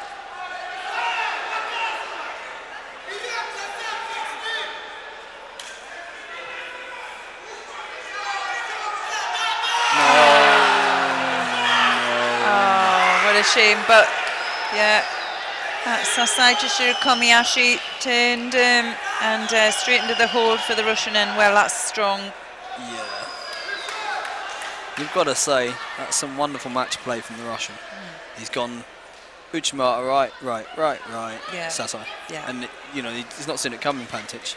He's not been able to react the way he did because he had the reading of that Uchimata. He kept bracing it well, nearly countering. And the one time the Russians switched it, very clever match play to get the score, and he will be the bronze medalist. Maybe not overly happy with it, coming in as #1 seed. Yeah. Maybe he was expecting a final, but nonetheless, he'll be on the rostrum. Yeah, nice appreciation from the crowd there for Pantic. And the bronze medal goes to Niaz Ilyasov from Russia. Yeah, I think Pantic was hoping that first one would be 10, and he could run out of the stadium like a hero. But that would have been nice. Honourable performance, good effort from him. Yeah. There's a switch, lovely.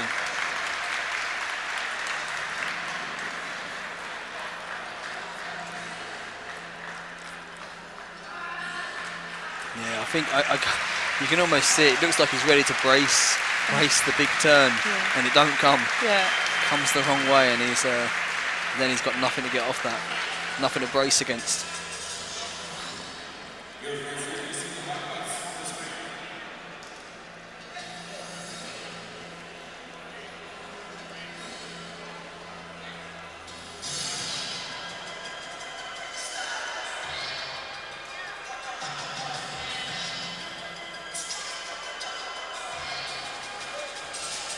This would be the tune I always wanted to come out to for a medal match. What's it? What's it? It's a good tune to come out to. That gets you fired up to fight. Yeah, we're going to have some fantastic fights to look forward to. And I was just in. Yeah, we're going through straight to the contests, and our next one. 100 kilo final. Yeah. So 2 Belarusians. Yeah.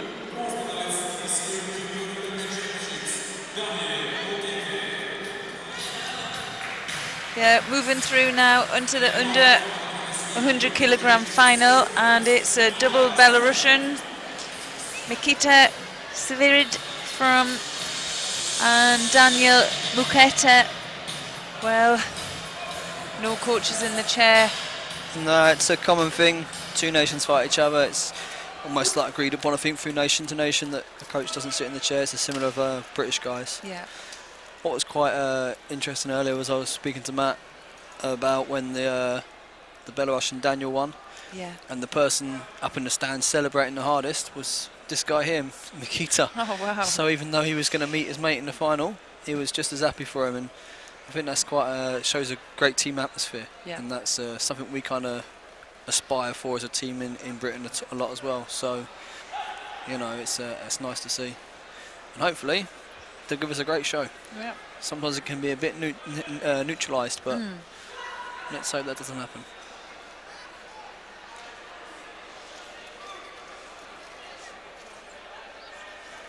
We were also saying earlier on the Belarusians have had a fantastic tournament here. Yeah, a really strong group of young athletes coming through. Well, they got 90s final, 100s double final, and plus final. Yeah. So that's a good day to have.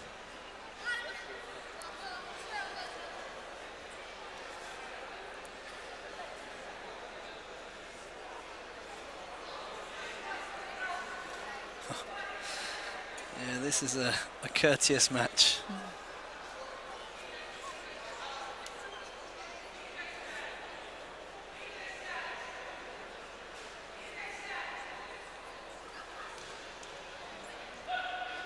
From the outset, it looks like there's a lot of respect from Muketi to Svirat. So whether, I don't know what the age difference is or whether they're the same age, but it seems like he's a bit more not going after it as much, so to speak.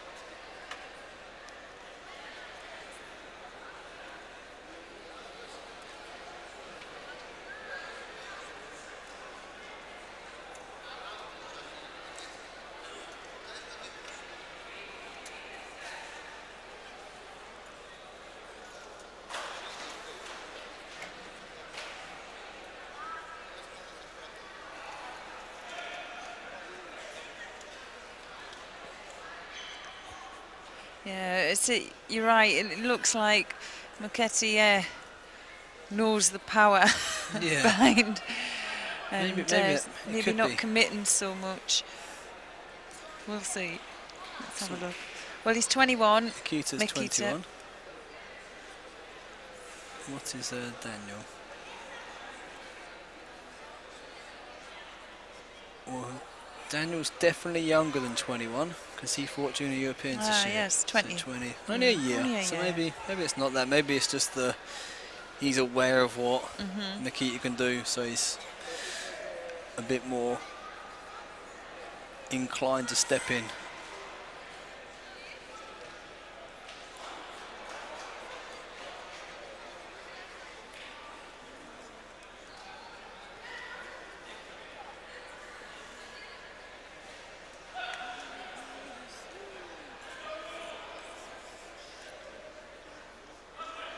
Oh, just over a minute now. No score.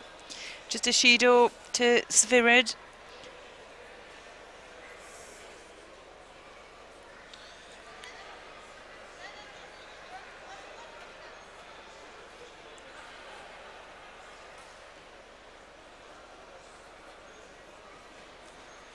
What's interesting here is that we've watched Nikita all day step in, go deep, lift big, throw big.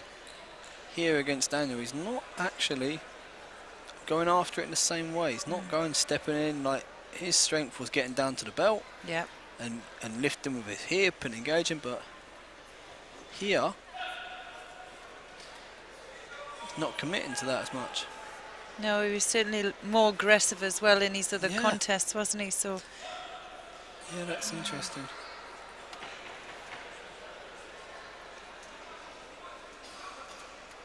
yeah, sometimes to understand the psyche in the match, you have to be in it.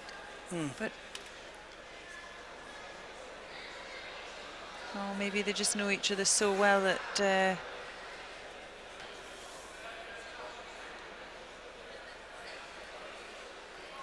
and it's that fear of not wanting to lose the contest instead of wanting to win it. Sometimes makes the players hold back slightly. Well, going into golden score now. Yeah, we've had a few conversations with some of our athletes, and medal matches are for winning.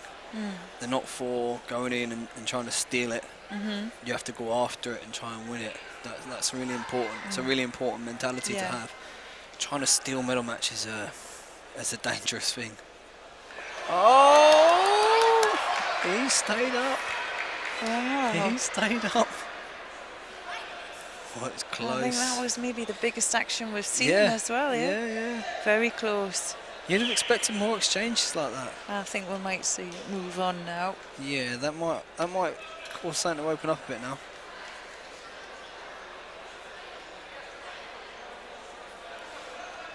Yeah, Nikita's stepping up a little bit here.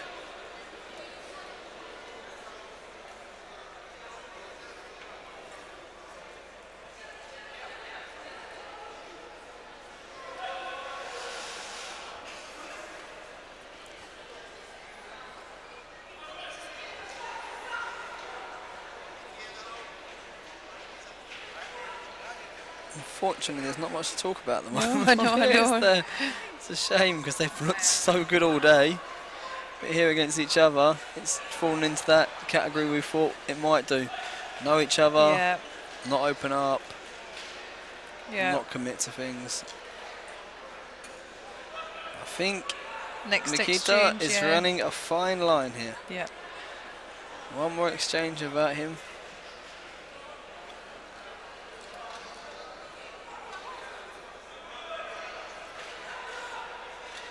Oh.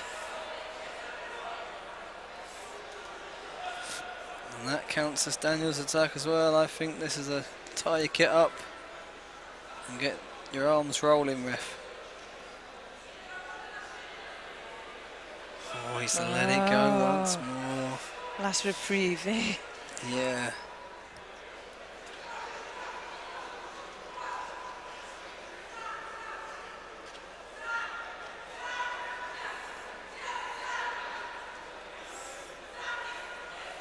Oh, there we go. Nice finish for Nikita. Good Ochi.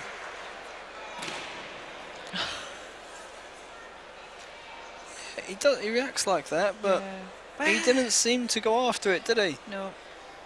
I wonder if there's an element there of he's usually the one that gets the upper hand. Yes. Which made him be a bit nervous and a bit tentative. And that's why early on Daniel didn't really open up too much, because he thought I'll just have to survive in here. And then, so he's literally tried to steal the match and ended up not committing to anything. Yeah. Looks like that to me, but...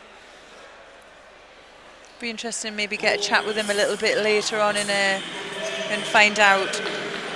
Yeah. Yeah.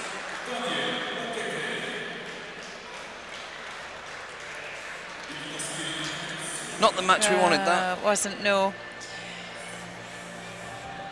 Well, we're going to move now through to the ladies' medal ceremony in under 78 kilograms. Very impressed with Anna Maria Wagner from Germany. She really stepped it up in the final, and well, she got what she came for. And as the ladies make their way through onto the podium.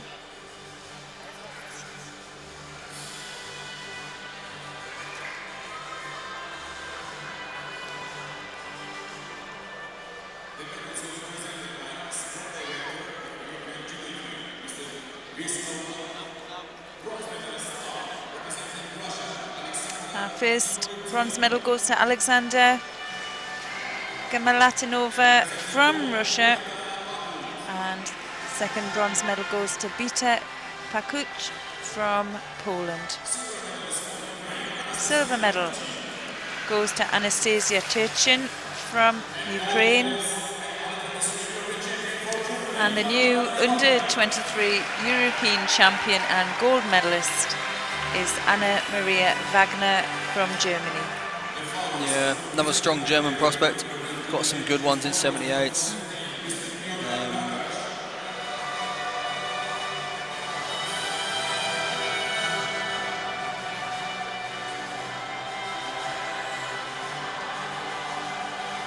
Yeah, she'll be offering a bit of a threat to Malzahn, who's still around at the moment.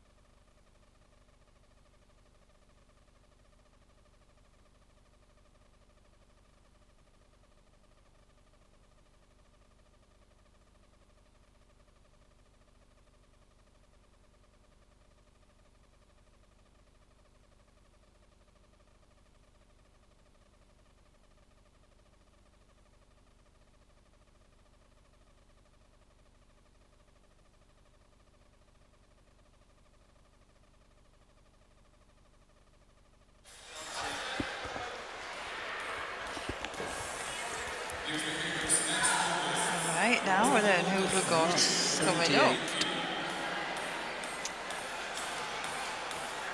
And plus 78 kilograms now, bronze medals. And we're going to have a look. I'm going to follow Matt too. And we'll be between René Lucht from Germany. She'll be facing Elena Jerry from Italy. So Lucht in white and Jerry in blue.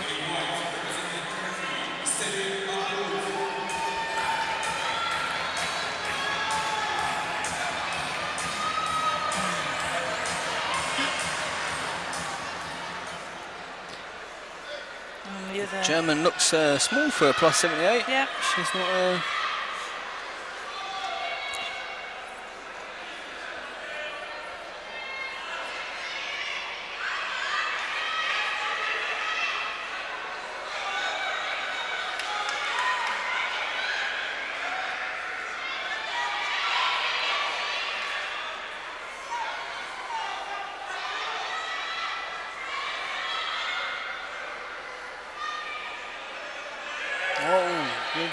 cross.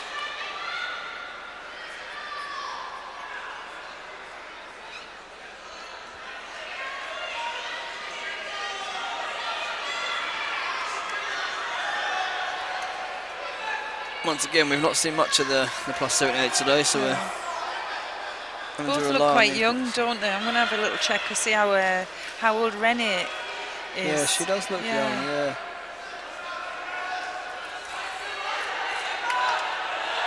Oh, good. Oh. some good exchanges in the first kind of minute and a bit here. Both girls looking to get across and throw big.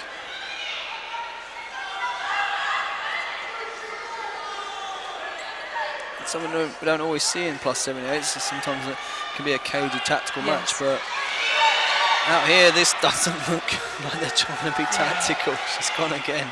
They're just getting those hips in, aren't they? Really going for it.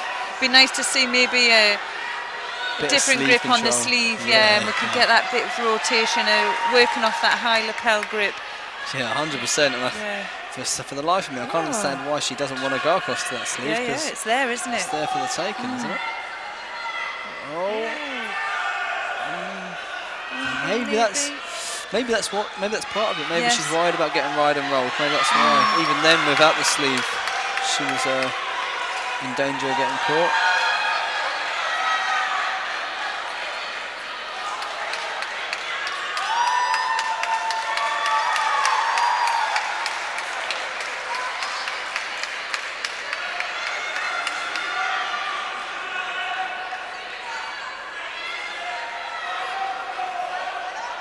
There we go. No, she had it lifted. Get the sleeve. Get the sleeve.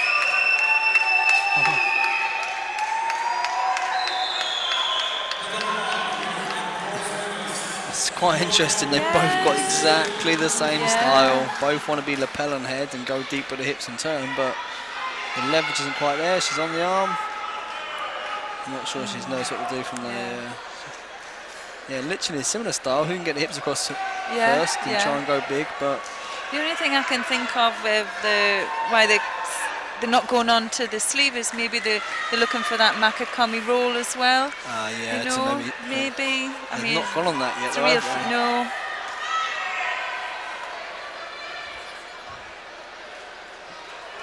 There she goes again. And she's got that change. That was lovely. Good effort. Good judo there. It was a nice threw her head forward, switched to the Ouchi. Got the reaction.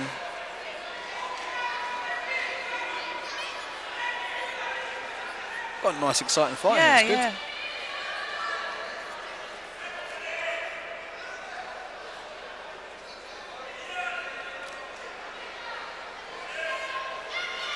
Oh, she's got her. Very good, very good.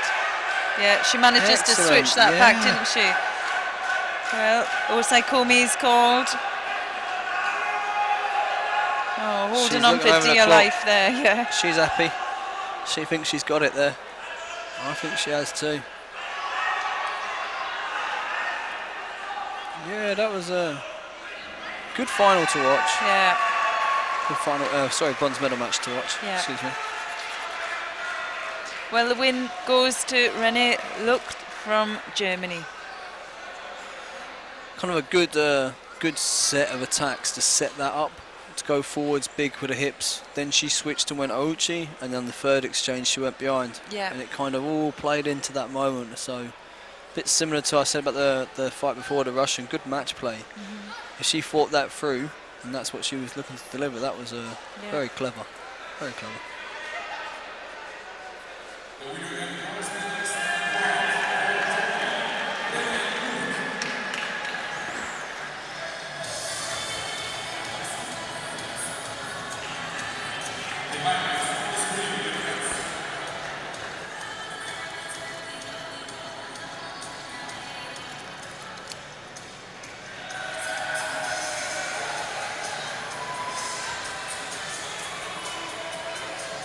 Oh, another replay there. Well, it was really nice.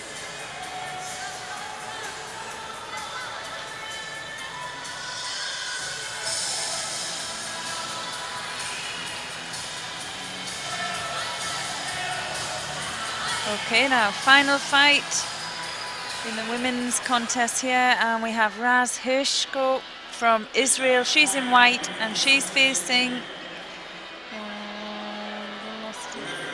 Vasilina Karachenko from Ukraine. She's in blue. Hirschko white, Karachenko blue. Ukraine seem to roll out plus 78 for fun, don't they? Yeah, they do. Got a few at the top. I mean, I believe they recently just lost one in Ionica, is that the pronunciation? She's gone to Azerbaijan, hasn't she? Oh, has she? Yeah, so they've lost one because they've got such depth up there. Yeah, they'll be looking now for Olympic placings for this team. I think she fought for Azerbaijan in the recent Abu Dhabi Grand Slam. Right, so. okay. Well, I did wonder about some really strong men's nations and maybe a little bit weaker on the women's side, and if anything will be done, has to be done now. Yeah, definitely. I mean, for Azerbaijan, it's probably quite a nice coup. It might help pick up their level of female judo again, and they had a few good ones further back, but recent times, once again, a bit like Belarus, a bit quiet, but... Yeah. Oh, she's gone big across. Oh, she gets the roll, she gets the submission as well, so... She's hurt. Oh, hamstring. Yeah, you could see her legs kind of split a little bit. Maybe she was holding out, she's obviously felt that there. What a shame. The first few exchange was, you know, quite even, but... Well, she decided to try and defend that technique, and, well... Yeah. Just maybe pulled her muscle there. Yeah, and once the Ukrainian girl got rolling, it was very difficult. Oh, couldn't hard to come on bow off. Yeah. She'll go over silver. At least it's not the... Yes, yeah. She won't leave out the medal, but... Well, the win there goes to Ukraine. Yeah, it looks like a hamstring almost, certainly. Oh.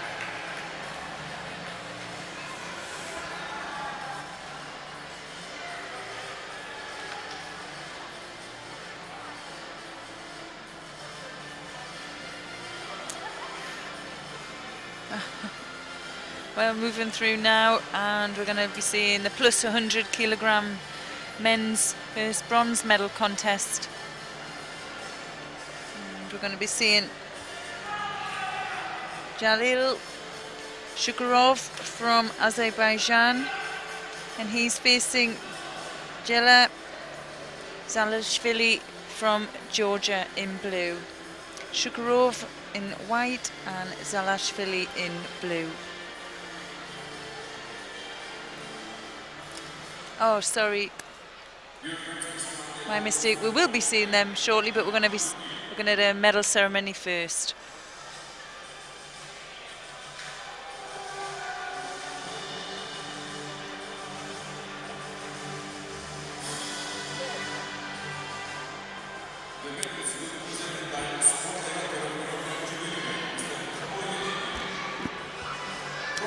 So our bronze medals go to Niyaz Ilyasov from Russia and Aaron Farah from Austria. Yeah, good rostrum this. Some really good judo players and some really great. All four on the rostrum got some really great throwing judo. I guess it goes to show that that is the way to do judo. Yeah. Look to score big.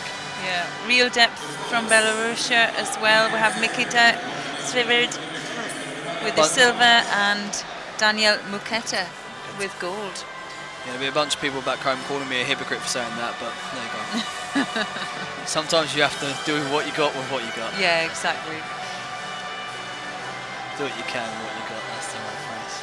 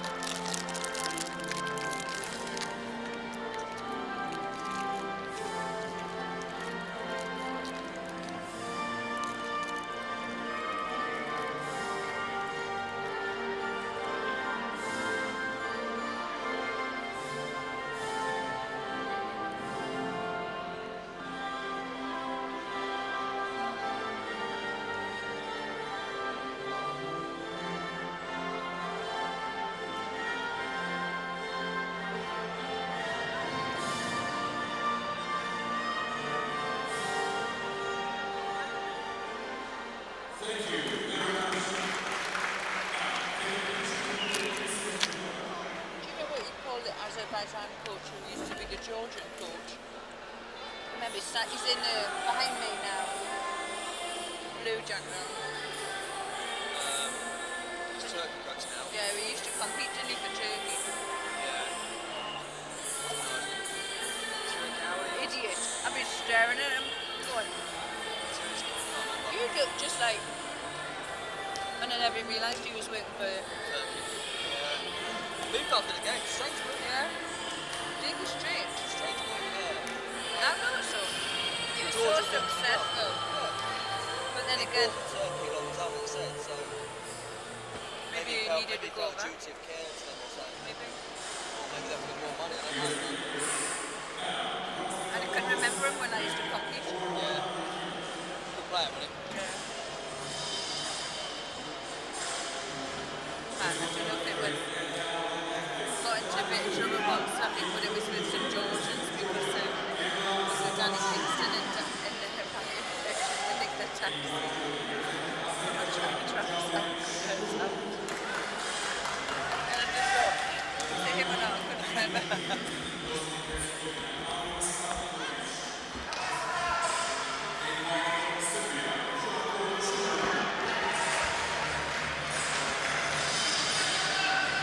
Well, the players now making their way onto the mat.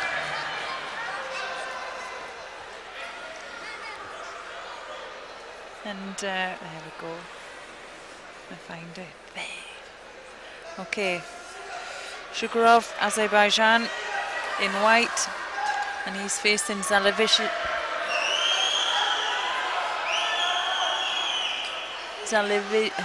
I've lost it already today. Zalevishi? Thank you. No, it's not, is it? It's no. Salishvili. Salishvili. Salishvili. Sorry, Salishvili.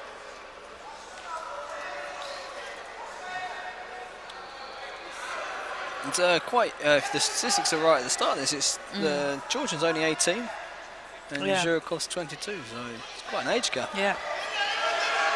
Don't look it though, does it? No. He looks big, he looks strong. Yeah. And don't look 18, he looks... No.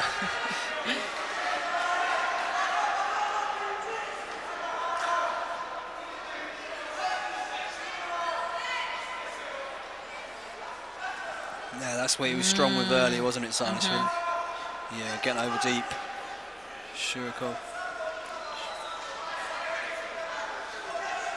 He wants there, you see, so he wants a bit of space to get in under.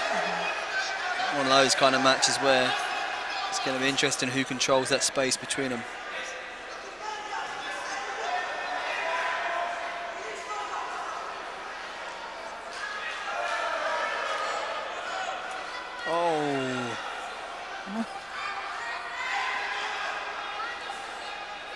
Oh, some nice work by both there. Yeah, that was a good little exchange.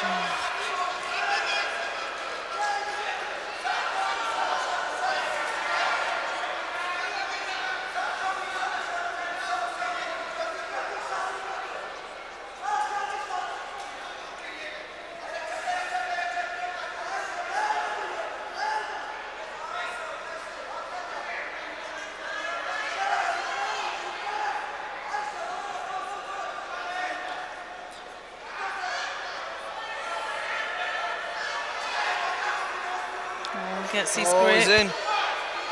Someone go in, no? Yes. Yep. Yes. Oh, the cameraman nearly had it. Well, actually, both of them actually off the mat, weren't they? So. Where's the score going? Well, he's holding him. Yeah. No.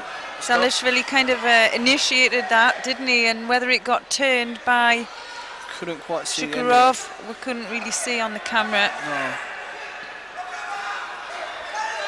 Who was holding him? Was it the cameraman holding him down, or was he holding him? I don't know. Here we go. Start still in, continuous, still in. Who's going to land first? Oh, it's got to be blue score. Yep. They give it white though. Might have gone blue because he landed first and rolled him through. But and my understanding of the new rules is that's how it played out.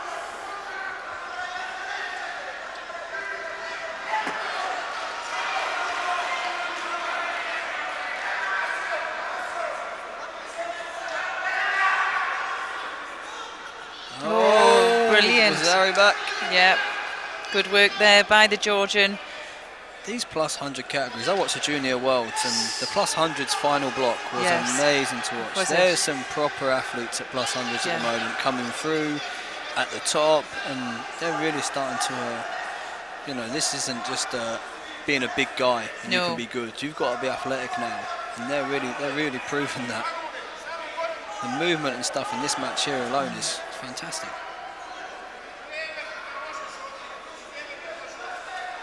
I don't know what that exchange was. I'm not sure what the Azerbaijani was trying to do there. He almost dived in on something. Yeah.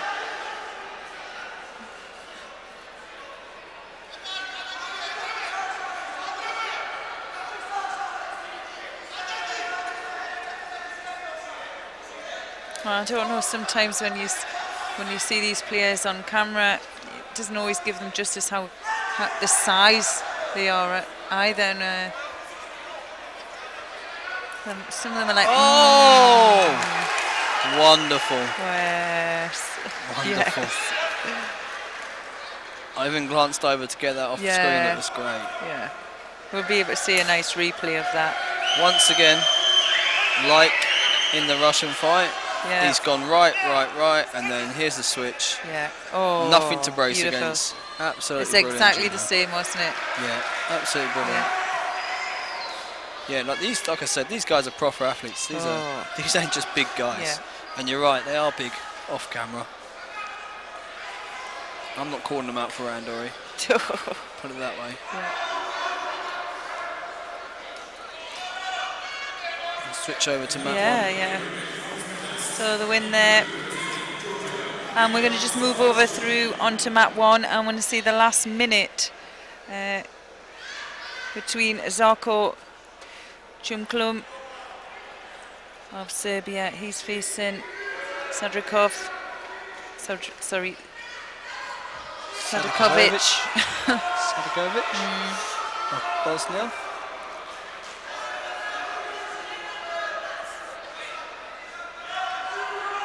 These two look big on camera, and they're big out there. Yeah. It looks like it's been more of a cagey match with the two judos, but you can never tell.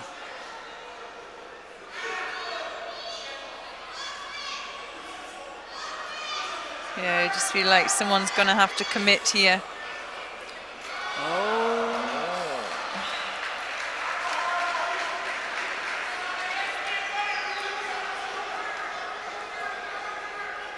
Zarko was the #1 seed, wasn't he, coming in? So he'll be disappointed if he leaves here without a medal. It looks like he's doing the running since we've got here, so.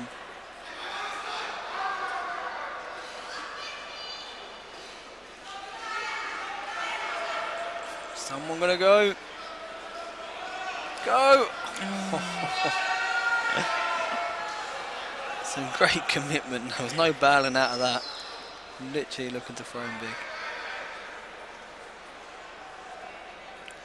Is it a manicure? No? Okay.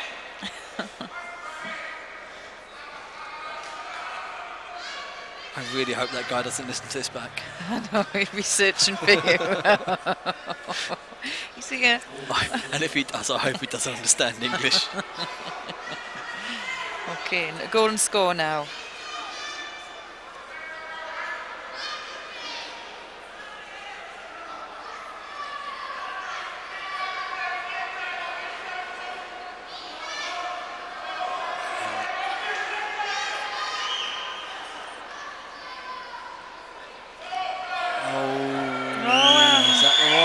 Come on, I think the effort was there. He's given it the nod. It was the effort there. Has he given him the look? No. He nodded. I thought he was nodding and it was the one, but no, I think he was nodding to say, no, let it go. Go on, give him a chance. Come on, let's go, boys.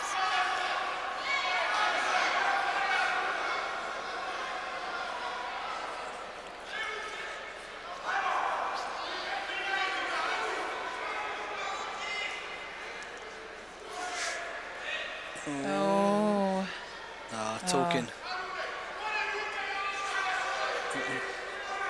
Oh, they both got none. Oh. It's not easy in that chair sometimes to control your emotions. No, it's not, Yeah, is it? it's a challenge. It is a challenge.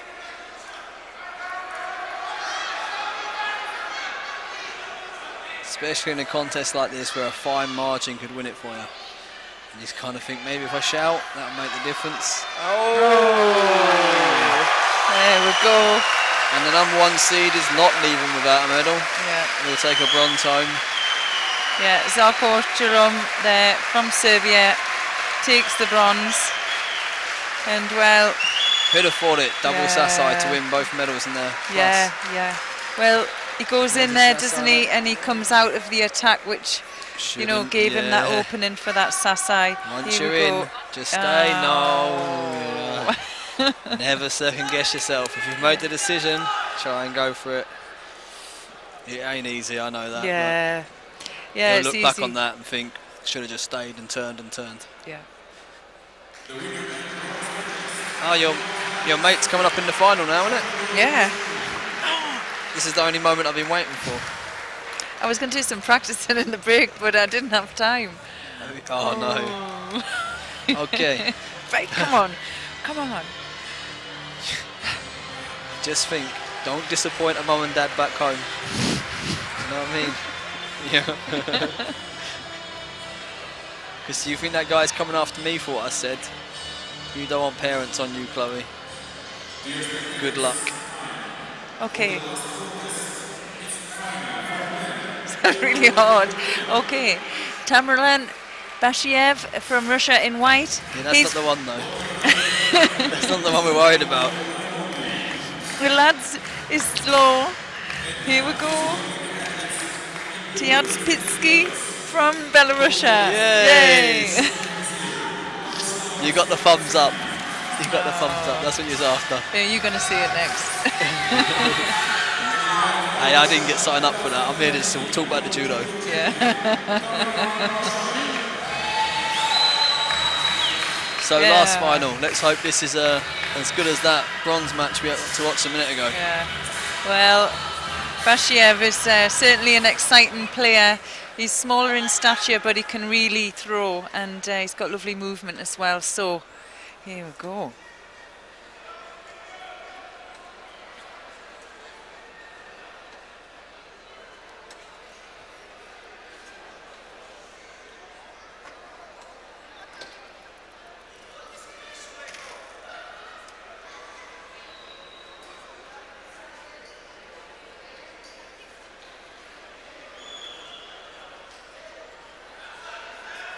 Oh, he's fast. Oh, nice low CO attempt.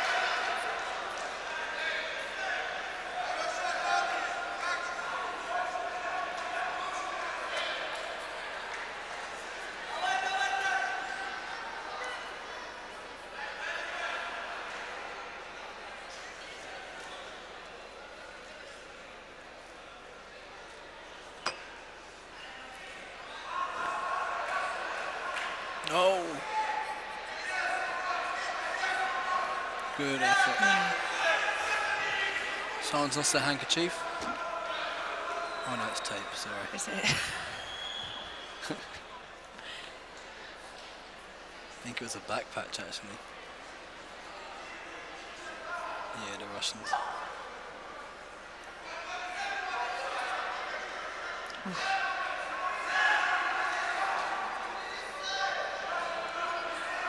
Okay, I've seen it all now. Plus hundreds, both trying to do a double sodi. Yeah, and he's got it. He's got it. He's got it. Beautiful. Oh, wonderful. Yeah, takes the Wazari there. I mean, actually rolled, didn't he, onto his back, but.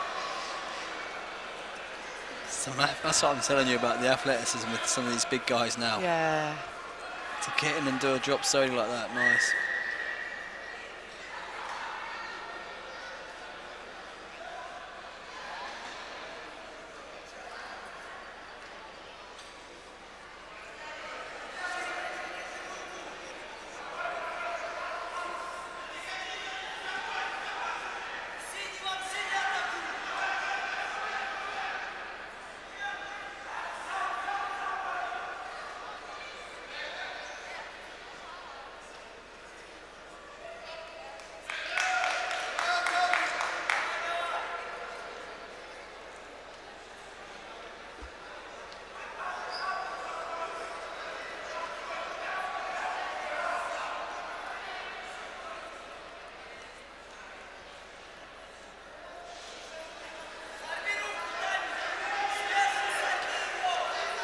kind of gone quiet, hasn't it? The Russian's almost...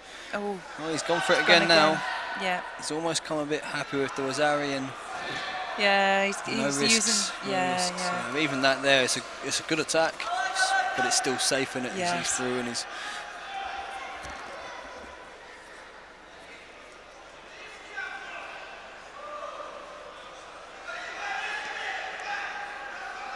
Well, he's fallen into that trap where he has to come forward, and well, that's where Bashiev wants him. Oh, nice touch. Maybe that's why he doesn't want to commit. He nearly got caught on the skip there. Oh. Yeah, seemed to brace that one. Just under a minute left. I'm not sure if Tiraspitsky has got this judo style to get back into this match, because if he presses on, Bashev's going to get underneath him, and he's not going to be able to. Where he needs him even here, you see what I mean? The minute he wants to get deep, and the Russian's really comfortable at dropping and going Tomo, even the Tomo there, Sodi, Sienagi, he's got those kind of options. And for a big guy, he can really change his tempo, can't he? He can move fast. Yeah. I mean, that's a drop knee tie, that's ridiculous. That was excellent. You see 60 kilo boys putting that out, plus 100 guy throwing a drop knee tie. Yeah, he looks comfortable here.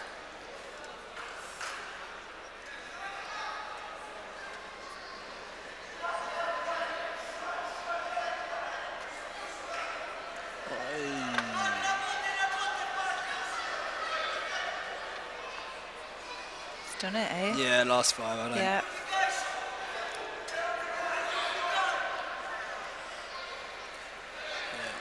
I think the only way he was going to lose this is if he ran out the mat, as we saw the other day, which was... Well, brilliant. Well fought final. Yeah, excellent stuff. So the win there goes to Tamerlan Bashiev of Russia. Yeah, really good final block. Yeah, really good. Some good judo. Excellent displays. Is this your first time at the under-23 Europeans? Yeah, well, no, it's the second. The last time, though, was one of the worst experiences of my life. Oh, was it? What happened? Well, I was competing, and I got thrown by Zinsuidis from Greece. Yes. In one match, 5 times. Oh, did you? Yeah, 3 Yukos, 2 Azaris, and 3 Shidos. It wasn't a good match. Like a cricket score. Yeah, well, it was the worst fight of my entire life. I got cricket scored, so thanks for bringing that up, Chloe. I was just about to walk away happy, and you've ended it on that note. Sorry.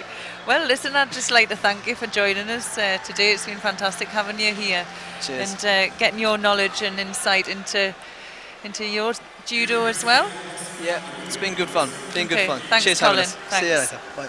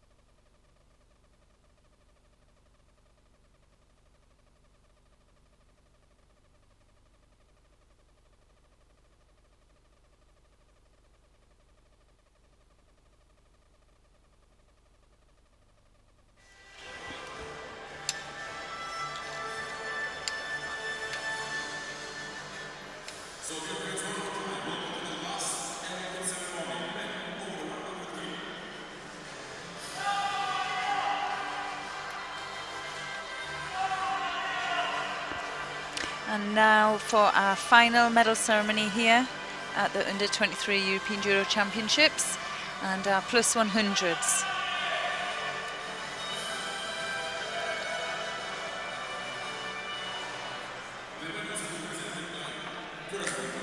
And our first bronze medal goes to Gela Valashvili from Georgia.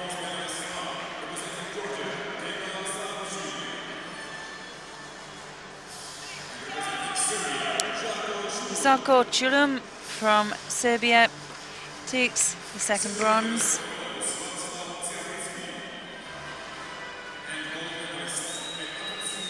And Belarusian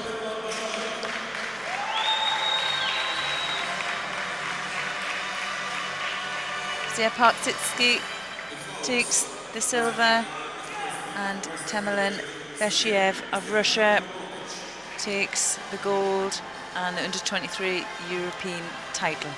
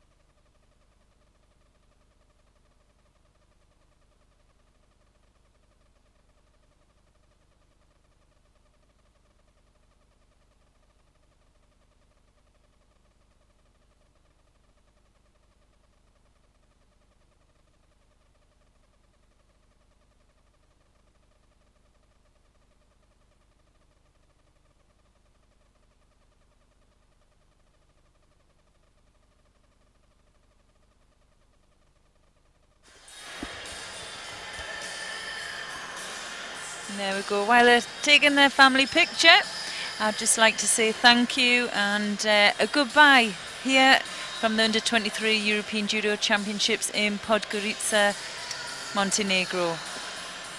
Thanks for joining us and goodbye.